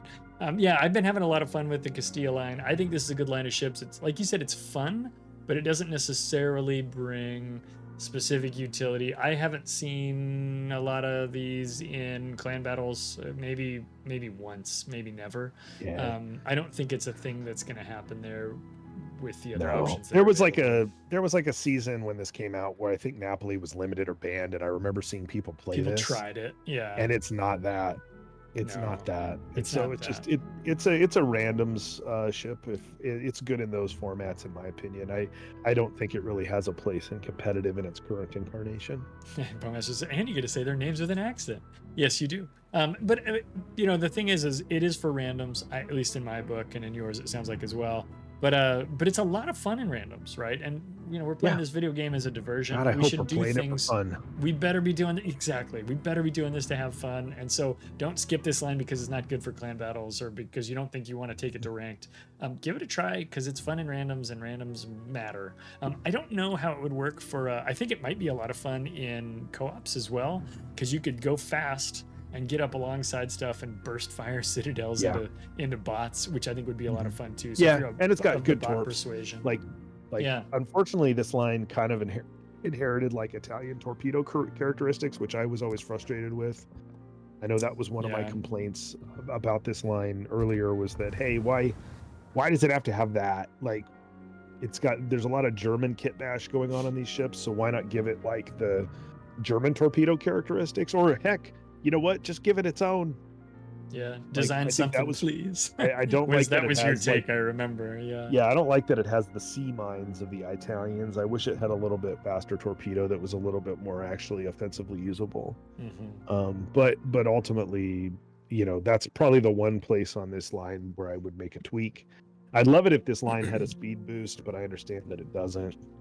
Yeah, I'd like to have one of those too. I always want all ships to go faster all the time, so of course I would want that. But I get that it doesn't. And 37.8 plus a signal to give you another 5%. I mean, it'll go almost 40 probably, so you'll do pretty well with it. I like this line so far. I've been enjoying the grind, and I'm not rushing it because I'd like to just continue to play it. Otherwise, I won't get to play many games in Andalusia because I got through the tier 8 in like 8 or 9 games because leveling is too fast these days. I got through the Asturias really quick too, and had fun in those boats, but was kind of sad to see them go. But luckily, the next ship in the line was also fun, so I've just been continuing to enjoy. And again, newer design philosophy where basically this line feels the way it feels from 7 up. I would say that the 5 and the 6 feel different. Yes, and then when kind of the 7 up, it has all the same feel basically. Yeah. Let's advance. Let's do our last ship, and then we'll talk a little bit about super ships, and then we'll be done. I don't think the super ship conversation will be very long because we are looking at almost 2 p.m. here already, which is insane, but not a surprise. I'll talk about Zhao because Zhao's one of my boats that I've had for a long time, and I really like it. Zhao is my first tier 10 ship ever, so I have a soft spot in my heart for it, even if it's not as powerful and well-loved as it was maybe back in the day. Zhao used to be kind of a feared ship out there because Skada talked earlier about how accurate it is. It's the most accurate tier 10 cruiser by dispersion in the game, and at least of the tech tree ships that we're looking at today. And it was incredibly easy to just laser focus destroyers and light them up. You have huge HE alpha, which meant for light armored targets, Zhao can do big alpha to them with the high explosive and a great fire chance as well. That doesn't mean you should sleep on the AP. You can Citadel cruisers with Zhao as well. But in recent years, she's gotten kind of a reputation for being underpowered, and I think that has to do with creep. I mean, the game now has hundreds and hundreds and hundreds of ships, whereas back in the day, it used to have about 100 ships when Zhao was out. And over time, going back and tweaking Zhao has probably just not been top priority for wargaming as they've introduced and changed the game in a lot of different ways. She's got 12-kilometer torpedoes, which means she can stealth torpedo as well. She's got decent hydros. She's got a hull repair. And, contrary to what a lot of people will tell you, the armor on Zhao is not bad, but like a lot of ships, you have to angle with it. It's not as trolly as some of the examples we've talked about already. So, it's been crept a little bit there. Zhao's also small and stealthy. Her concealment's just under 10 or just over 10 kilometers. Used to be just under, but something changed a few years ago. Now it's 10.1. I think it used to be 9.7. And so Zhao is still a worthwhile ship to play. Is it a worthwhile ship to grind in 2024 with all of these other choices? Maybe not. But we talked a little bit about lines that stay consistent throughout. Starting at about tier 5, this kind of style of play just continues to advance all the way until you get to Zhao. There's a bit of a difficulty when you get to the tier 8 when you're playing Mogami, because Mogami doesn't have a heal and it's facing a lot of competition that's 8 years younger than it, and it does a really great job of taking citadels, which is a challenge. And so Mogami, especially if you're a new player, is going to be an adjustment. If you're an experienced player that's played a lot of lines already, you'll probably do just fine in Mogami. But if it's the first time you've gotten to tier 8, you're going to be facing some challenging competition. I really love the guns on Zhao, and I wish it had a little more armor or a little more stealth or something. It needs just a little small something, I think, to really come back and be something that would draw some new eyeballs and new consideration to the ship, because it's been a long time since September of 2015. It's just been a long time. Skada, thoughts on Zhao? I think your experience. You came into the game in 2019, so your appearance, your first impressions with Zhao were very different from mine, because I remember when it was just a terror on the high seas. What do you think about Zhao and its position in the game today, as well as maybe when? I think Zhao might have been the last tier 10 cruiser that I got to in that era. So like, again, I have all these ships, I have all the tech lines done all the time, but probably like in like 2020 or 2021 or something like that, whenever I was doing this, it was probably the last one that I got. I had my own things where I just didn't like IJN Nation. Yeah, so I didn't play a lot of their battleships and things. And I didn't play a lot of their stuff until late, and that is more of like a personal cultural hiccup, because my grandfather fought in World War II in the Pacific, and so I just didn't want to play that nation, and so I played it last. But I really like Mogami at tier 8 with the 155s. I think that ship's a lot of fun. Yeah. I don't really like Ibuki. I like Zhao for what it is, but I don't have very many games in Zhao. And because of the era that I got it, there was already a half a dozen, if not 10, other cruisers at tier 10 that were tech tree and myriad other things that you could play. And so I don't have all the time in Zhao that an old hat like you has. Looking at the history of the game and that era, if I went back and it was like, okay, do I want to play Des Moines or Zhao or Hindenburg? I probably would have played Hindenburg over those three. You probably what I like about Zhao still to this day is that it has really good concealment. It has very strong guns. The guns are really strong. The HE Alpha is insane. The reload's not horrendous. Torpedo angle's not great, but decent range on the torpedoes. Yeah, it's not like as bad as it is on like the 7 and 8 and stuff, that where the torpedo angles are just oppressive. But I think in one of the common things, Zhao had a little bit of trolley armor and can do some interesting things angled. But I think the one thing that you can point to in 2024 that I don't think it would make more people play Zhao, and I think this is probably the conclusion Wargaming's come to. Yeah. I think on this line they're kind of like, what they add this year, this was another line that got sub-surveillance. So the Italians, the Japanese, both lines of the Japanese. Who was the other nation that got sub-surveillance? Was it Germany that got the other one? Chat, help us out here. I'll go. I don't think it was Germany, because Germany already had a bunch. They already have hydros, don't they? They don't need it. I mean, but maybe it was just the Commonwealth line is what we're thinking of. Maybe that's the third one. I can't remember. Anyway, they gave that to this ship, but like, yikes! Like, I don't want to get close enough to use that in this ship. I think in general, like playing at range with this, the guns are great, the concealments are really good, and it still can be fun to play. But when I look at what the one thing that it needs and has needed for a long time, yeah, Italy. Thank you, GMAC. I thought you said Italy. My bad. I think I did, but it's fine. Is That must be it needs like just give it like 5,000 more hit points. Like it's a few more hit points would help. It has the third smallest hit point pool of all these tier 10 cruisers we've talked about today. At 44.9. Minotaur has less and Jinan has a lot less. Okay, Jinan has like 30,000 hit points. It's just like not about hit points. That's not. And Minotaur Minotaur has a zombie heal, right? So Minotaur's got hit points that it has to use as the battle goes on. But Zhao's, got less than Worcester and Cerberus and everybody else up the line, right? And a lot of people that have crazy heals and things like that. So I just think if you put Zhao at like 50,000 hit points, that would make a lot more sense for it. Put it, in a similar neighborhood to Nevsky and Des Moines, and Castilla, and those ships around 50,000 hit points would probably help it some. And I think that might spark it up. But ultimately, I don't know that at 9 years in the game or more, honestly, the ship started in the game in alpha with a different name and was renamed to Zhao in beta, and then I'm counting off a release in September of 2015. But I don't know what else you do to this line at this point other than go, yeah, we made our money off this line. Like, I'm sure that's their thought on it. Like, it is what it is. Like, I think Wargaming has made the comment in the past. They've said Zhao continues to be played a lot, so it doesn't need a buff to be more popular. And that's interesting to me. And they're looking at all the servers. Maybe Zhao's more popular in the Asian servers and things like that, just because of its home country being over there. Maybe. And maybe Zhao's just popular because there's old people like me that I have 165 battles in Zhao, right? And I have had a 50, and this is coming from me, and 54.5% win rate in that boat for a long time, even when I was much, much worse at World of Warships. I've 165 battles. This is my first tier 10 ever.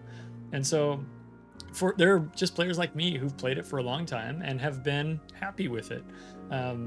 Obviously, would I take another 5,000 hit points or something? Yes. I think, in fact, that was its recent buff. Didn't they give it 4,000 or 5,000 hit points? They might have. A few months ago. They might have buffed it to 45,000. Because it was 40. That sucks. It was 40.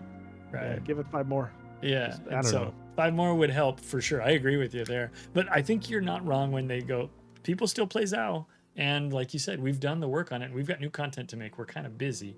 I think that's kind of the case. It's just funny to me when we talked about Yodo. Yodo has 55,000 hit points and is massively huge and dumb, and like it's the light cruiser. Like, I don't know what you're doing there, but it is what it is. It's a ship of a much different era in World of Warships. You could still play Zhao today in randoms and have fun. You can, and that's okay. I'll do it that's again. Okay. I definitely will. Yeah. I like Zhao. Soon they have the audacity to sell you a premium one. Yes, so we just announced that in a video I put up on YouTube yesterday, where we did the news. They're doing a CLR version of Zhao. That just blows my mind. I'm sorry, but I'm geeked about that. Me and the other 8 guys who still like Zhao are so geeked about this. You don't have to buy it though. Well, I know. My world is different than yours. And you don't have to buy it. Like, I know. I'm one of the 8 sales they would have made, except for. Yeah, you don't have to. Yeah. To be fair, I don't think that's going to be a particularly powerful or popular, I should say, seller for them. But we'll see. And I am curious. At the cost of tier 10 premiums? Good gravy, no.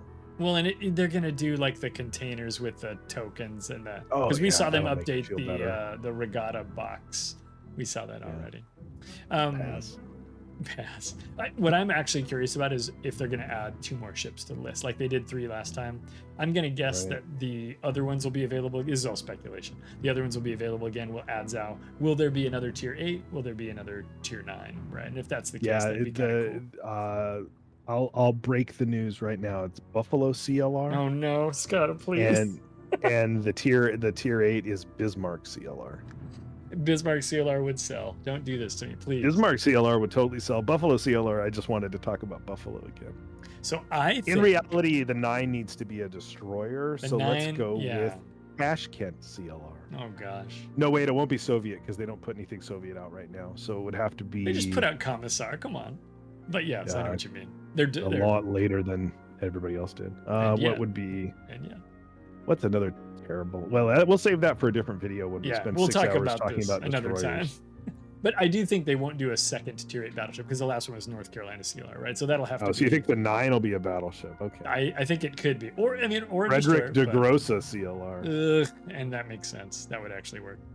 Yeah, it has to be German or American. Evil so it Inside sells. says, "What's the point of CLR? It's just making a premium out of a popular or unpopular tech tree ship, and then selling it to players. So the advantage is you can move your captains back and forth, but everything else it's exactly the same as the tech tree ship. So no, Yeah, nothing like fancy. Rune CLR. Fletcher CLR would be very popular. Yeah. Oh God, yeah, we need a 9th Fletcher. Like we need a hole in the head. Zhao could use some help. Wargaming. Okay, here's a special version of it. Nice. Okay, speaking of getting us to the rest of the cards, so that's kind of the take on Zhao. I still think Zhao's a fun ship because when I learned to play high tier, Zhao was the ship that taught me how to do it. And so if you guys see me doing stupid things that don't work in other cruisers, it's because I think it's a Zhao. Because I've lost my marbles, and that's what I'm doing. Because that's how I learned, right? I think on that tech line, I think at tier 5. Oh yeah, we should when talk you about the other ships. You at tier 5, you've got the Furutaka with 203s. You can get the 203s on it. Yeah. And I think now, back when I started playing, there was like 3 different hulls or configurations for Furutaka. They flattened a lot of that in the game. So I think now there's just like you start with shitty guns or bad guns, and then you go to the 203s. Yeah. So 203 Furutaka at tier 5 is pretty powerful. What's a tier 6? It sucks. I don't Tier 6 is Alba. It's fine. It feels like it's a fine. better. It has the Furutaka. 203s. It's fine, right? They're all heavies except for Mogami has the 2, not Mogami, but what's the 8? I hear the 7. I hate the 7. You don't Miyoko. like So the the Miyoko. 7, I hate the Miyoko and the 18 premium Miyokos that I have because the reload isn't that great and the torp angles are horrible. Mogami at tier 8, if you play with the 155s, which is weird about it, is awesome, and with the 203s is mediocre. And then the Ibuki and the Zhao, right? And it's kind of that thing. It's pretty good. And then there's also a ton of interesting premium Japanese cruisers like a Tago and yeah, Tago's fantastic. bunch Tone of is stuff good like too, that. even though it's Tone hybrid. and But Chikama too, if you're lucky enough to have it and stuff like Yeah, that. So there's a lot of interesting stuff around the line. I think the line itself is a fine play style and it's fine. They're relatively they take citadels and they're old and you don't get a heal until tier 9. Skada hurt It's like- everybody. I mean, they're just like it's a you're not 9-year-old tech line. You're I not mean, wrong. I'm not that. I wasn't telling them like, hey, Pensacola and New Orleans are the bee's knees. No. Like, I'm sassing you because you're just like they take citadels and they're old, and I just thought that was really funny. You know, this is what it is. So, a little Big Salt says Miyoko is really strong. I think in the right hands, Miyoko is very strong. She can be pretty tanky when well angled. The Not my 203s hands punch. is the point. But one of the challenges with Miyoko is her range, which is pretty short. It's mid-15s, and then she's got the bad torpedo angles. The torpedo angles only work when you're running away. I love Miyoko, and I think she's a good ship, but she's not for everybody. So I'm with you, Little Big Salt. And the same is true for Alba and the tier 5, which I can't start. Go back and review all the tapes on the Indy Challenge, and let's see how many times a Miyoko big dog the Indy. Yeah, no kidding. I would. We'll probably have to do some Miyoko challenge as well. I think I got a bad win rate on that. Whoa. That one I'll have At least just do as that, much fun like in. Southern Dragon Challenge or Well, I don't know if I have a bad. Eastern Dragon Challenge I or don't one know. of the other 17 premium. It's gonna Miyokos. have to be whichever one is not great. Okay. Anyway, so that's Zhao. Again, Zhao is. It needs a little bit of love. And somebody actually commented on my YouTube video I put up yesterday. They said, what Zhao needs is a buff. And I said, what I think Zhao needs is our love. And that's where we're at right now. To be fair, I think Zhao's fine. Yeah. And honestly, I just don't think they're going to spend any time doing anything to it. No, I think you're Like right. it's fine. When you look at a Tago, and everybody loves a Tago, Zhao to me plays and feels like a Tago. More Everybody so loves than a the other Tago lines. because it's an ancient premium at tier 8 that has a heal. Yeah, and it still slaps. Like Premium cruisers, a cheat code good. everybody might notice is that premium cruisers, tech line cruisers at tier 8 had no heal, so they started putting out premium cruisers at tier 8 that did. That sells. And it's so old. It's so old and still so good. Anyway, point to Prinz Eugen over Admiral Hipper. Carbon copy, but with heal. Yeah. So, Okay, I'm gonna hit this last slide. All this is a little table. It's some time for speculation. So I'm gonna explain what's going on here. So what we've got here is a table of all of the cruisers with their release dates. Now you'll notice Petropavlovsk is listed there. Technically that was Moskva back in the day. And these are the ones that have super ships. And if I was a betting man, I would guess that they're gonna probably put a super ship after Goliath next. What's interesting is that they ignored Zhao.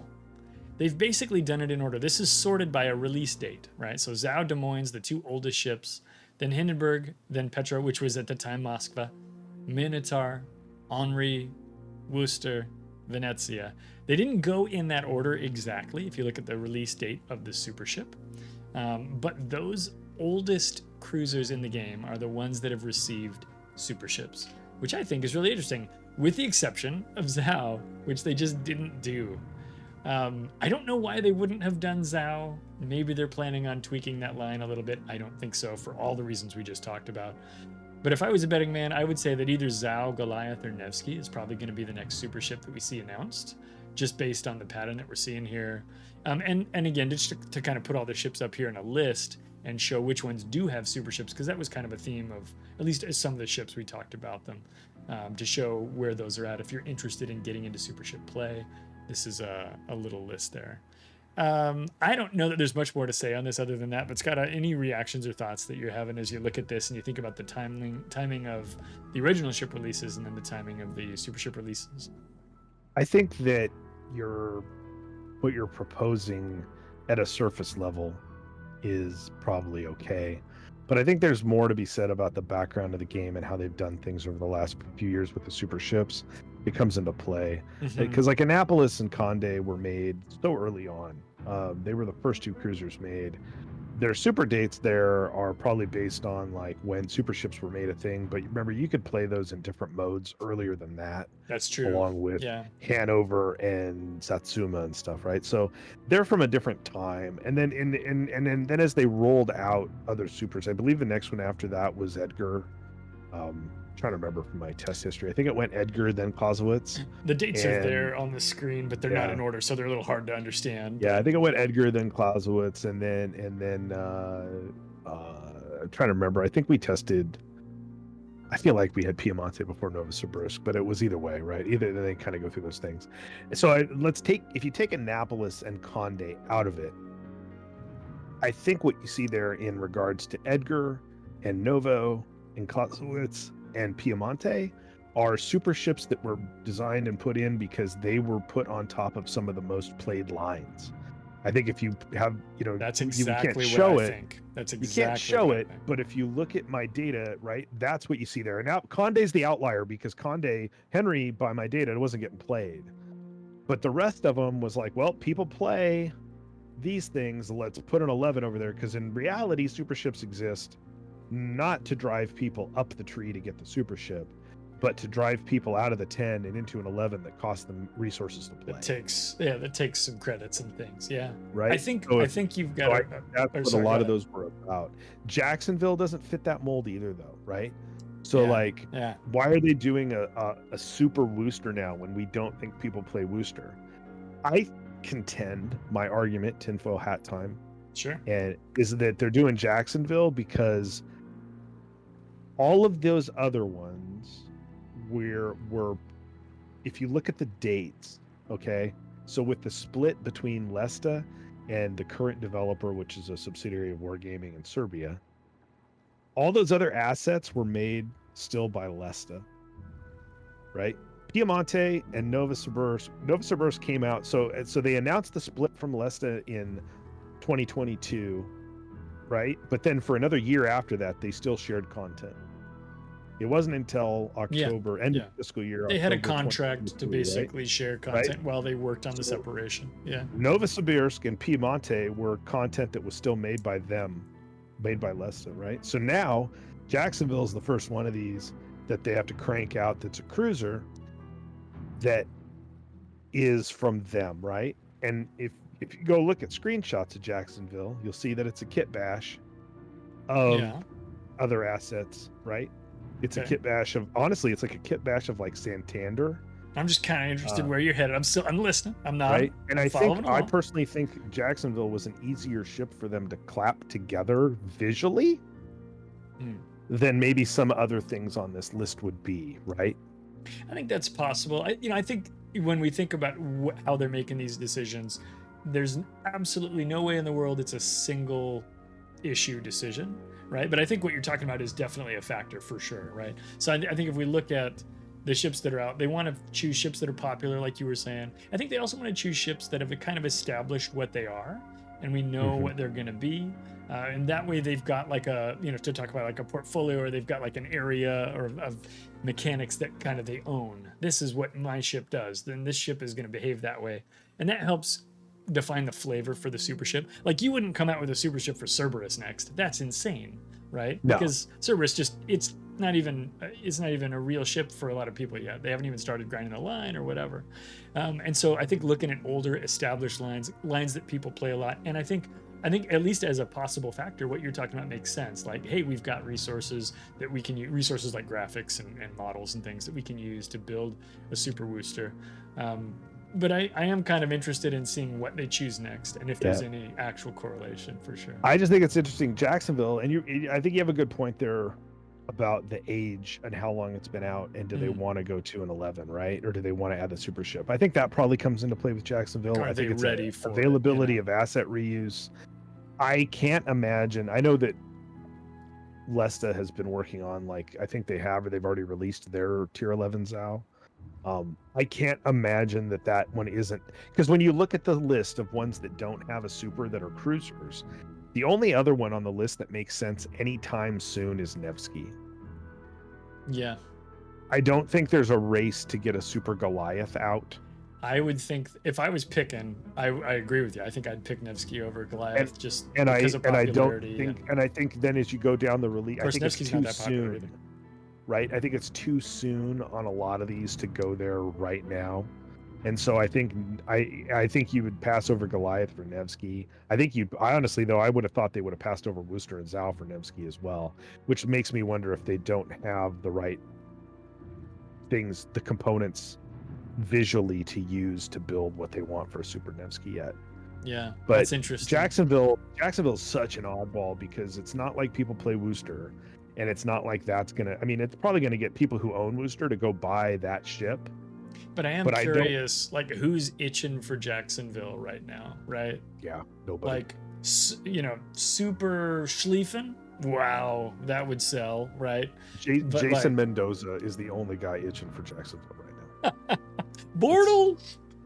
Yeah, that's too funny. Slav points out, as you just mentioned too, that Lesta has released their Super Zao.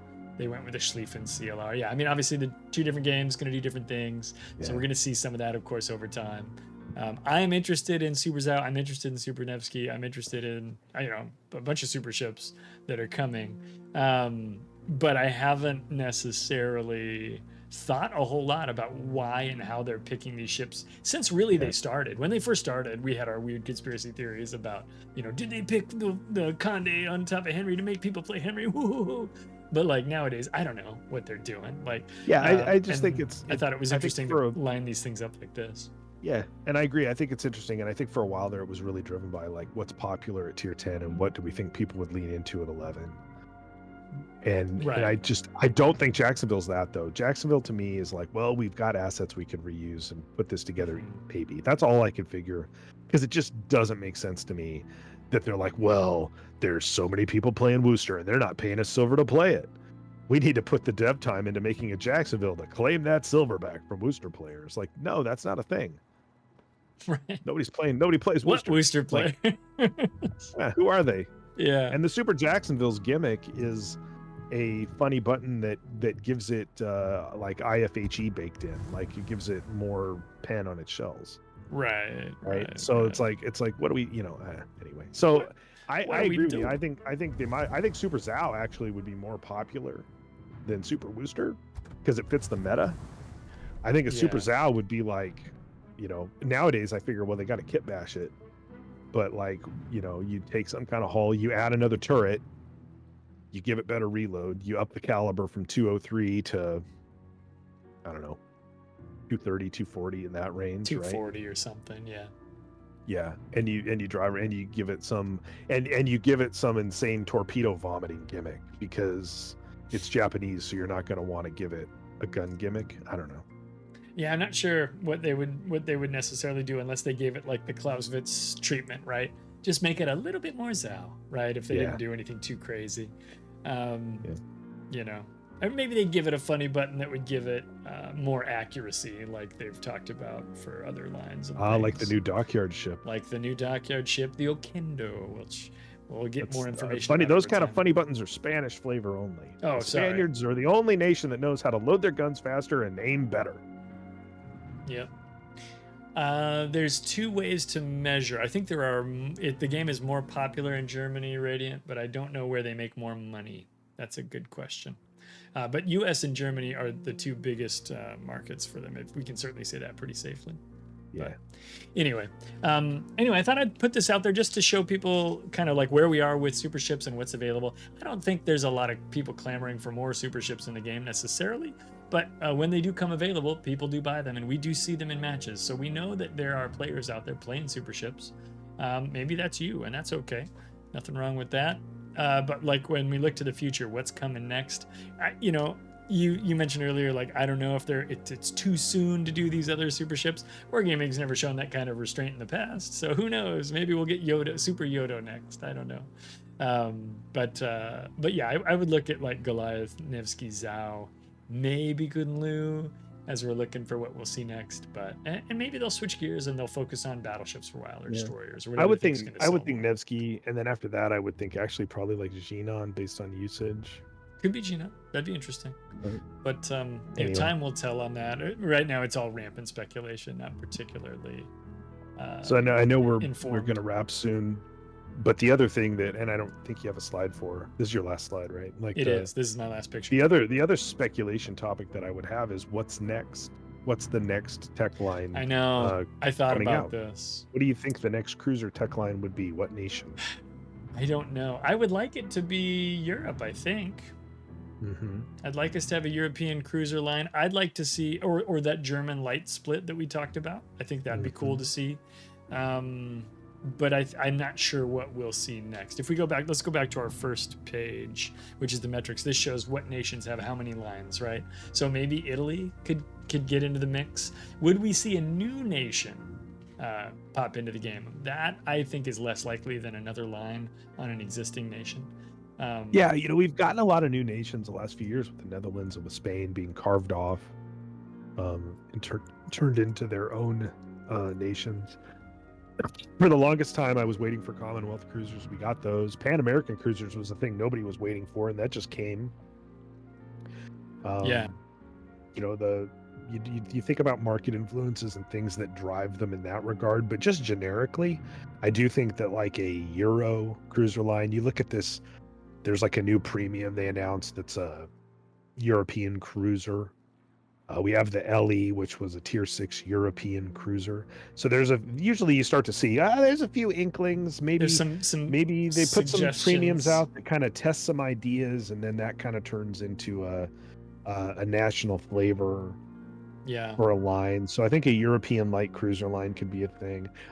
You mentioned, we talk about like, why haven't they done like a light cruiser split for the Germans?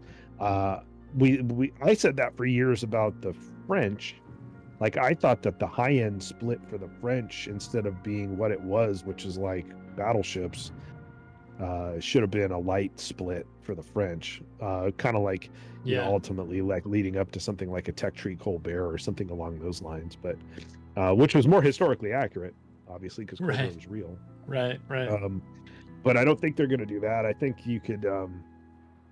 I do think that right now, I feel like the possibility of a Netherlands 8, 9, 10 light cruiser split, that would be interesting, is more realistic than a German split. I don't know why.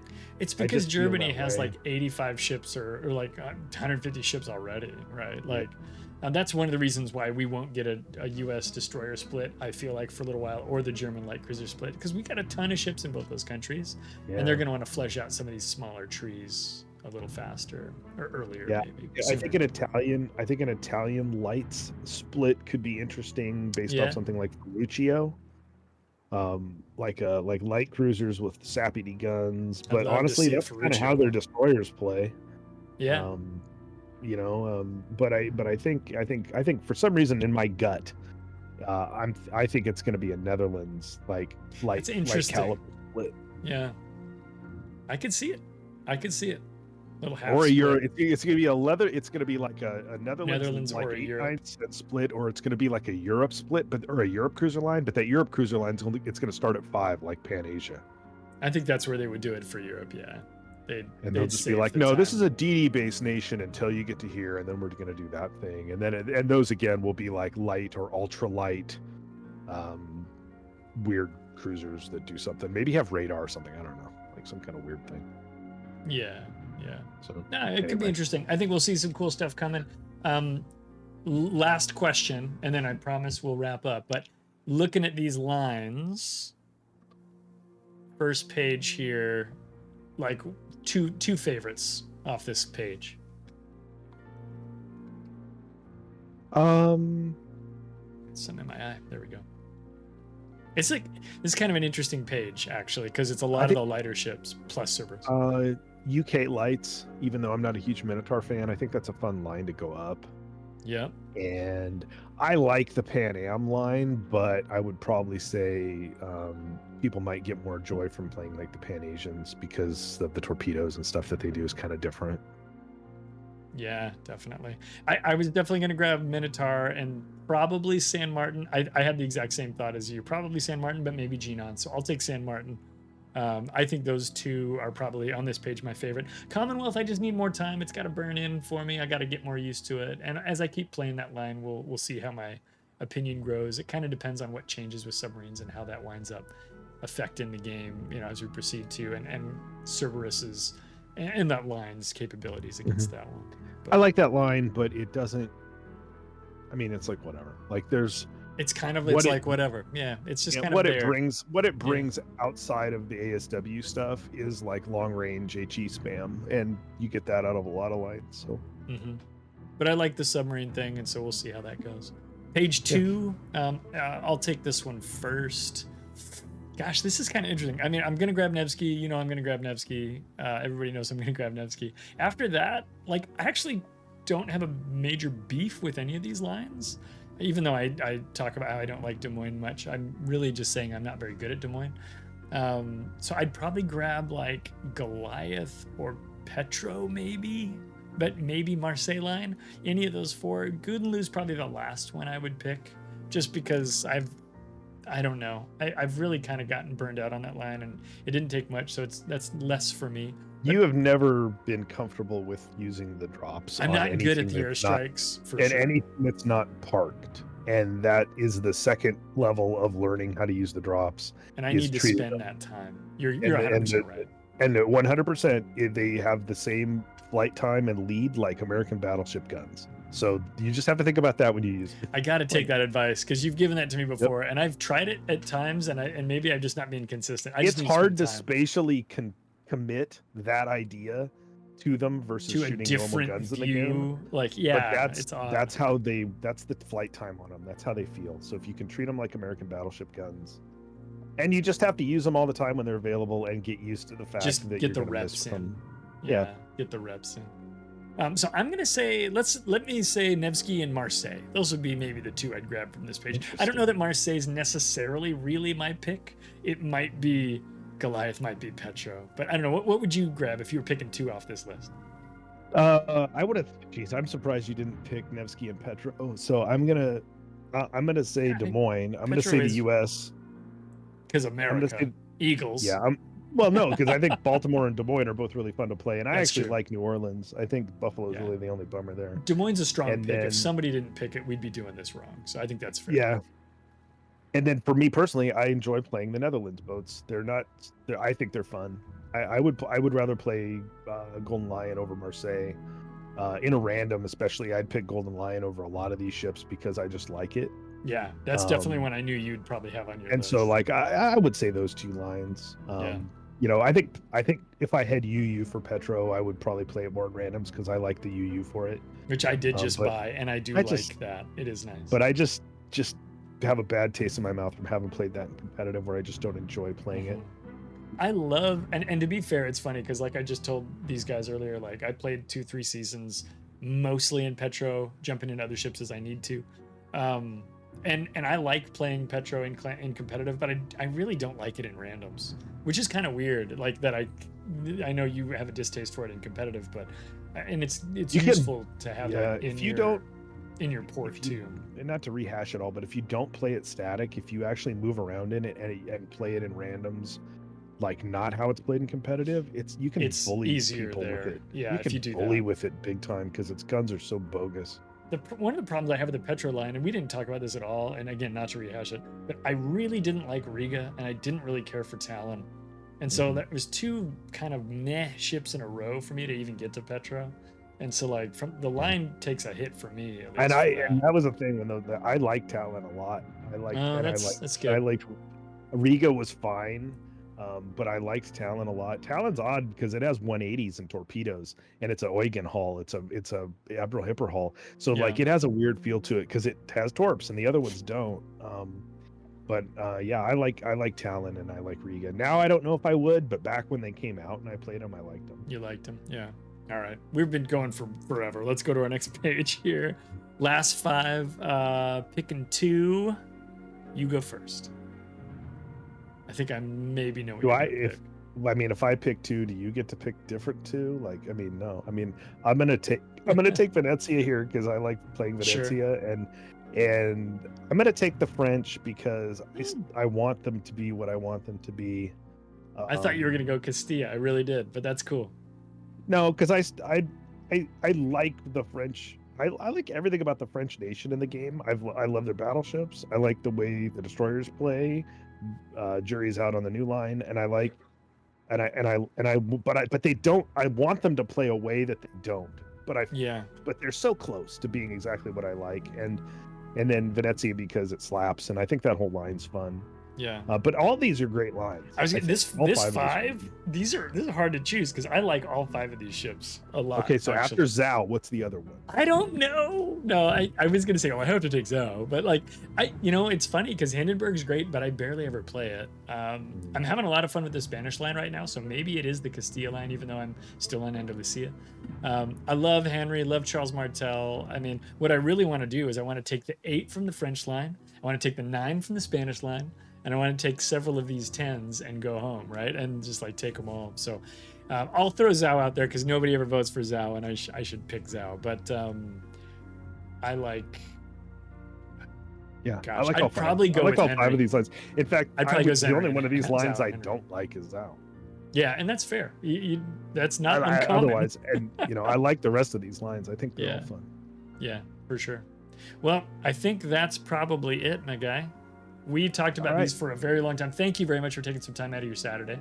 Spend the rest of your day editing. So good luck to you. I'll do a little editing, and then you and I are going to get burritos later. It's going to be great. Oh yeah, that's right. So I'll give you a text. I'll give you a ride.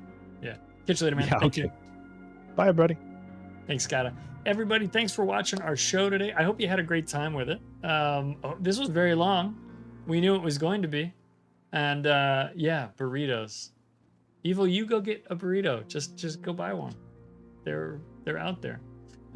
So we're gonna wrap up Ship Show. Thanks so much for watching. If you're watching this on YouTube, we did this live on Twitch, and you could come join us. Twitch.tv/ClydePlaysLive. We play World of Warships over there basically 3 times a week. Every once in a while we do a different game, but most of the time it is World of Warships. So come join us for the live show. We can chat like this back and forth. It's a lot of fun. If you're watching this on YouTube, I would like to know what you think. What is your favorite cruiser line that is in the tech tree? What ships do you like best? What's your favorite tier 8 cruiser? Hit me up with that, because people always focus on the tier 10s, but the 8s are cool, the 7s are cool, the 9s are cool, and everything. Your mom watches my channel, Slav? That is ridiculous. Tell her hi for me. But seriously, everybody, we're really glad that you came to spend some time with us today. I'm going to go back to the port. I think we'll play one more game just before we shut off, so we can BS a little bit. Tech tree, Strangen, tech tree. And then we'll come back. Everybody, thanks for watching Ship Show, and we'll catch you in our next battle. live stream or video. Please take care of each other, be cool, and be nice. Goodbye.